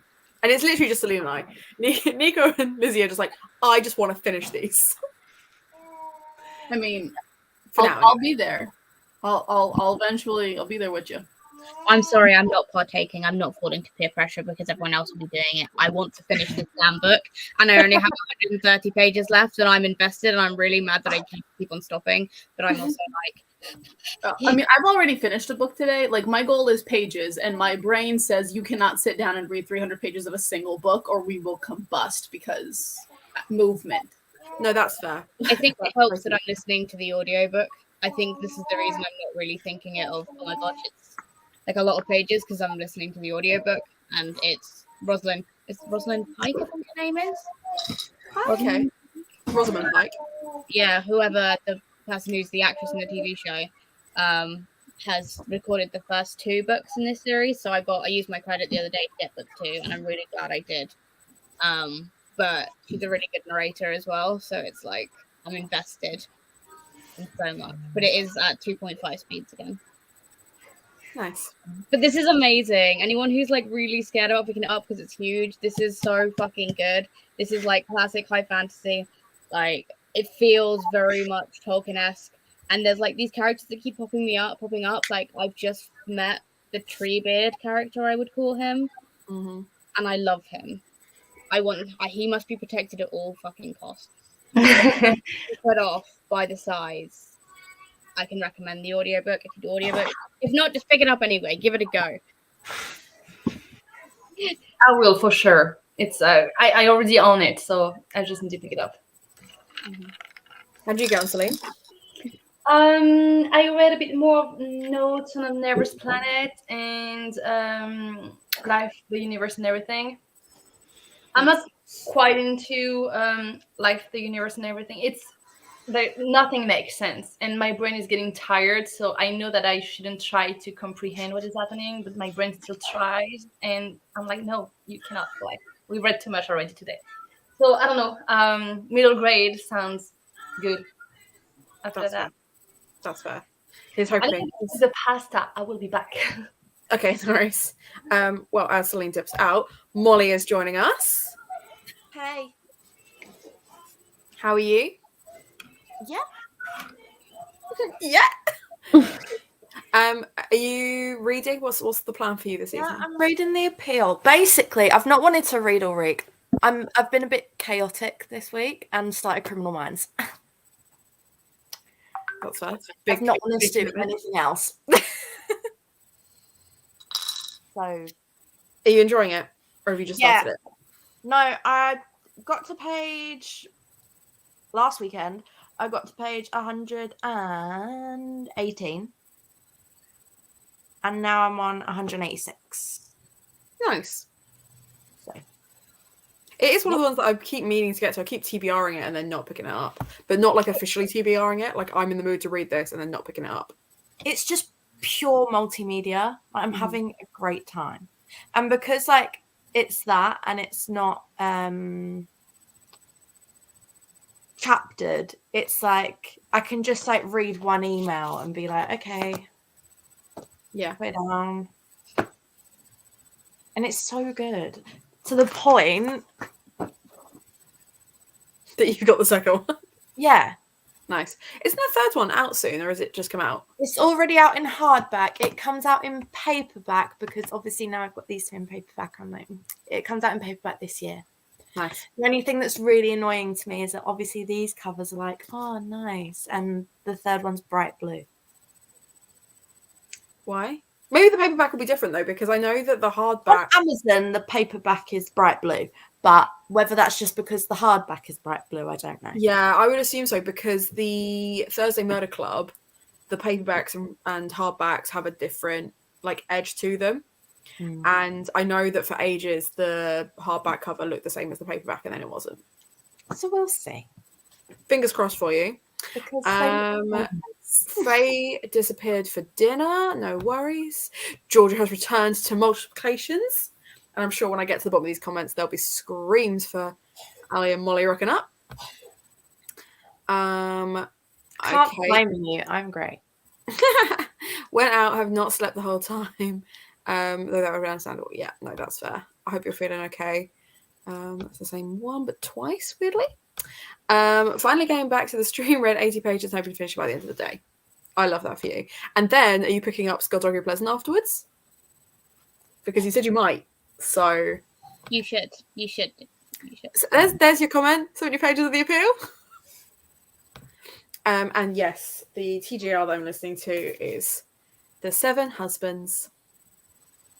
So, yeah, didn't read it. Scroll down. Hello and welcome back. I mean, I feel like we've summarized. Celine's already finished like 2 books today, so. Have you? What book? No, but like very short books, like extremely short books. Right, Celine, shut up and answer the question. Before the Coffee Gets Cold and Orbiting Jupiter. Again, short books. And then you didn't send me the ISBN to the Rainbow book. It's in private chat, actually. There the whole time. Where? I did it right away in the private chat. You mean I actually have to like touch my computer? Yeah. But it was there the whole time. 5 books I want to finish by March, but I've been slacking. I don't feel like that's accurate. I don't think it's been slacking. I think you've been busy and had a lot going on, but okay. I've got 8 on the go, and it was a bad idea because I might read 100 pages in a day, but I feel like I've done nothing. We were talking about this earlier, that the more books you read, the less it feels like you're finishing them, but then watch as you finish like 4 in a day. Yeah. The funniest thing is I'm in the middle of so many books, but the one I've chosen to tackle today was the biggest one. The chunky one. The current I was currently reading. And I feel like this should count as 3 books, you know? Oh, yeah. 100%. Oh. Yeah. Yeah. It Like, should. I feel like I would have read 3 books in the time that it's taking me to read this. Are you enjoying it though? Yeah, I'm having the best time. Oh, I Like, love absolute that makes me time.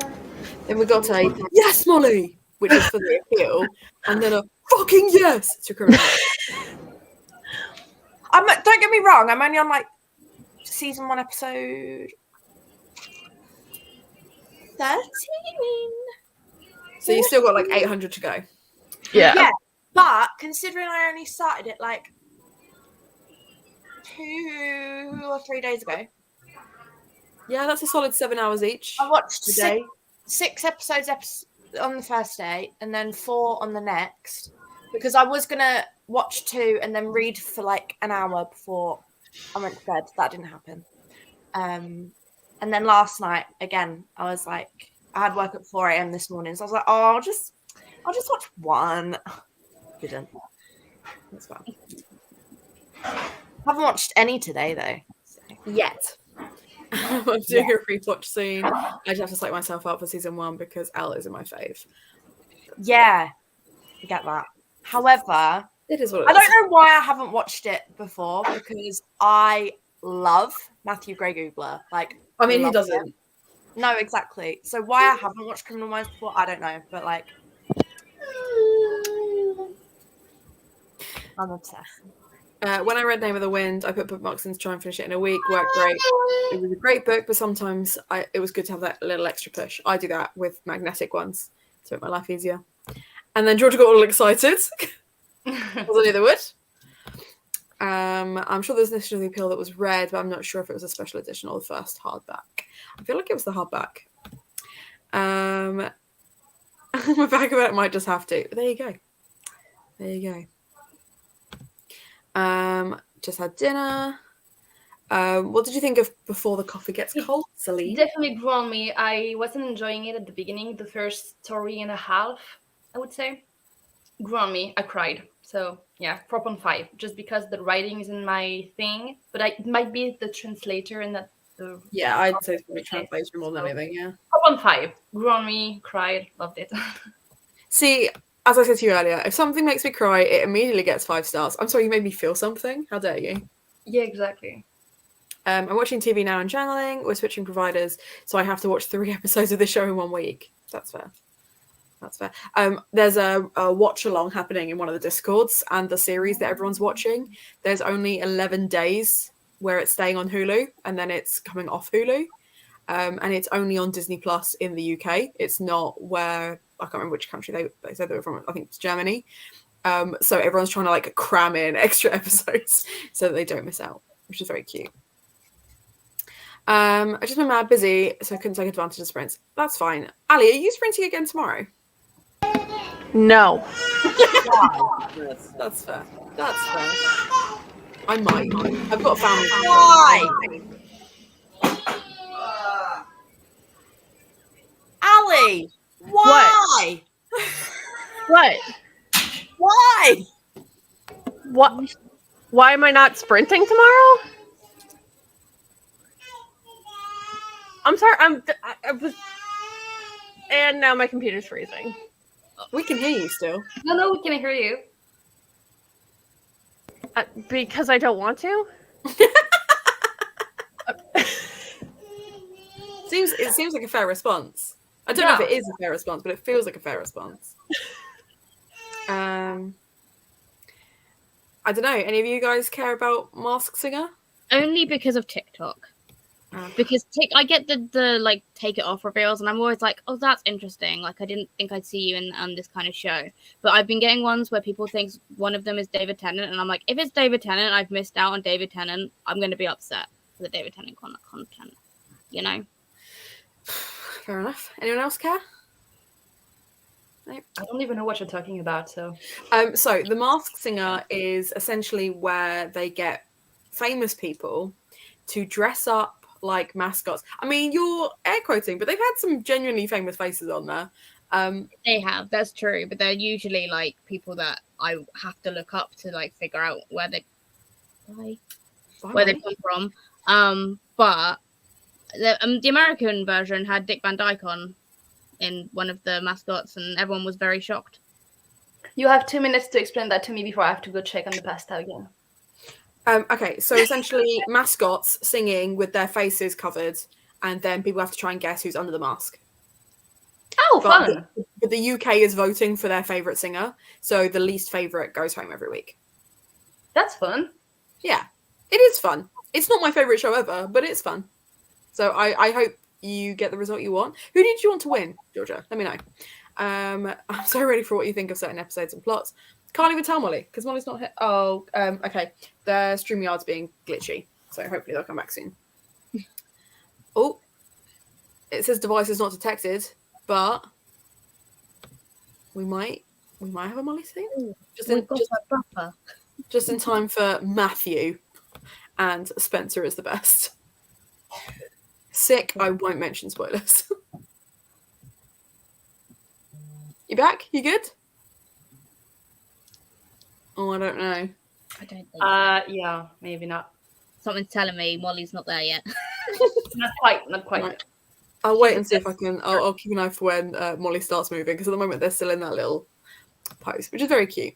I have a rat called Hotch. Dave, Rossi, you've not met yet, and Morgan have since got on. Jebitathon intro background is green, blue watercolor. I'm going to work with crayons. Oh, that's cool. That's a nice little mix. I really don't think it's David Tennant, but I'm scared I'm wrong. I don't care about the Masked Singer, but I care about David Tennant. That's Lizzie. I do think it could be someone from the Doctor Who verse, though. And I'm like, David Tennant would do this show. Like, he 100% would do it, so I would not be surprised. But I'm also like, this could be a tricky thing where it's John Barrowman. Like, it could also potentially be him. Because I've seen... So, like, there's theories, and everyone's like, oh, but it doesn't really sound like him. And I'm like, well, David Tennant is a master of, like, voices and, like, accents. So, like, I honestly think... How to Train Your Dragon audiobook. But I feel like that could be the throw off, that it is him, because he's, you know, and they mask their talking voices. So I don't know. And there's been loads of clues, and I'm like, I wouldn't be shocked if it's either of them. I'll be shocked if it's anyone else, though, because those are like the two main theories that I've seen. Because I haven't seen them. I haven't even seen the performances. I'm literally working off, like, 10 seconds of a TikTok, you know. Imagine if it was actually Michael Sheen the whole time. Biggest misdirect, and I also believe Michael Sheen would do the show. Right? He would absolutely do the. He would hear about it, and they'd ask Michael Sheen, and his response would be like, "Yeah, did you invite David?" I feel like the running joke would be that he's singing like David, so that everyone thinks it's David, and then the whole time it was Michael Sheen. I've literally only seen this show like twice. I have no idea which even character this is, but I'm getting behind it, obviously. I liked the show until I realized that at least the US version, I don't know anybody. Like, I watched like the first season, and every single person that they revealed, I was like, I don't know who that is, so why do I care? That's fair. The UK one does seem to have recognizable faces. Like, when I first watched it, I was like, okay. I think there's just like a smaller celebrity pool. Like in the US, they're counting too many sports people as celebrities. And I'm like, that's not a celebrity, that's a sports dude. That's a sports dude. See, in the UK, we have Question of Sport. So it's where ex-sportsmen or people coming towards the end of their career can kind of build themselves up a career as a broadcaster, presenter, or comedian, depending on which route they want to take. But it's one of those shows where they really like test out personalities in sport. Because I don't know if you've ever watched the end of a sport where they try and interview one of the sports people, but it becomes real clear, real quick, who has the ability to articulate themselves and who doesn't. Oh, hockey players cannot. They interview them in the middle of a game, and they're like, "What do you think you need to do to win the game?" And they're like, "We just gotta keep playing our game, and we gotta play that game better." And I'm just like, yes. Really? I've got a game better. It sounds like all of them. That's what they all sound like. To be fair, if you ever get the chance, look up Joe Marler, who is a Harlequins rugby player. So Harlequins is my team when it comes to rugby, because I was at uni near there and I just adopted them as my team. And whenever you adopt a team, that's it. You live with them for life. Joe Marler was a front row. So he played tight head prop, same as I did. And I love him. If I could be married to this man, I absolutely would. He now has a podcast where he talks to people who have proper jobs, as he likes to describe them, and is just the biggest goofball. And why he didn't become a really famous sports pundit, but James Haskell did, who's a bellend, I'll never know. But my favourite clip recently from this podcast is Eddie Hearn, who is known most famously for organising boxing matches between Logan Paul and KSI, was like talking to Joe Marler about if he could have a fight with anyone to raise money and like get rich, whatever, who would he fight? And Joe Marler really casually says, "Oh, I'm not a massive fan of Haskell." And that's pretty much all he says. So Eddie Hearn gets like really riled up and it's like, "Yeah, you're going to like smash him in the face." And the whole time, Joe Marler, who is this hulking guy with a beard, is just like, Eddie, as Eddie is proceeding to put words in Joe Marler's mouth. And it is my favourite TikTok I've ever seen, because it's so ridiculous that this tiny man is trying to like basically shout down Joe Marler. And one of Joe Marler's things when he was playing rugby is he said that he wasn't a very good rugby player, but what he was good at was making good rugby players shit. And there was a really famous clip from an England game where I think it was like a French player, got right up in his face and was getting like really aggressive. And Joe Marler just kissed him on the nose. And was just like a real little like boop. It was a beautiful moment. So Joe Marler is my favourite. He can have all of the jobs. That's the end of my rant. Thank you for coming to my TED Talk. Right. Pick 6 colours, Tamar, and then I will roll in a second. If you've got the 6 colours, let me know. Oh my god, Lizzie, didn't even think about that. Damn. I love how you said that so gently, even though it's in all caps. That's kind of why I did it. You want me to watch this the Masked Singer live final just because, like, now I'm curious. What time is it on? 7? 7. Okay. Which means you'll probably find out who it is about 8:15, because they'll have like ads and stuff first, right? It'll be like an hour. Is it an hour long or half hour? Oh, don't tell me you're dropping out as well. Sorry. No, my computer just decided to like start playing ITV live, and I hadn't pressed play, so that's why I jumped about a mile, because my computer started blaring out on me, and I was so afraid that you guys would have heard it. It's an hour, so it's 7 till 8. Yeah, so you'll probably find out who the winner is at like 10:02. So I can keep you busy until then and make sure that you guys are all sprinting whilst that's on. I will bear that in mind. John Barrowman would be too eager to disguise his voice. That's true. I do agree with that, but I do feel like if he was given a good enough reason, he would be game to try and like trick people into thinking David Tennant, like because the clues are like Doctor Who adjacent. Yeah. I mean, Torchwood is Doctor Who adjacent. Well, I'm really sorry. I know you're going to try turning it off and on again in a sec, Molly. I hope it sorts itself out. Right. Red, orange, green, blue, purple, pink. Rolly. It's going to be purple. Yellow is a horrendous color to work with. That's fine. You got purple. Hannah got my vibe. There's 3 I'm asking, so it might be longer. Okay. What I'll do then is I'll make sure that essentially we're going to carry on over. And if you guys tell me that it's going to take longer, we'll go longer. Like, it says, okay, if we make sure that it finishes at 8:30, like whenever we start, then I feel like it'll be fine.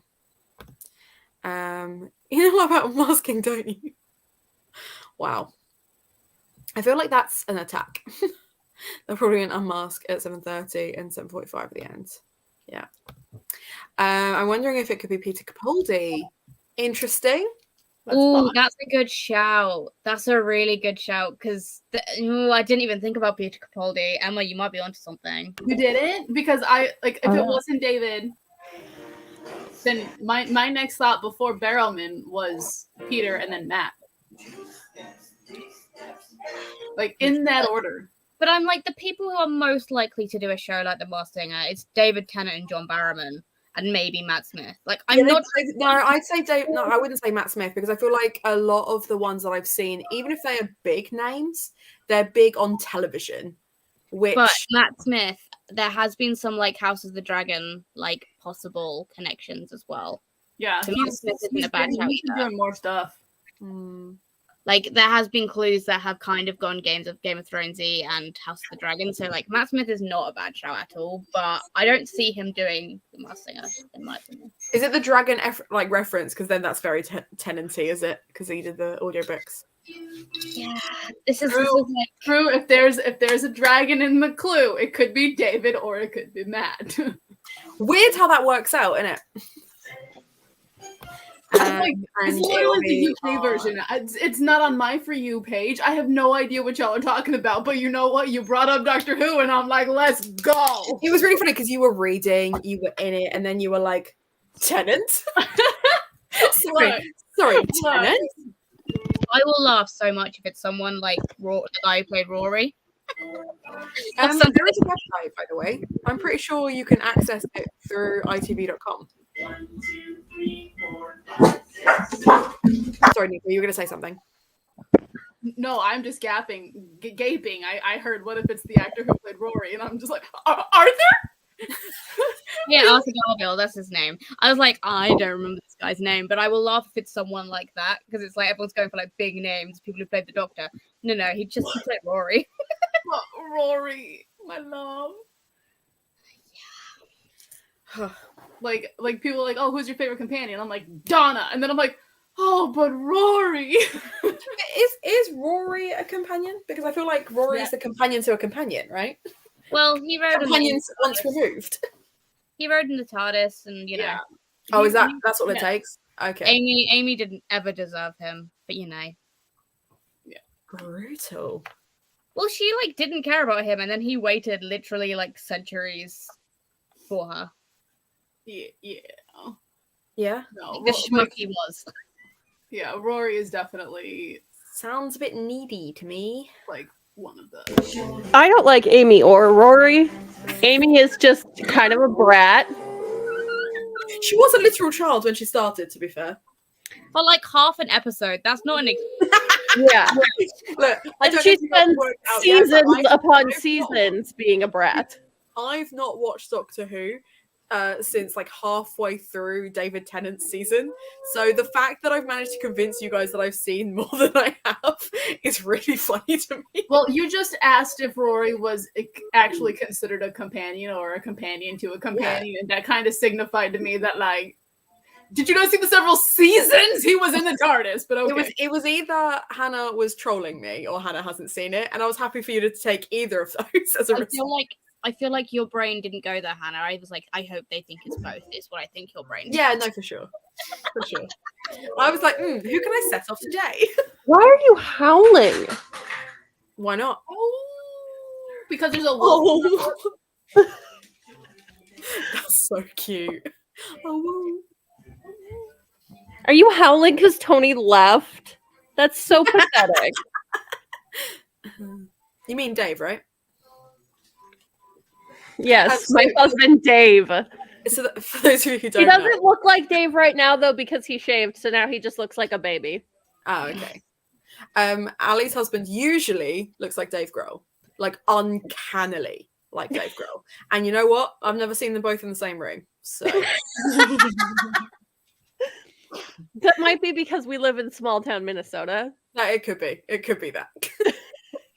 It could be because I only ever see your husband behind you or Dave Grohl on the television. It could also be that. But I think it's because they're actually the same person.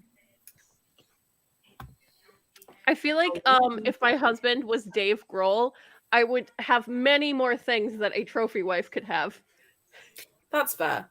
I mean, I like things. Do you know if we had like money, do you know how many things I would have? all of the things. I think I'm thinking about doing drink with peach tree. I'm at a peach sorbet restaurant. It did not satisfy my need for peach. Okay, right. Genuine question. Do you ever get like, there's a flavor that you've had like one little thing of, and now it's going to be your entire personality for the whole week? Or is that just me? No. Definitely. Me Good. too. Okay, cool. I have that. Because I like had a small glass of apple juice. Oh, Molly's gone again. I had a small glass of apple juice like last Tuesday, and I've gone through 3 liters of apple juice pretty much since. Like I had everything. that when I discovered coconut ice cream.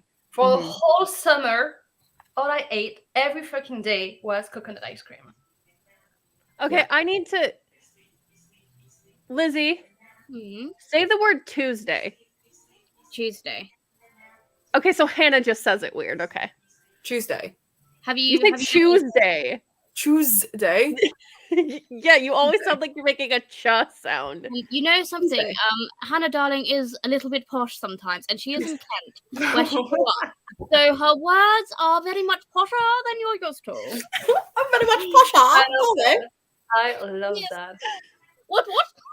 I saw something the other day where someone was like, if you want to sound posher, you have to say everything like your face is turned down in disgust. So everything's down here.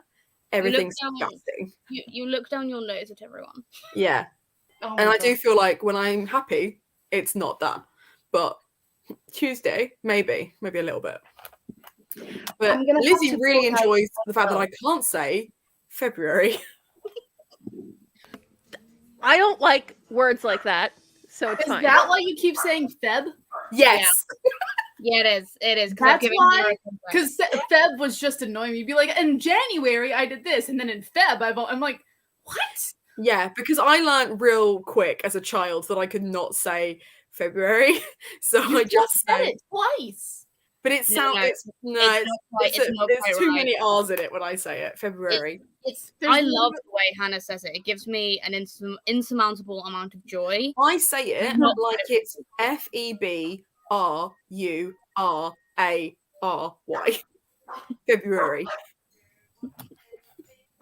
And I can't not do that, so I do say Feb. In the same way that Celine spent a good 10 minutes trying to explain to me how to say Les Mis properly, but I don't say it. I say Les Mis. It's not the same. It's not the same. I'm trying No, to. one's my own language. So Yeah. more embarrassing. Oh, I love it. Emma thought the howling was a child. For a split second, so did I. That's fair. I mean, to be honest, you never know what noises Archie will make specifically, so. Could have been. It could have been. I'm really sorry that you've just having the worst evening. We'll go into a sprint soon, so you can read and chill with us. My guy's like Jon Snow with the beard, and my younger is Smashing Pumpkins without. Interesting. Yes, exactly like that. Yeah. Dave Grohl's memoir was my most disappointing read of the year. Awkward. Interesting. I mean, I have no interest in ever reading it, so it's fine. Yeah, no, we're not actually like going to be upset because it's not actually Dave Grohl. It's fine. I'm not a massive fan of memoirs in general, but I did kind of want to try this one because I find Dave Grohl interesting. But Dave Grohl made a really weird movie recently, shocker. like about a band. Foo Fighters lead singer and bass guitarist. Oh. Yeah. Yeah, they made a movie about like being a band and like all the band members like getting murdered in a weird house while trying to write an album. Mhm. And I was I just do like, feel like that sometimes. sure, why not? No, that's fair. I really like him. I find him very entertaining as a person. So, I tell me why. Tell me why I didn't like it. Ain't nothing but a heartache. Do you know what's really bad is I've done that to myself about 8 times because I've been in the house by myself. I'll say something and then immediately burst into song, and I'm not used to looking down and seeing a dog. So I'll like sing and the dog will look at me like, why? Why are you making these sounds? I'm like, I don't know. Gunter, I can't make him come back. You're just gonna have to get over it, buddy. Tuesday and February. That's still not how I say it. February. Yeah, it's definitely. I have to try really hard to get that second R in there. Otherwise, I just say February. Yeah, that's how you're supposed to say it. No, there's another R. It's February. I skipped the first R. That's what happened. Yeah. How can I see better we than you guys? skipped it What's and wrong gave with it to you. Mm-hmm. That's what happened. Normal people say it February. I feel like That's not what it is, though. It's a silent R. It's not a silent R. Yeah, I can't say it. I know it's not, but I don't care. It sounds stupid when you put it in. It's February. It's like the T in ballet. You don't say it. You just know Ballet. it's there. Is ballet a different language though? February is not. Isn't You it? keep trying to say Where's it French from? words. It does not work like that. I can't say anything with too many R's though, because I also struggle to say library. Les mais easy Rob. That's right, but yeah, that's right.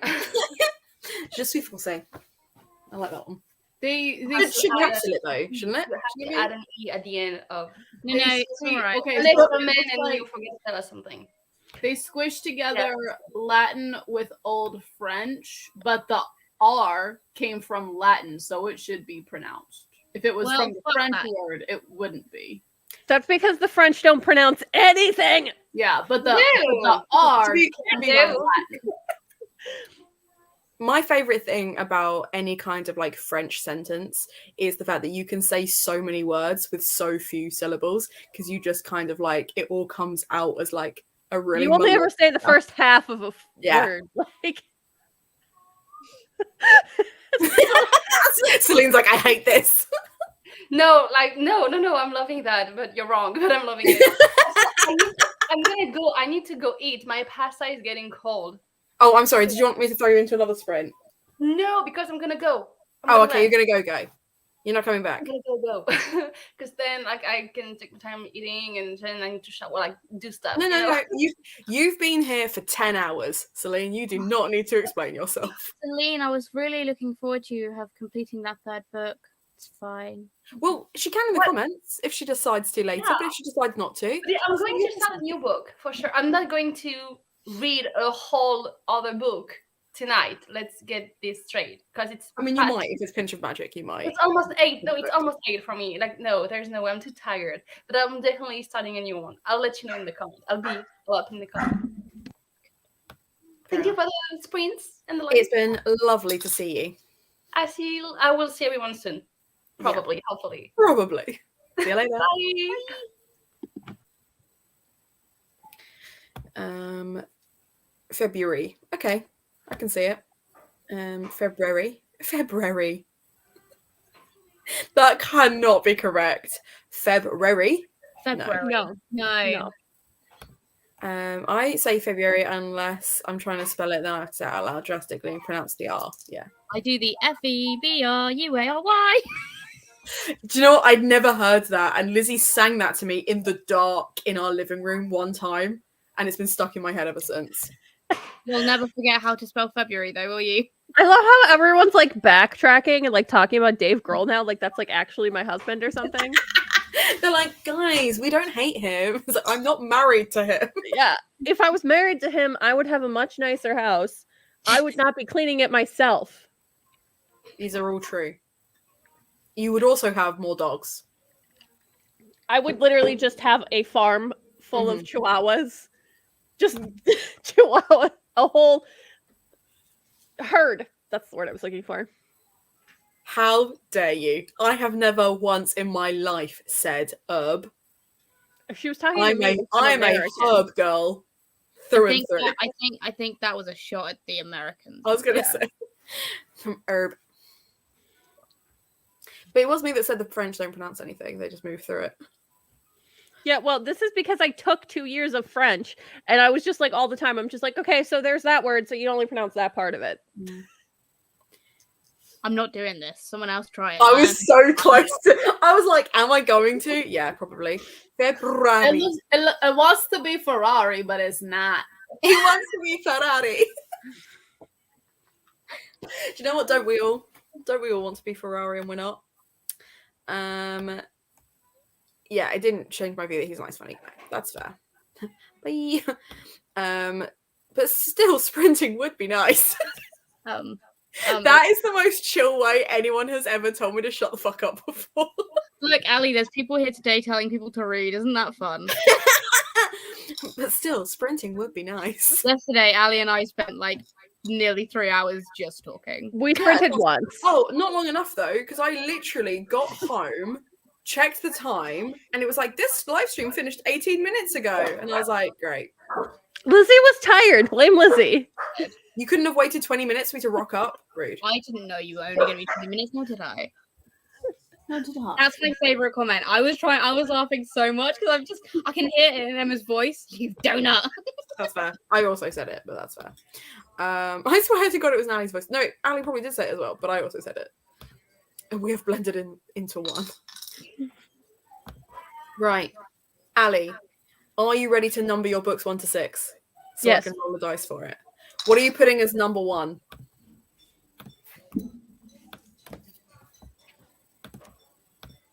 The Mercies. Okay. If you could vocalize it, because I am having to open up my spreadsheet to do this. So. Oh, I'm just preparing it. Okay. Number 2. I love Lizzie's reaction, but Hannah is just so used to it. You still got laughs out of me. You still got laughs out of me. And then the blade itself. Thank you. And for 3. The Starless Sea. Ooh. With my hardback that I still love. It's so pretty. 4. And then Silver Under Nightfall. Oh, Becca just DNF'd this. Yeah, I know. And Abby has been telling me all week to read it, and I don't think I want to. I don't know if it would be your kind of thing. It is very, in a specific way, something that I enjoy. So okay, that's fair enough. Sorry, is this another Abby recommendation that you're not going to go for? I feel so bad. Like, I want Abby to like recommend me something that's like really kick ass, so that I can go into like the Pelennor series and not be terrified. Hey, don't be rude. Right, 5 is going to be 5. The Spite House. The Spite House. Yes. Okay. And 6. Oh God, what is it called? It's Girl of Shadow and Glass. Okay. Sweet. Cool. And Nico, are you still reading your set pages, or are you ready to dice? I mean, I can give you the things now, so we don't have to do it later since it's already open. Go on then. Number 1 is The Wicked Bargain. 2 is Solitaire. Yep. 3 is Scarlet. Yep. 4 would be Dragons of Autumn Twilight. Yep. 5 is the Spells for Forgetting.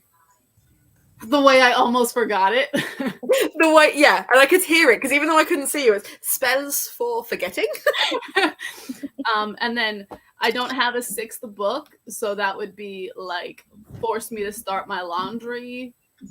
Like, so number 6 is laundry, and then pick whatever once I'm done working. Yeah.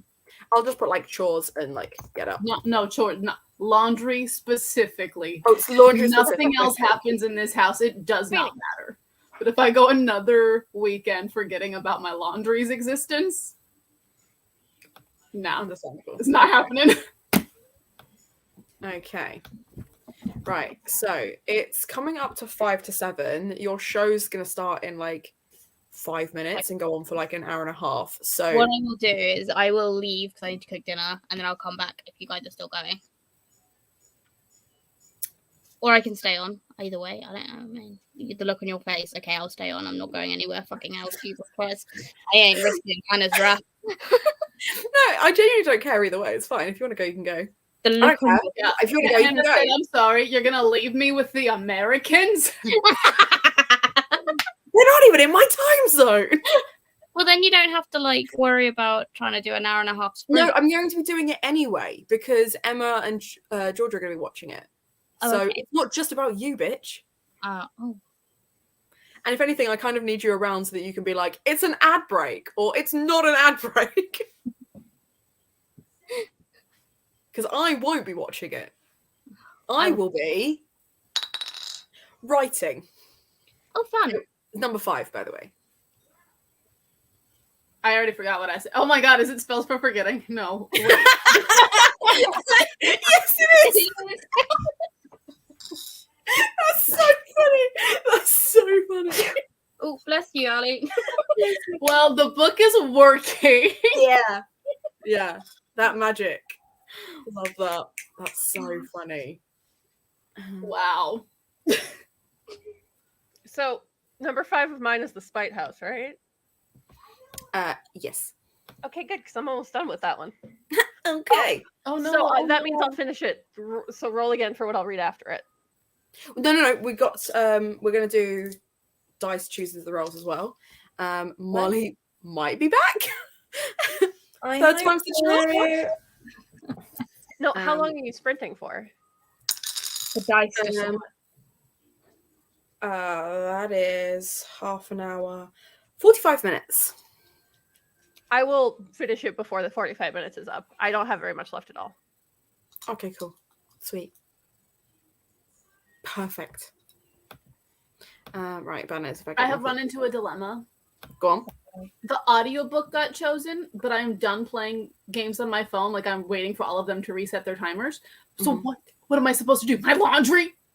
No, read something else. I can just sit here and listen to my audio. Want to roll again? Roll again. It's a 5. Sorry. Fine. I am trying to get to 300 pages. That is the fastest way to do it. Nico, the fate has decided you must listen to your audio.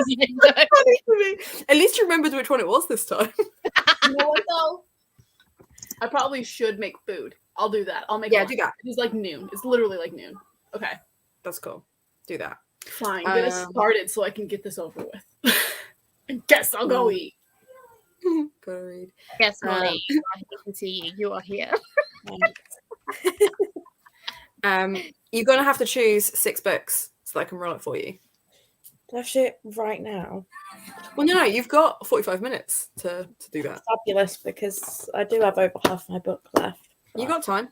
You've got time. Okay. Right. You've got like 1 minute until your show starts. So I'm going to just say let's start a minute early. I'm going to be writing. So everyone gets to watch my face up close and personal. But I love seeing your face up close and personal. I'm writing quite a saucy scene. So I'm genuinely quite concerned. I am just waiting for you to finish so that I can have my freaking sensitivity read. Thank you. I know. I'll do it. Right. Ma'am. I'm muting. Ma'am.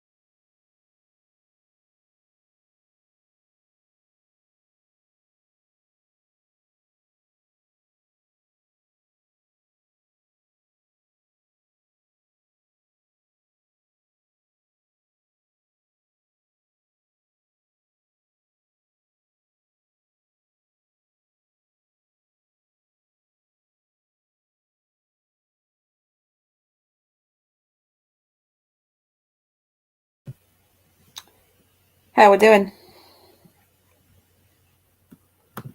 I have obviously disappeared because the moment I started writing, I was like, I need to be at this angle.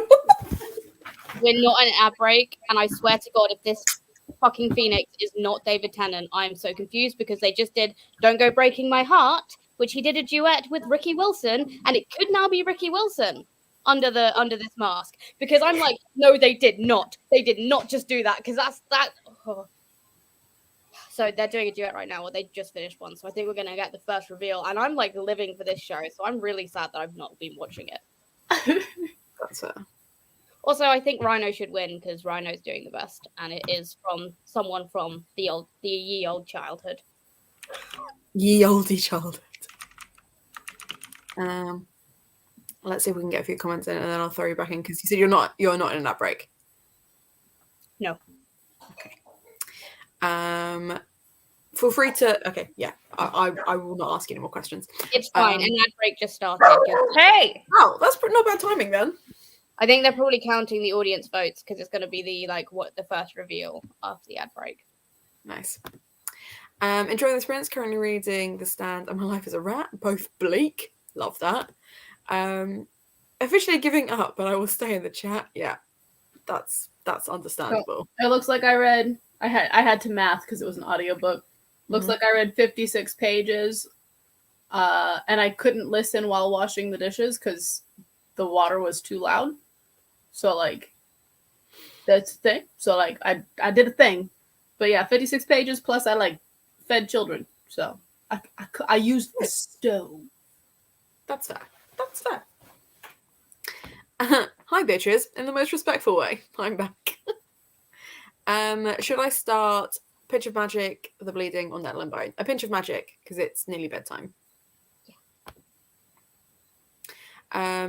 Only because Lizzie wanted you in the hope that you finish it. Yeah, Pinch of Magic. Pinch of Magic it is good. I'm glad that I said that then, because you've made that decision already. I have no idea what it's about, but there's a map. Yes, we are. And also, Faces Hi, Ali. Won't stop, can't stop. I need to read 20 books by the end of Feb. I'm at 14. That's not too bad. You read 2 today, so keep up that pace. I need to read. Oh, this is you. Yeah. Yeah. I factored it out in between reviews and book clubs and stuff. I was like, wow, there are 7 books that I really should be finishing by the end of the month, and that's not including these books. Yeah, of course. So my goal is 300, right? It's a 1:45 p.m. So I've got the rest of the afternoon and all of the evening, and I'm currently at 253. Yes, Nico. Like this was even a concern. Look, some days I only read 5 pages, so that's fair. But we've been here. We've been here supporting you. Your agents of S.H.I.E.L.D. Yeah. I just need to actually sit and read for 5 minutes. A good chunk. Definitely can do it. That timed it perfectly. They keep saying James Arthur for Rhino. No. Nope. I don't think it'll be either of those people because I don't think they're childhood enough. I don't know if I should say my guess, but I think Georgia and I are on the same page. At least I hope we are. Interesting. It's not live. They recorded it in October. Interesting. On page 250 of the appeal. Nice. Right, it's going to be 140 pages left of Fangirl, and I did a Tom Hanks picture. Nice. That sounds delicious. Disappeared for dinner, but back again. Still reading Yuri Heap. 50 pages of today's Buddy left. Nice. I forgot I should read the second Hitchhiker's Guide. Yeah, you've still got a week and a half to read that. Who do you think, Lizzie? I think it's someone from Busted, and that's all I'm going to say. That's so funny. The clue says someone from the 90s, so they may have to be older. Yeah, I think it's someone from Busted. Yeah, we're back. And we're back. Okay, cool. Yeah, right, Georgia and I are on the same page. It's fine. Georgia and I are on the same page. That's fine. I'm going to continue writing because I'm so very nearly done with this bit. and I'm just gonna crack on. So I'm just gonna see how long we're sprinting for, because they've got another 40 minutes at least. That's another 45. So we will go until then. I'm trying to do maths now. So that's 25. Is that no? That's not maths. I'm gonna say past because I can't maths. I mean, If we do that, it's like 39 minutes. Yeah, I was gonna say it's like I was trying to. My brain was trying to do the closest 5, and then I still got it wrong. So we'll do until 40, because then at least if it does finish at past, they've then got time before they join us again. Yeah. Cool. All right. I will see you in a bit.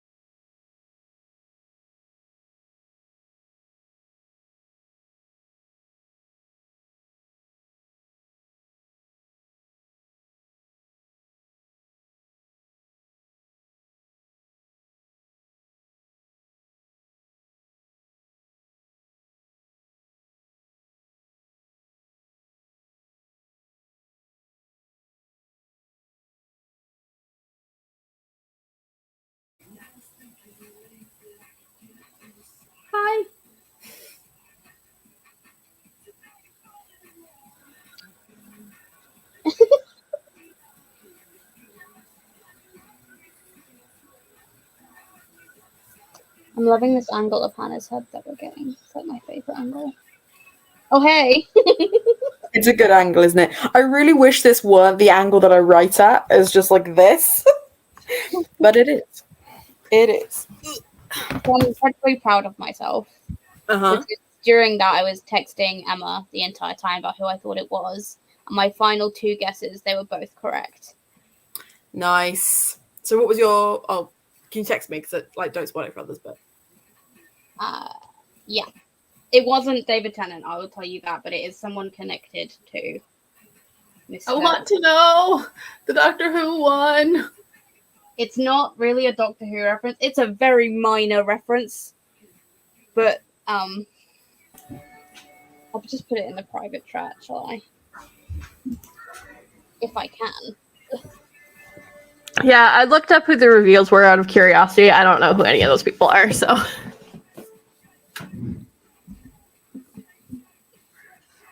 Well, this can take ages. Doing it one-handed.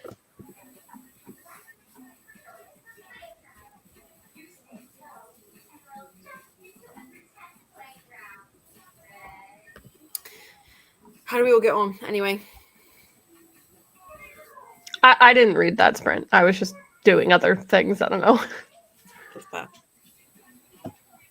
I read today's section of this book, so like I only have one more like daily goal, and this is the fastest one for me to read because like this one's a reread, and like I honestly don't remember what happens in this book. Like it's the second book, and I remember it being one of my absolute favorites in the series.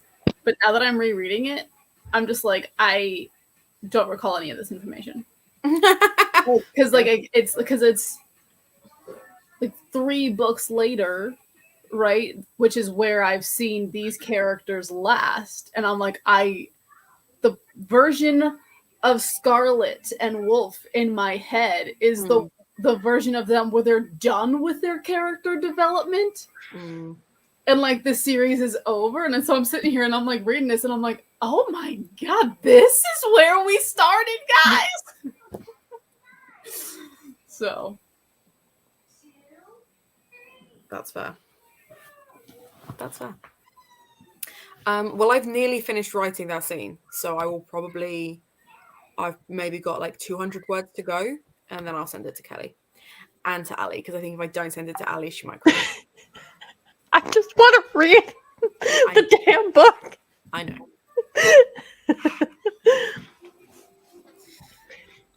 Let's see how everyone else got on. Oh, I also read like 10 pages as well. So nice. Something. So Faye is reading Fortuna Swan, got halfway. Not quite living up to the hype, which is a shame because Becca has never failed me before. That's fair. 35 pages of Fangirl, 50 pages of Uriah Heep Buddy Read. Going to continue Final Offer now. Nice. 50 pages of Fortuna. Cat. Either I'm going to pick up a short book because of my 2 400-page books of feeling slogged on it. That's fair. Metro Station. Hannah's playing Peekaboo. Yep. I'm watching Whisper of the Heart. I'm loving it. Nice. But I'm also falling asleep, so I'm going to go. Good night, Celine. Thank you for being here literally all day. I finished watching the episode of the show I was watching. Go on. I just mathed. I just mathed.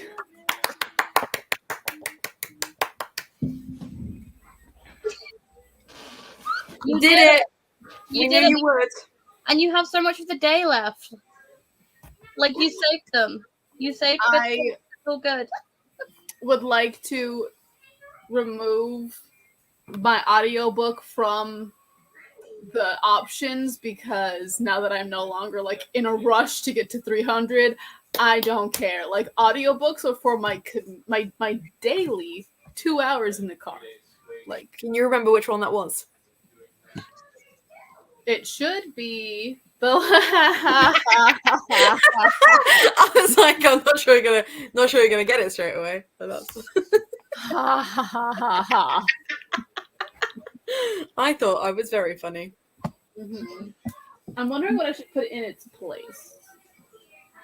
Because then, whatever I pick, if I'm not picking the audiobook, then whatever I pick in its place will not count like towards the mission. Well, I guess that it wouldn't matter because anything I read for the mission today, literally, I already completed it, so I'm free to read anything at all. Yep. Okay, so I will ask y'all. I am at the beginning of the short one and at the end of the second one of the big one. But like, there's like 15 books on Storygraph of my currently reading. So like, I need to just finish these flipping books. Like, because I'm literally only reading 4, right? 4 or 5. That's it. Not 15. But I've started things. So the first one is part of a read along. And I'm several books behind at this point. With The Color of Magic. Nice.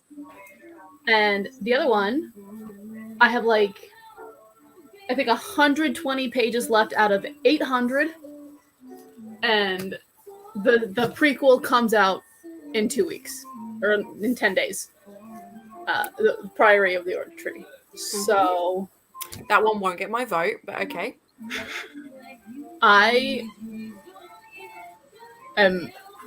I've stopped because I don't want it to end, but that's no longer an excuse because I'm getting a prequel. I get to have more of this world in 10 days. So how am I still stalling? I'm still like, no, don't be over. Mommy. So, but my 6 was laundry. Do you want to see this, Mommy? So I could include both and have 6 be laundry. Like start with like either throw it in the washer, put it in the dryer, put it away, and then continue whatever the 6th book is. Do you want to see this, Mommy? No.